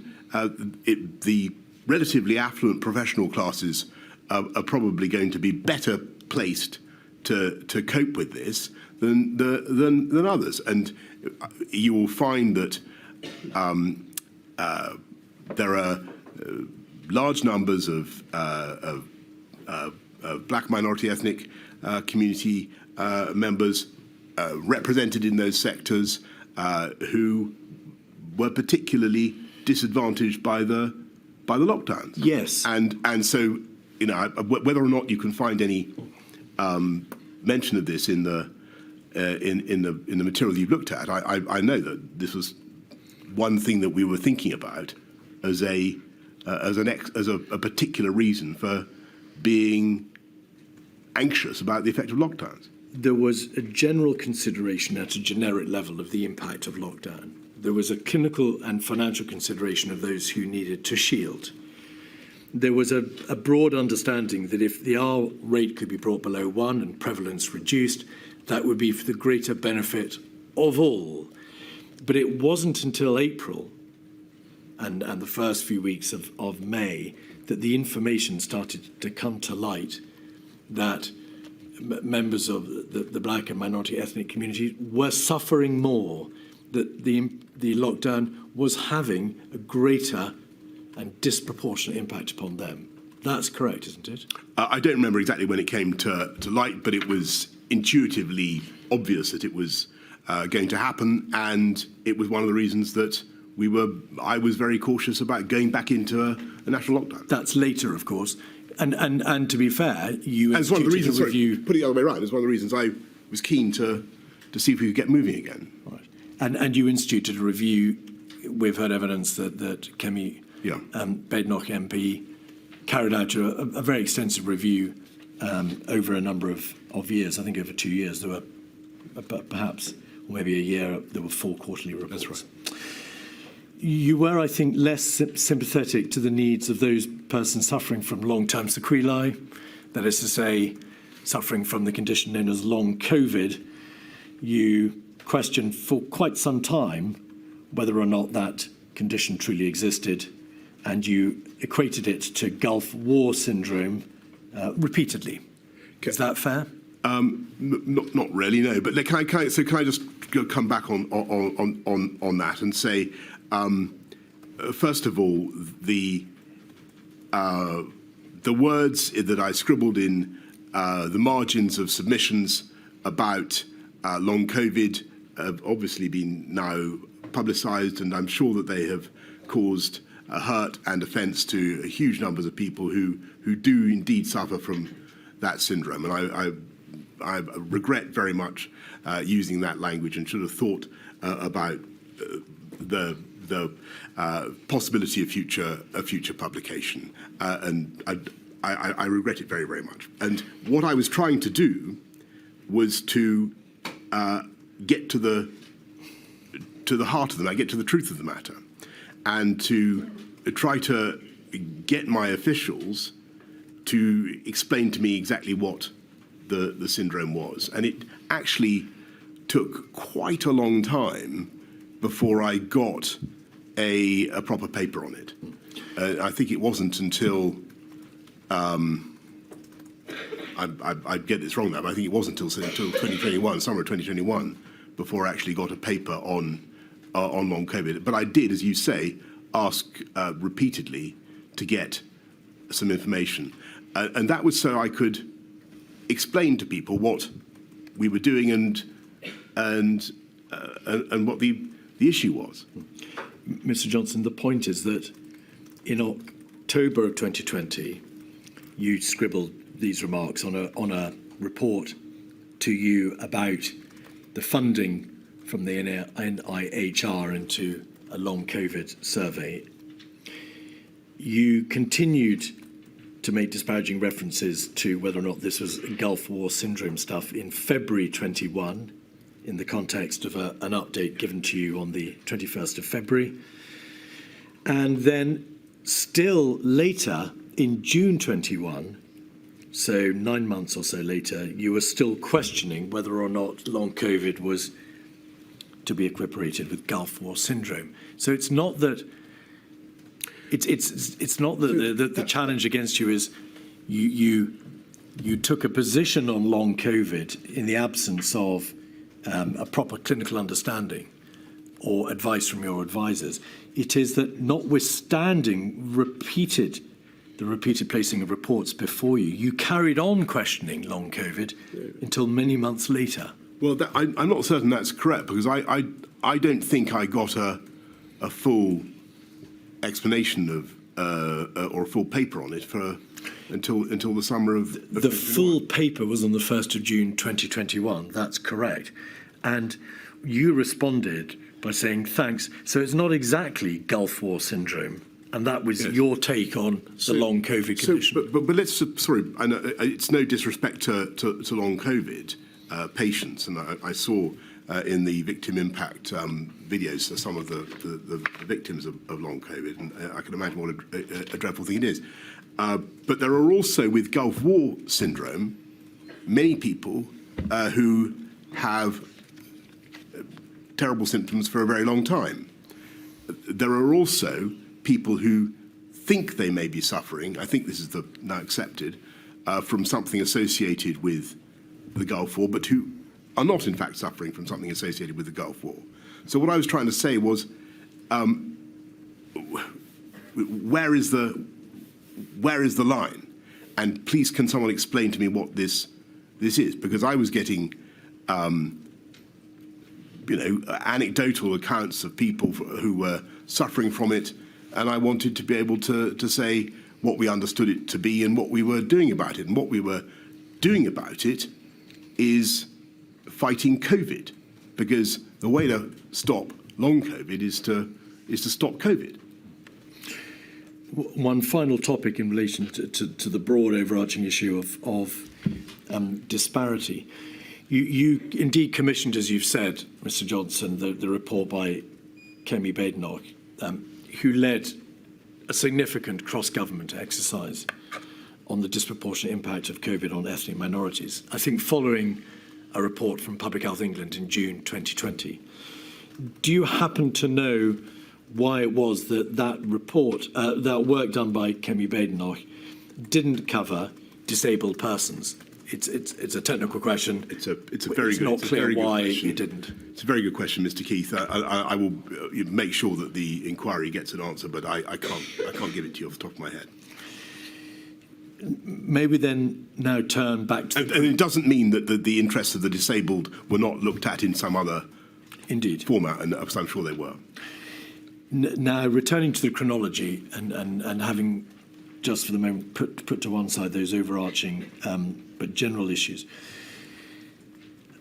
Mark Sedwill, you said earlier that Mark, now Lord Sedwill, suggested he should move on, and you agreed. Could we have, well, no, I don't think we need to put it up. In his witness statement, Martin Reynolds, your private secretary, talks about the meeting that he'd arranged for you to meet with Mark Sedwill on the 14th of May, and your diary shows a meeting with him on the 14th of May. I identified a slot on the 14th of May for me to run the Prime Minister through the findings of the review. You'll recall that Helen McNamara had produced a report and Mark Sedwill had himself produced a report. The Prime Minister decided instead to use this slot for a one-to-one conversation with Mark Sedwill, where he told him that he had lost confidence in him. So which is it? Is it that you lost confidence in him, which is the question I asked you earlier, or is it that Mark Sedwill told you he wanted to move on and you agreed? Well, Mark Sedwill did an outstanding job for this country for a long time, and he was a very distinguished permanent secretary, I think, at the Home Office. He was a national security advisor. He's done everything, and I was and remain hugely grateful to his service. He wanted to move on. The evidence from Mr. Cummings and Martin Reynolds and Helen McNamara is that, regardless of the genesis of why he moved on or was effectively sacked, whichever way my lady concludes, that regardless, as I say, of that genesis, his departure or his impending departure led to general bad blood, sowed chaos, says Mr. Cummings. Mr. Reynolds says damaged stability in the civil service, and Helen McNamara led to a real and damaging impact. It made those in the civil service and the centre less confident about challenging. No one was safe if the Cabinet Secretary was not. And dealing with the unravelling preoccupied a number of us for critical weeks.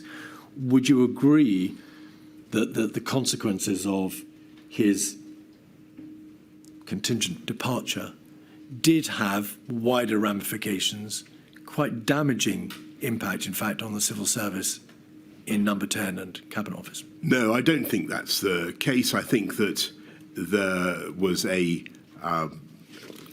fantastic array of talent in the civil service, and they did a very good job. I think that what did matter in that period, and the thing that was getting us all down, was the knowledge, creeping or otherwise, that this thing was coming back, and we needed to deal with it, and it was going to be very hard, and we needed to get organised to do it, and that was, I think, the thing that made people scratchy. Helen McNamara prepared, as you know, a report on the workings of Number 10 and the Cabinet Office, and without going through it in detail, because it's been placed before the inquiry repeatedly, it identified very significant concerns in the working operations of Number 10 and the Cabinet Office, did it not? I saw the. I've seen two versions of this document. Yes, it was a draft and then a final version. So I saw the final version. I think what this document reflected was a civil service unease about the challenging approach of some of the special advisors, and I had to make a judgment about that particular issue, and I decided on balance that at a very difficult time for the country, I'd rather have a Number 10 where people challenged ideas and where people brought new ideas and where people felt free to say things than a Number 10 where everybody tried to pretend that all was continuously well, because all was patently not well with the country, and we needed to fix it. So may we be clear about this, Mr. Johnson? If your concern was that there had been a civil service unease about the challenging approach of some of your special advisors, and you plainly mean Mr. Cummings there, your response was not to support the civil service and deal with Mr. Cummings. You sidelined your Cabinet Secretary and kept Mr. Cummings. Well, that's your way of well, is that not what you did? I certainly. Let me get back to Sir Mark. He decided he wanted to move on. That's what he told me. On the issue of my rest of my team and the culture in Number 10, yes, it was occasionally argumentative, but I think that was no bad thing, and we needed, frankly, to have an atmosphere in which people felt able to say things that were going to be controversial at the time. Mr. Johnson, without labouring the point, a great deal of evidence has been given to the effect that there were systemic problems in Number 10 and the Cabinet Office. Wrong people in the room, wrong people in the wrong jobs, people talking over each other, God complex, leadership issues, toxicity, misogyny, perpetual internecine warfare. Either you were aware of all that, in which case, why did you not act?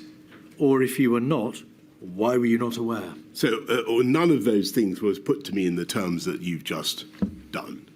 First of all, nobody came to me and said this is people have got gold complexes and internecine warfare going on here. What I saw was a country that needed continuous, urgent action, and it needed solutions to be found. And what I wanted were meetings in which people could speak their minds without fear of being embarrassed or being seen to say something foolish.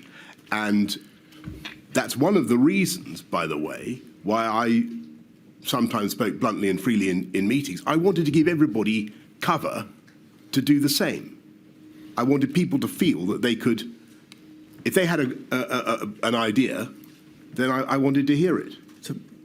So can I just interrupt? I'm sorry, Mr. Keith, I appreciate it. Can you hold that train of thought, whatever it was?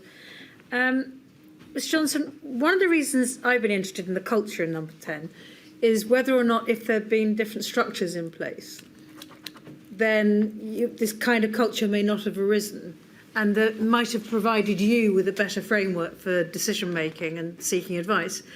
And so, and I was looking, for example, we were looking at how initially the ministerial implementation groups, they didn't really work, and so until eventually you got the COVID-S and COVID-O, and they did work. And I was just wondering if you had a kind of structure whereby something like COVID-O, COVID-S, whatever, swept into operation the minute the Prime Minister said, right, this is a dire emergency, a pandemic. Yes. So might that help? Malay, look, I think that you've put your finger on it, and that the problem, frankly, was that the system, the Cabinet Office, the ministerial, the MIGs, it was all too diffuse, and things, in my view, only really started to come together when we had a rhythm of morning meetings where everybody could say their piece, and that would set the agenda for the day. That wasn't necessarily a decision-taking meeting, but what I would submit is that for future pandemics, there needs to be a more clarity about which are the discussion meetings and which are the decision-making meetings. Because what would happen is that I would be presented with a problem, and then within the space of half an hour, we would have got to the solution, and then we'd have to do it all again in a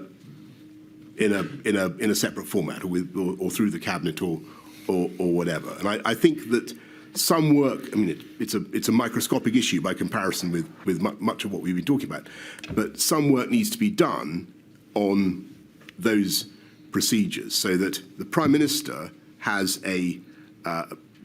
when he goes into some meetings knowing that these are decision-taking meetings, and is given all the evidence on both sides of the argument. Because that was not happening. What was happening was we were having a meeting, we'd say, this is here's the problem, the R is taking off, the tiers aren't working, what do we do now? And I would try to come to an answer, but I felt that the structures were, we had the difference between COVID-O and COVID-S, but to be absolutely frank, I don't think if I was sitting in a COVID-O or a COVID-S, I could have told you at any given moment whether it was a COVID-O or a COVID-S. I was just sitting in meeting after meeting, trying to deal with the problem. Now, that was the most effective way to do it. You needed to be sitting permanently on the bridge, trying to deal with it all. And back to the culture, I had to make a decision about, and I knew that some people were difficult. I didn't know how difficult they were, clearly, but I thought it was better on the whole for the country to have a disputatious culture in number 10 than one that was quietly acquiescent to whatever I or the scientists said. Mr. Johnson, in a WhatsApp to Mr. Cummings, you described him and you and your administration as having indulged in an orgy of narcissism. That's not disputatious culture, is it? I think with respect, that WhatsApp was sent at the end. When I think things were becoming, some of the things that were not obvious to me had become more obvious. 48313, page 17, is a WhatsApp in May, in fact, so earlier in the summer. A WhatsApp from Mr. Cummings to you. I think it's a screenshot from Mr. Cummings's witness statement. If we could scroll into the top of the page.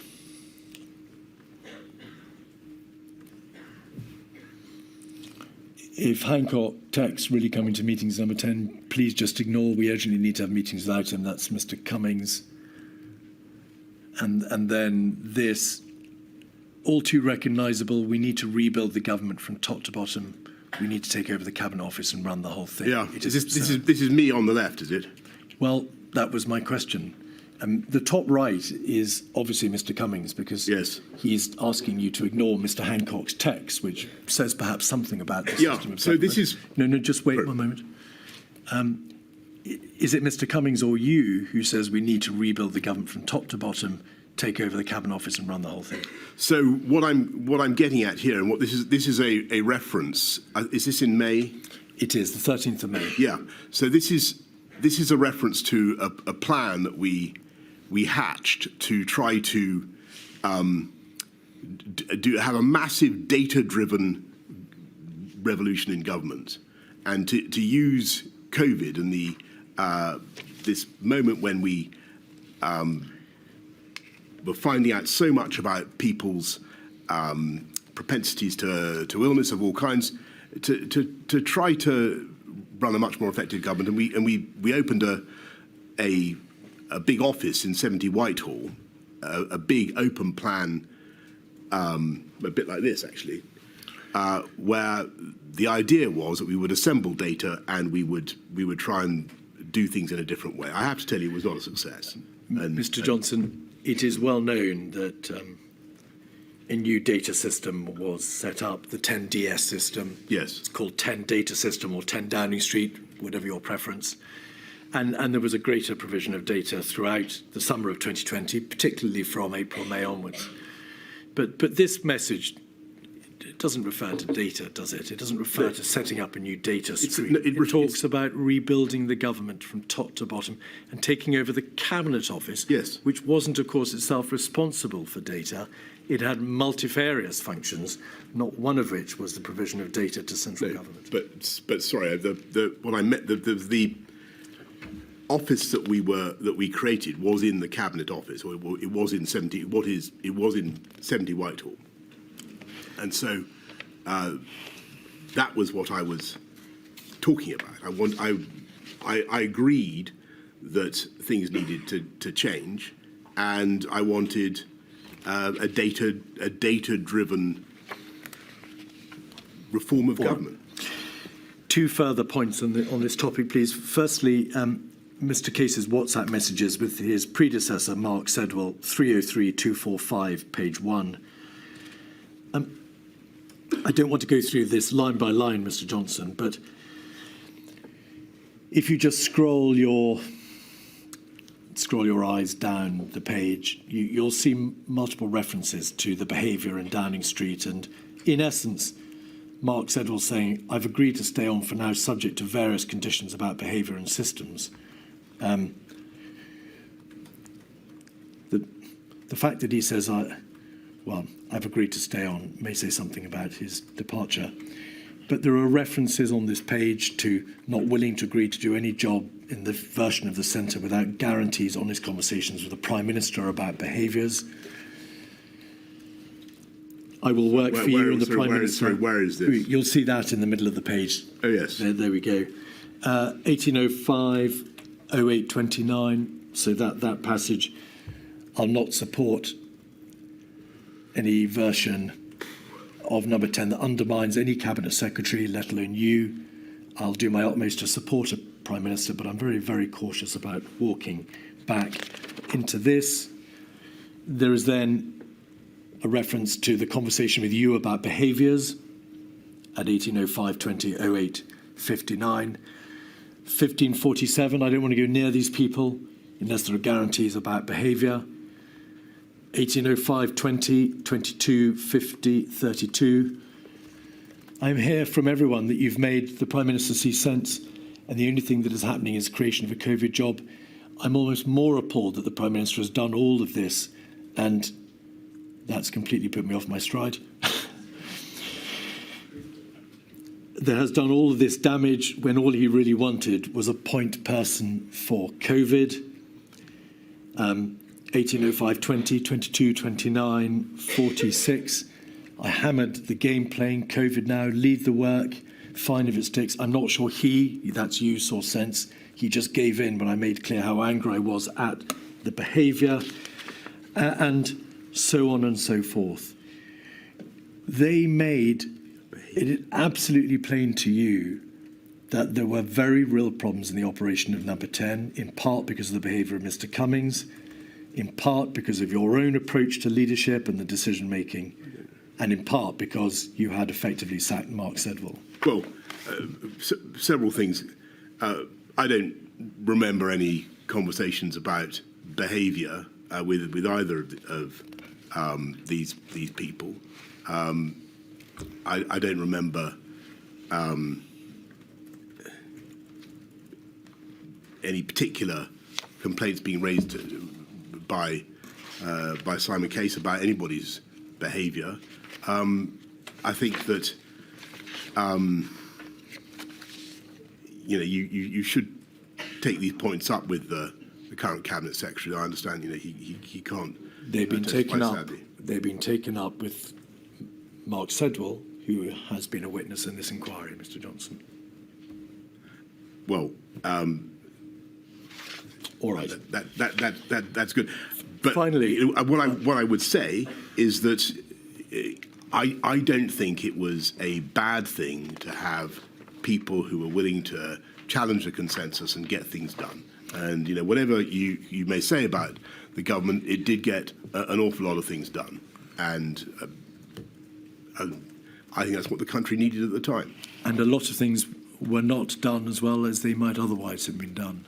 Is that not equally possible? I think what is certainly that's always true, but I don't happen to think that when it came to the management of the pandemic, and this is I think the crucial thing, when it came to the management of the pandemic, any kind of differences, feuding or whatever between officials, which I'm sad to say are just what happens in places like Number 10. I think any of that made the slightest difference to our processes and our decision making. But you could have stopped it. If we look at, I think we probably need to move on. Well, there's one final point, which is a matter which Milady intervened to ask a question about when the evidence was given. I'm stopping you asking a question I wanted, right? Okay. Yes. The inquiry was shown a WhatsApp from Mr. Cummings, which was particularly offensive about Helen McNamara. I saw him. It was sent to you and others in your WhatsApp group, but you maintained a silence and you never spoke up to say that is unacceptable and it cannot be allowed to go on my watch. I did see that, and I don't remember it now, but I don't remember seeing it at the time. But I must have seen it because I was on the group. You were. I've rung Helen McNamara to apologise to her for not having called it out, and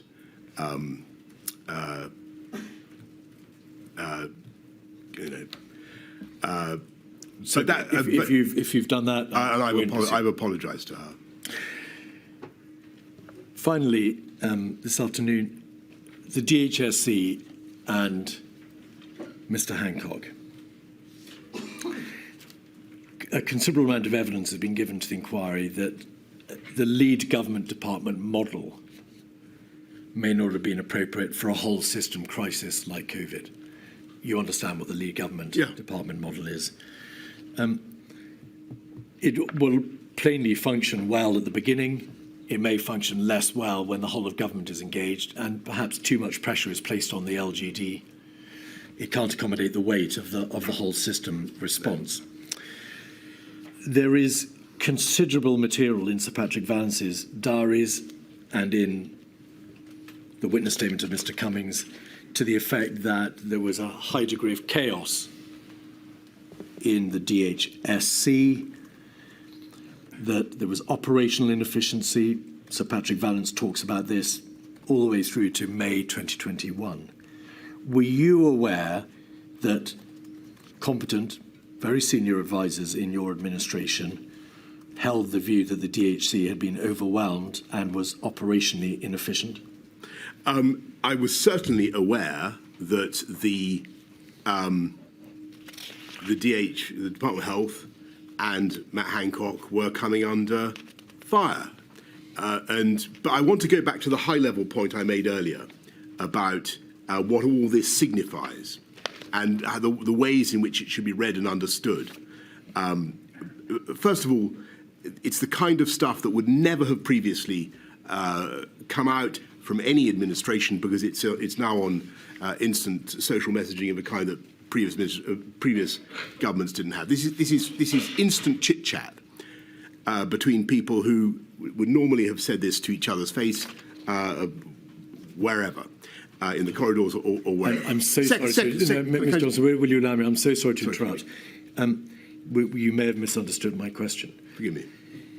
The material consists not just of WhatsApps in the evening notes, but also witness statements, which talk about a high level of operational inefficiency or chaos, however you in the DHSC. I'm not talking about the more personal or intimate remarks in the WhatsApps. I totally understand. Were you aware that view was taken generally of the DHSC? I was aware, yes, certainly. I was aware that the DHSC was under fire from loads of people. But that was hardly surprising because the country was going through a horrific pandemic. And I just want to say what I should have got more quickly to the point. The point is, you've got a lot of very talented, sometimes super confident, sometimes egotistical people who are crushed with anxiety about what is happening to their country, who are racked secretly with self-doubt and self-criticism, and who externalize that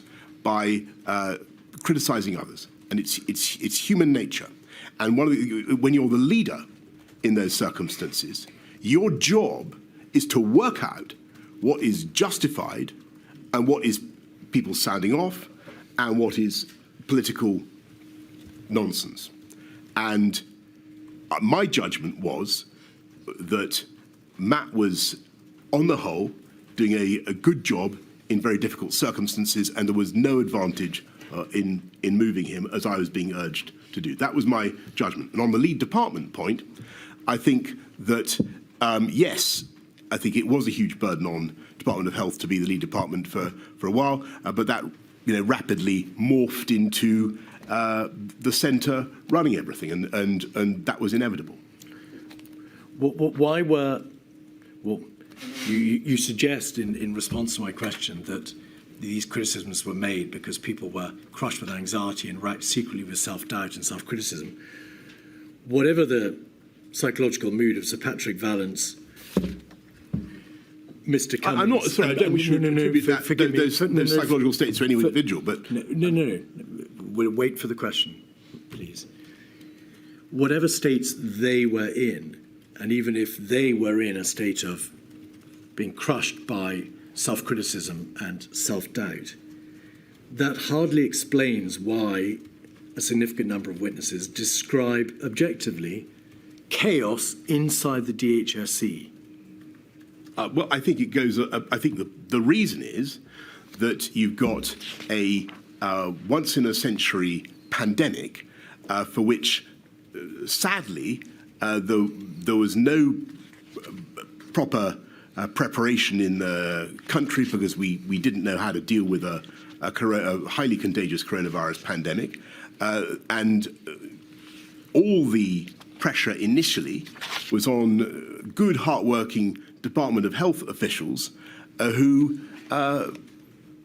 of course, felt under huge personal and professional obligation to get things right, and who naturally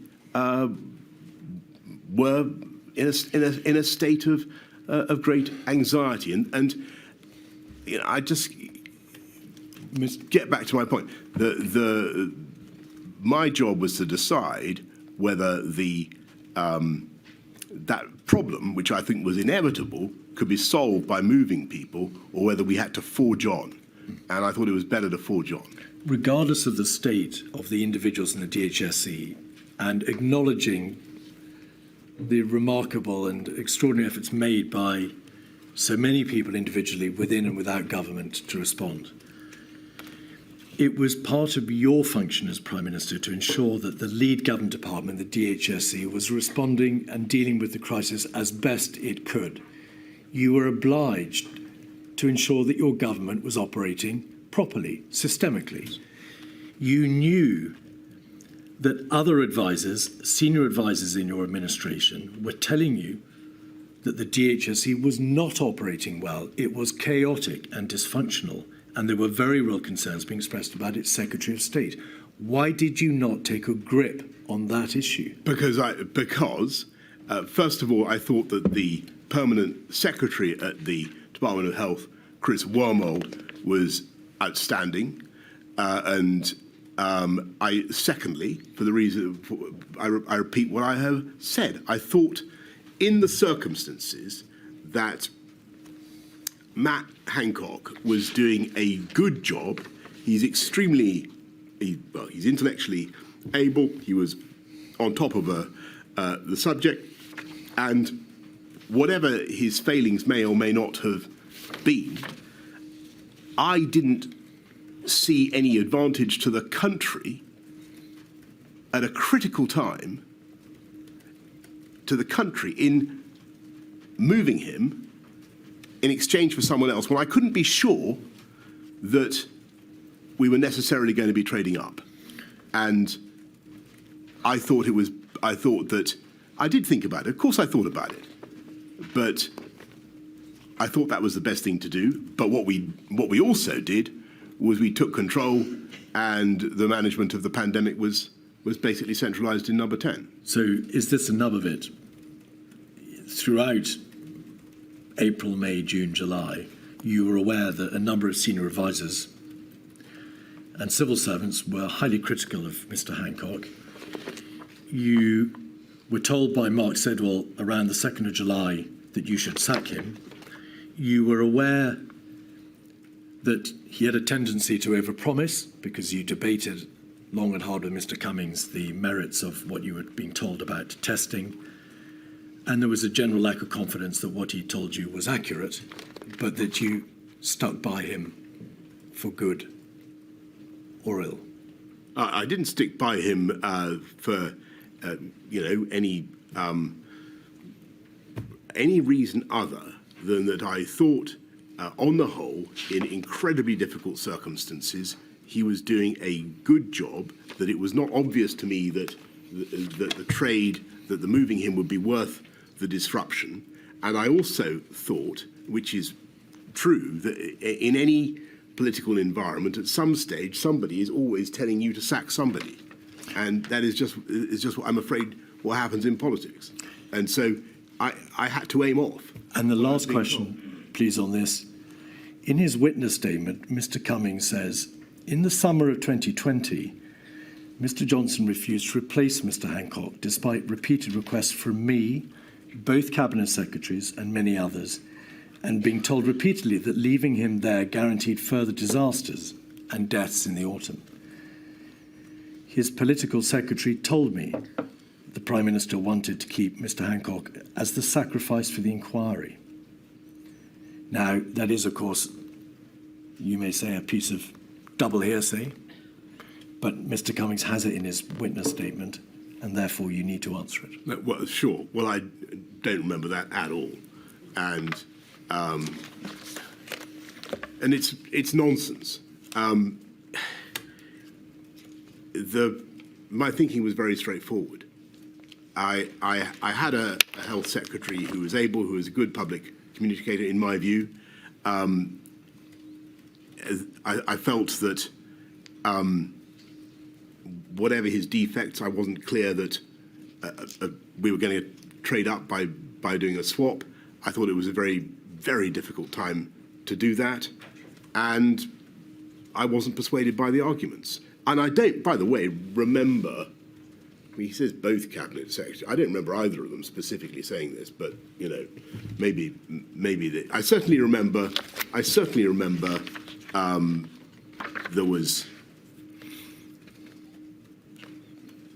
There was anti-Department of Health militating. That's for sure. On the 2nd of July, Mark Sedwell WhatsApps Simon Case and says, "I told the Prime Minister to sack Hancock to save lives and protect the NHS." Right. But you don't think he did? Did you ask him about that? Indeed. Right. I mean, I don't remember him saying that in so many words. There we are.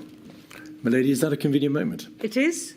Thank you very much. A very long day for you, Mr. Johnson, I'm afraid. Thank you. Another long day tomorrow, but that will be it. We'll finish tomorrow. Thank you. So 10 o'clock tomorrow, please. Thank you, Milady.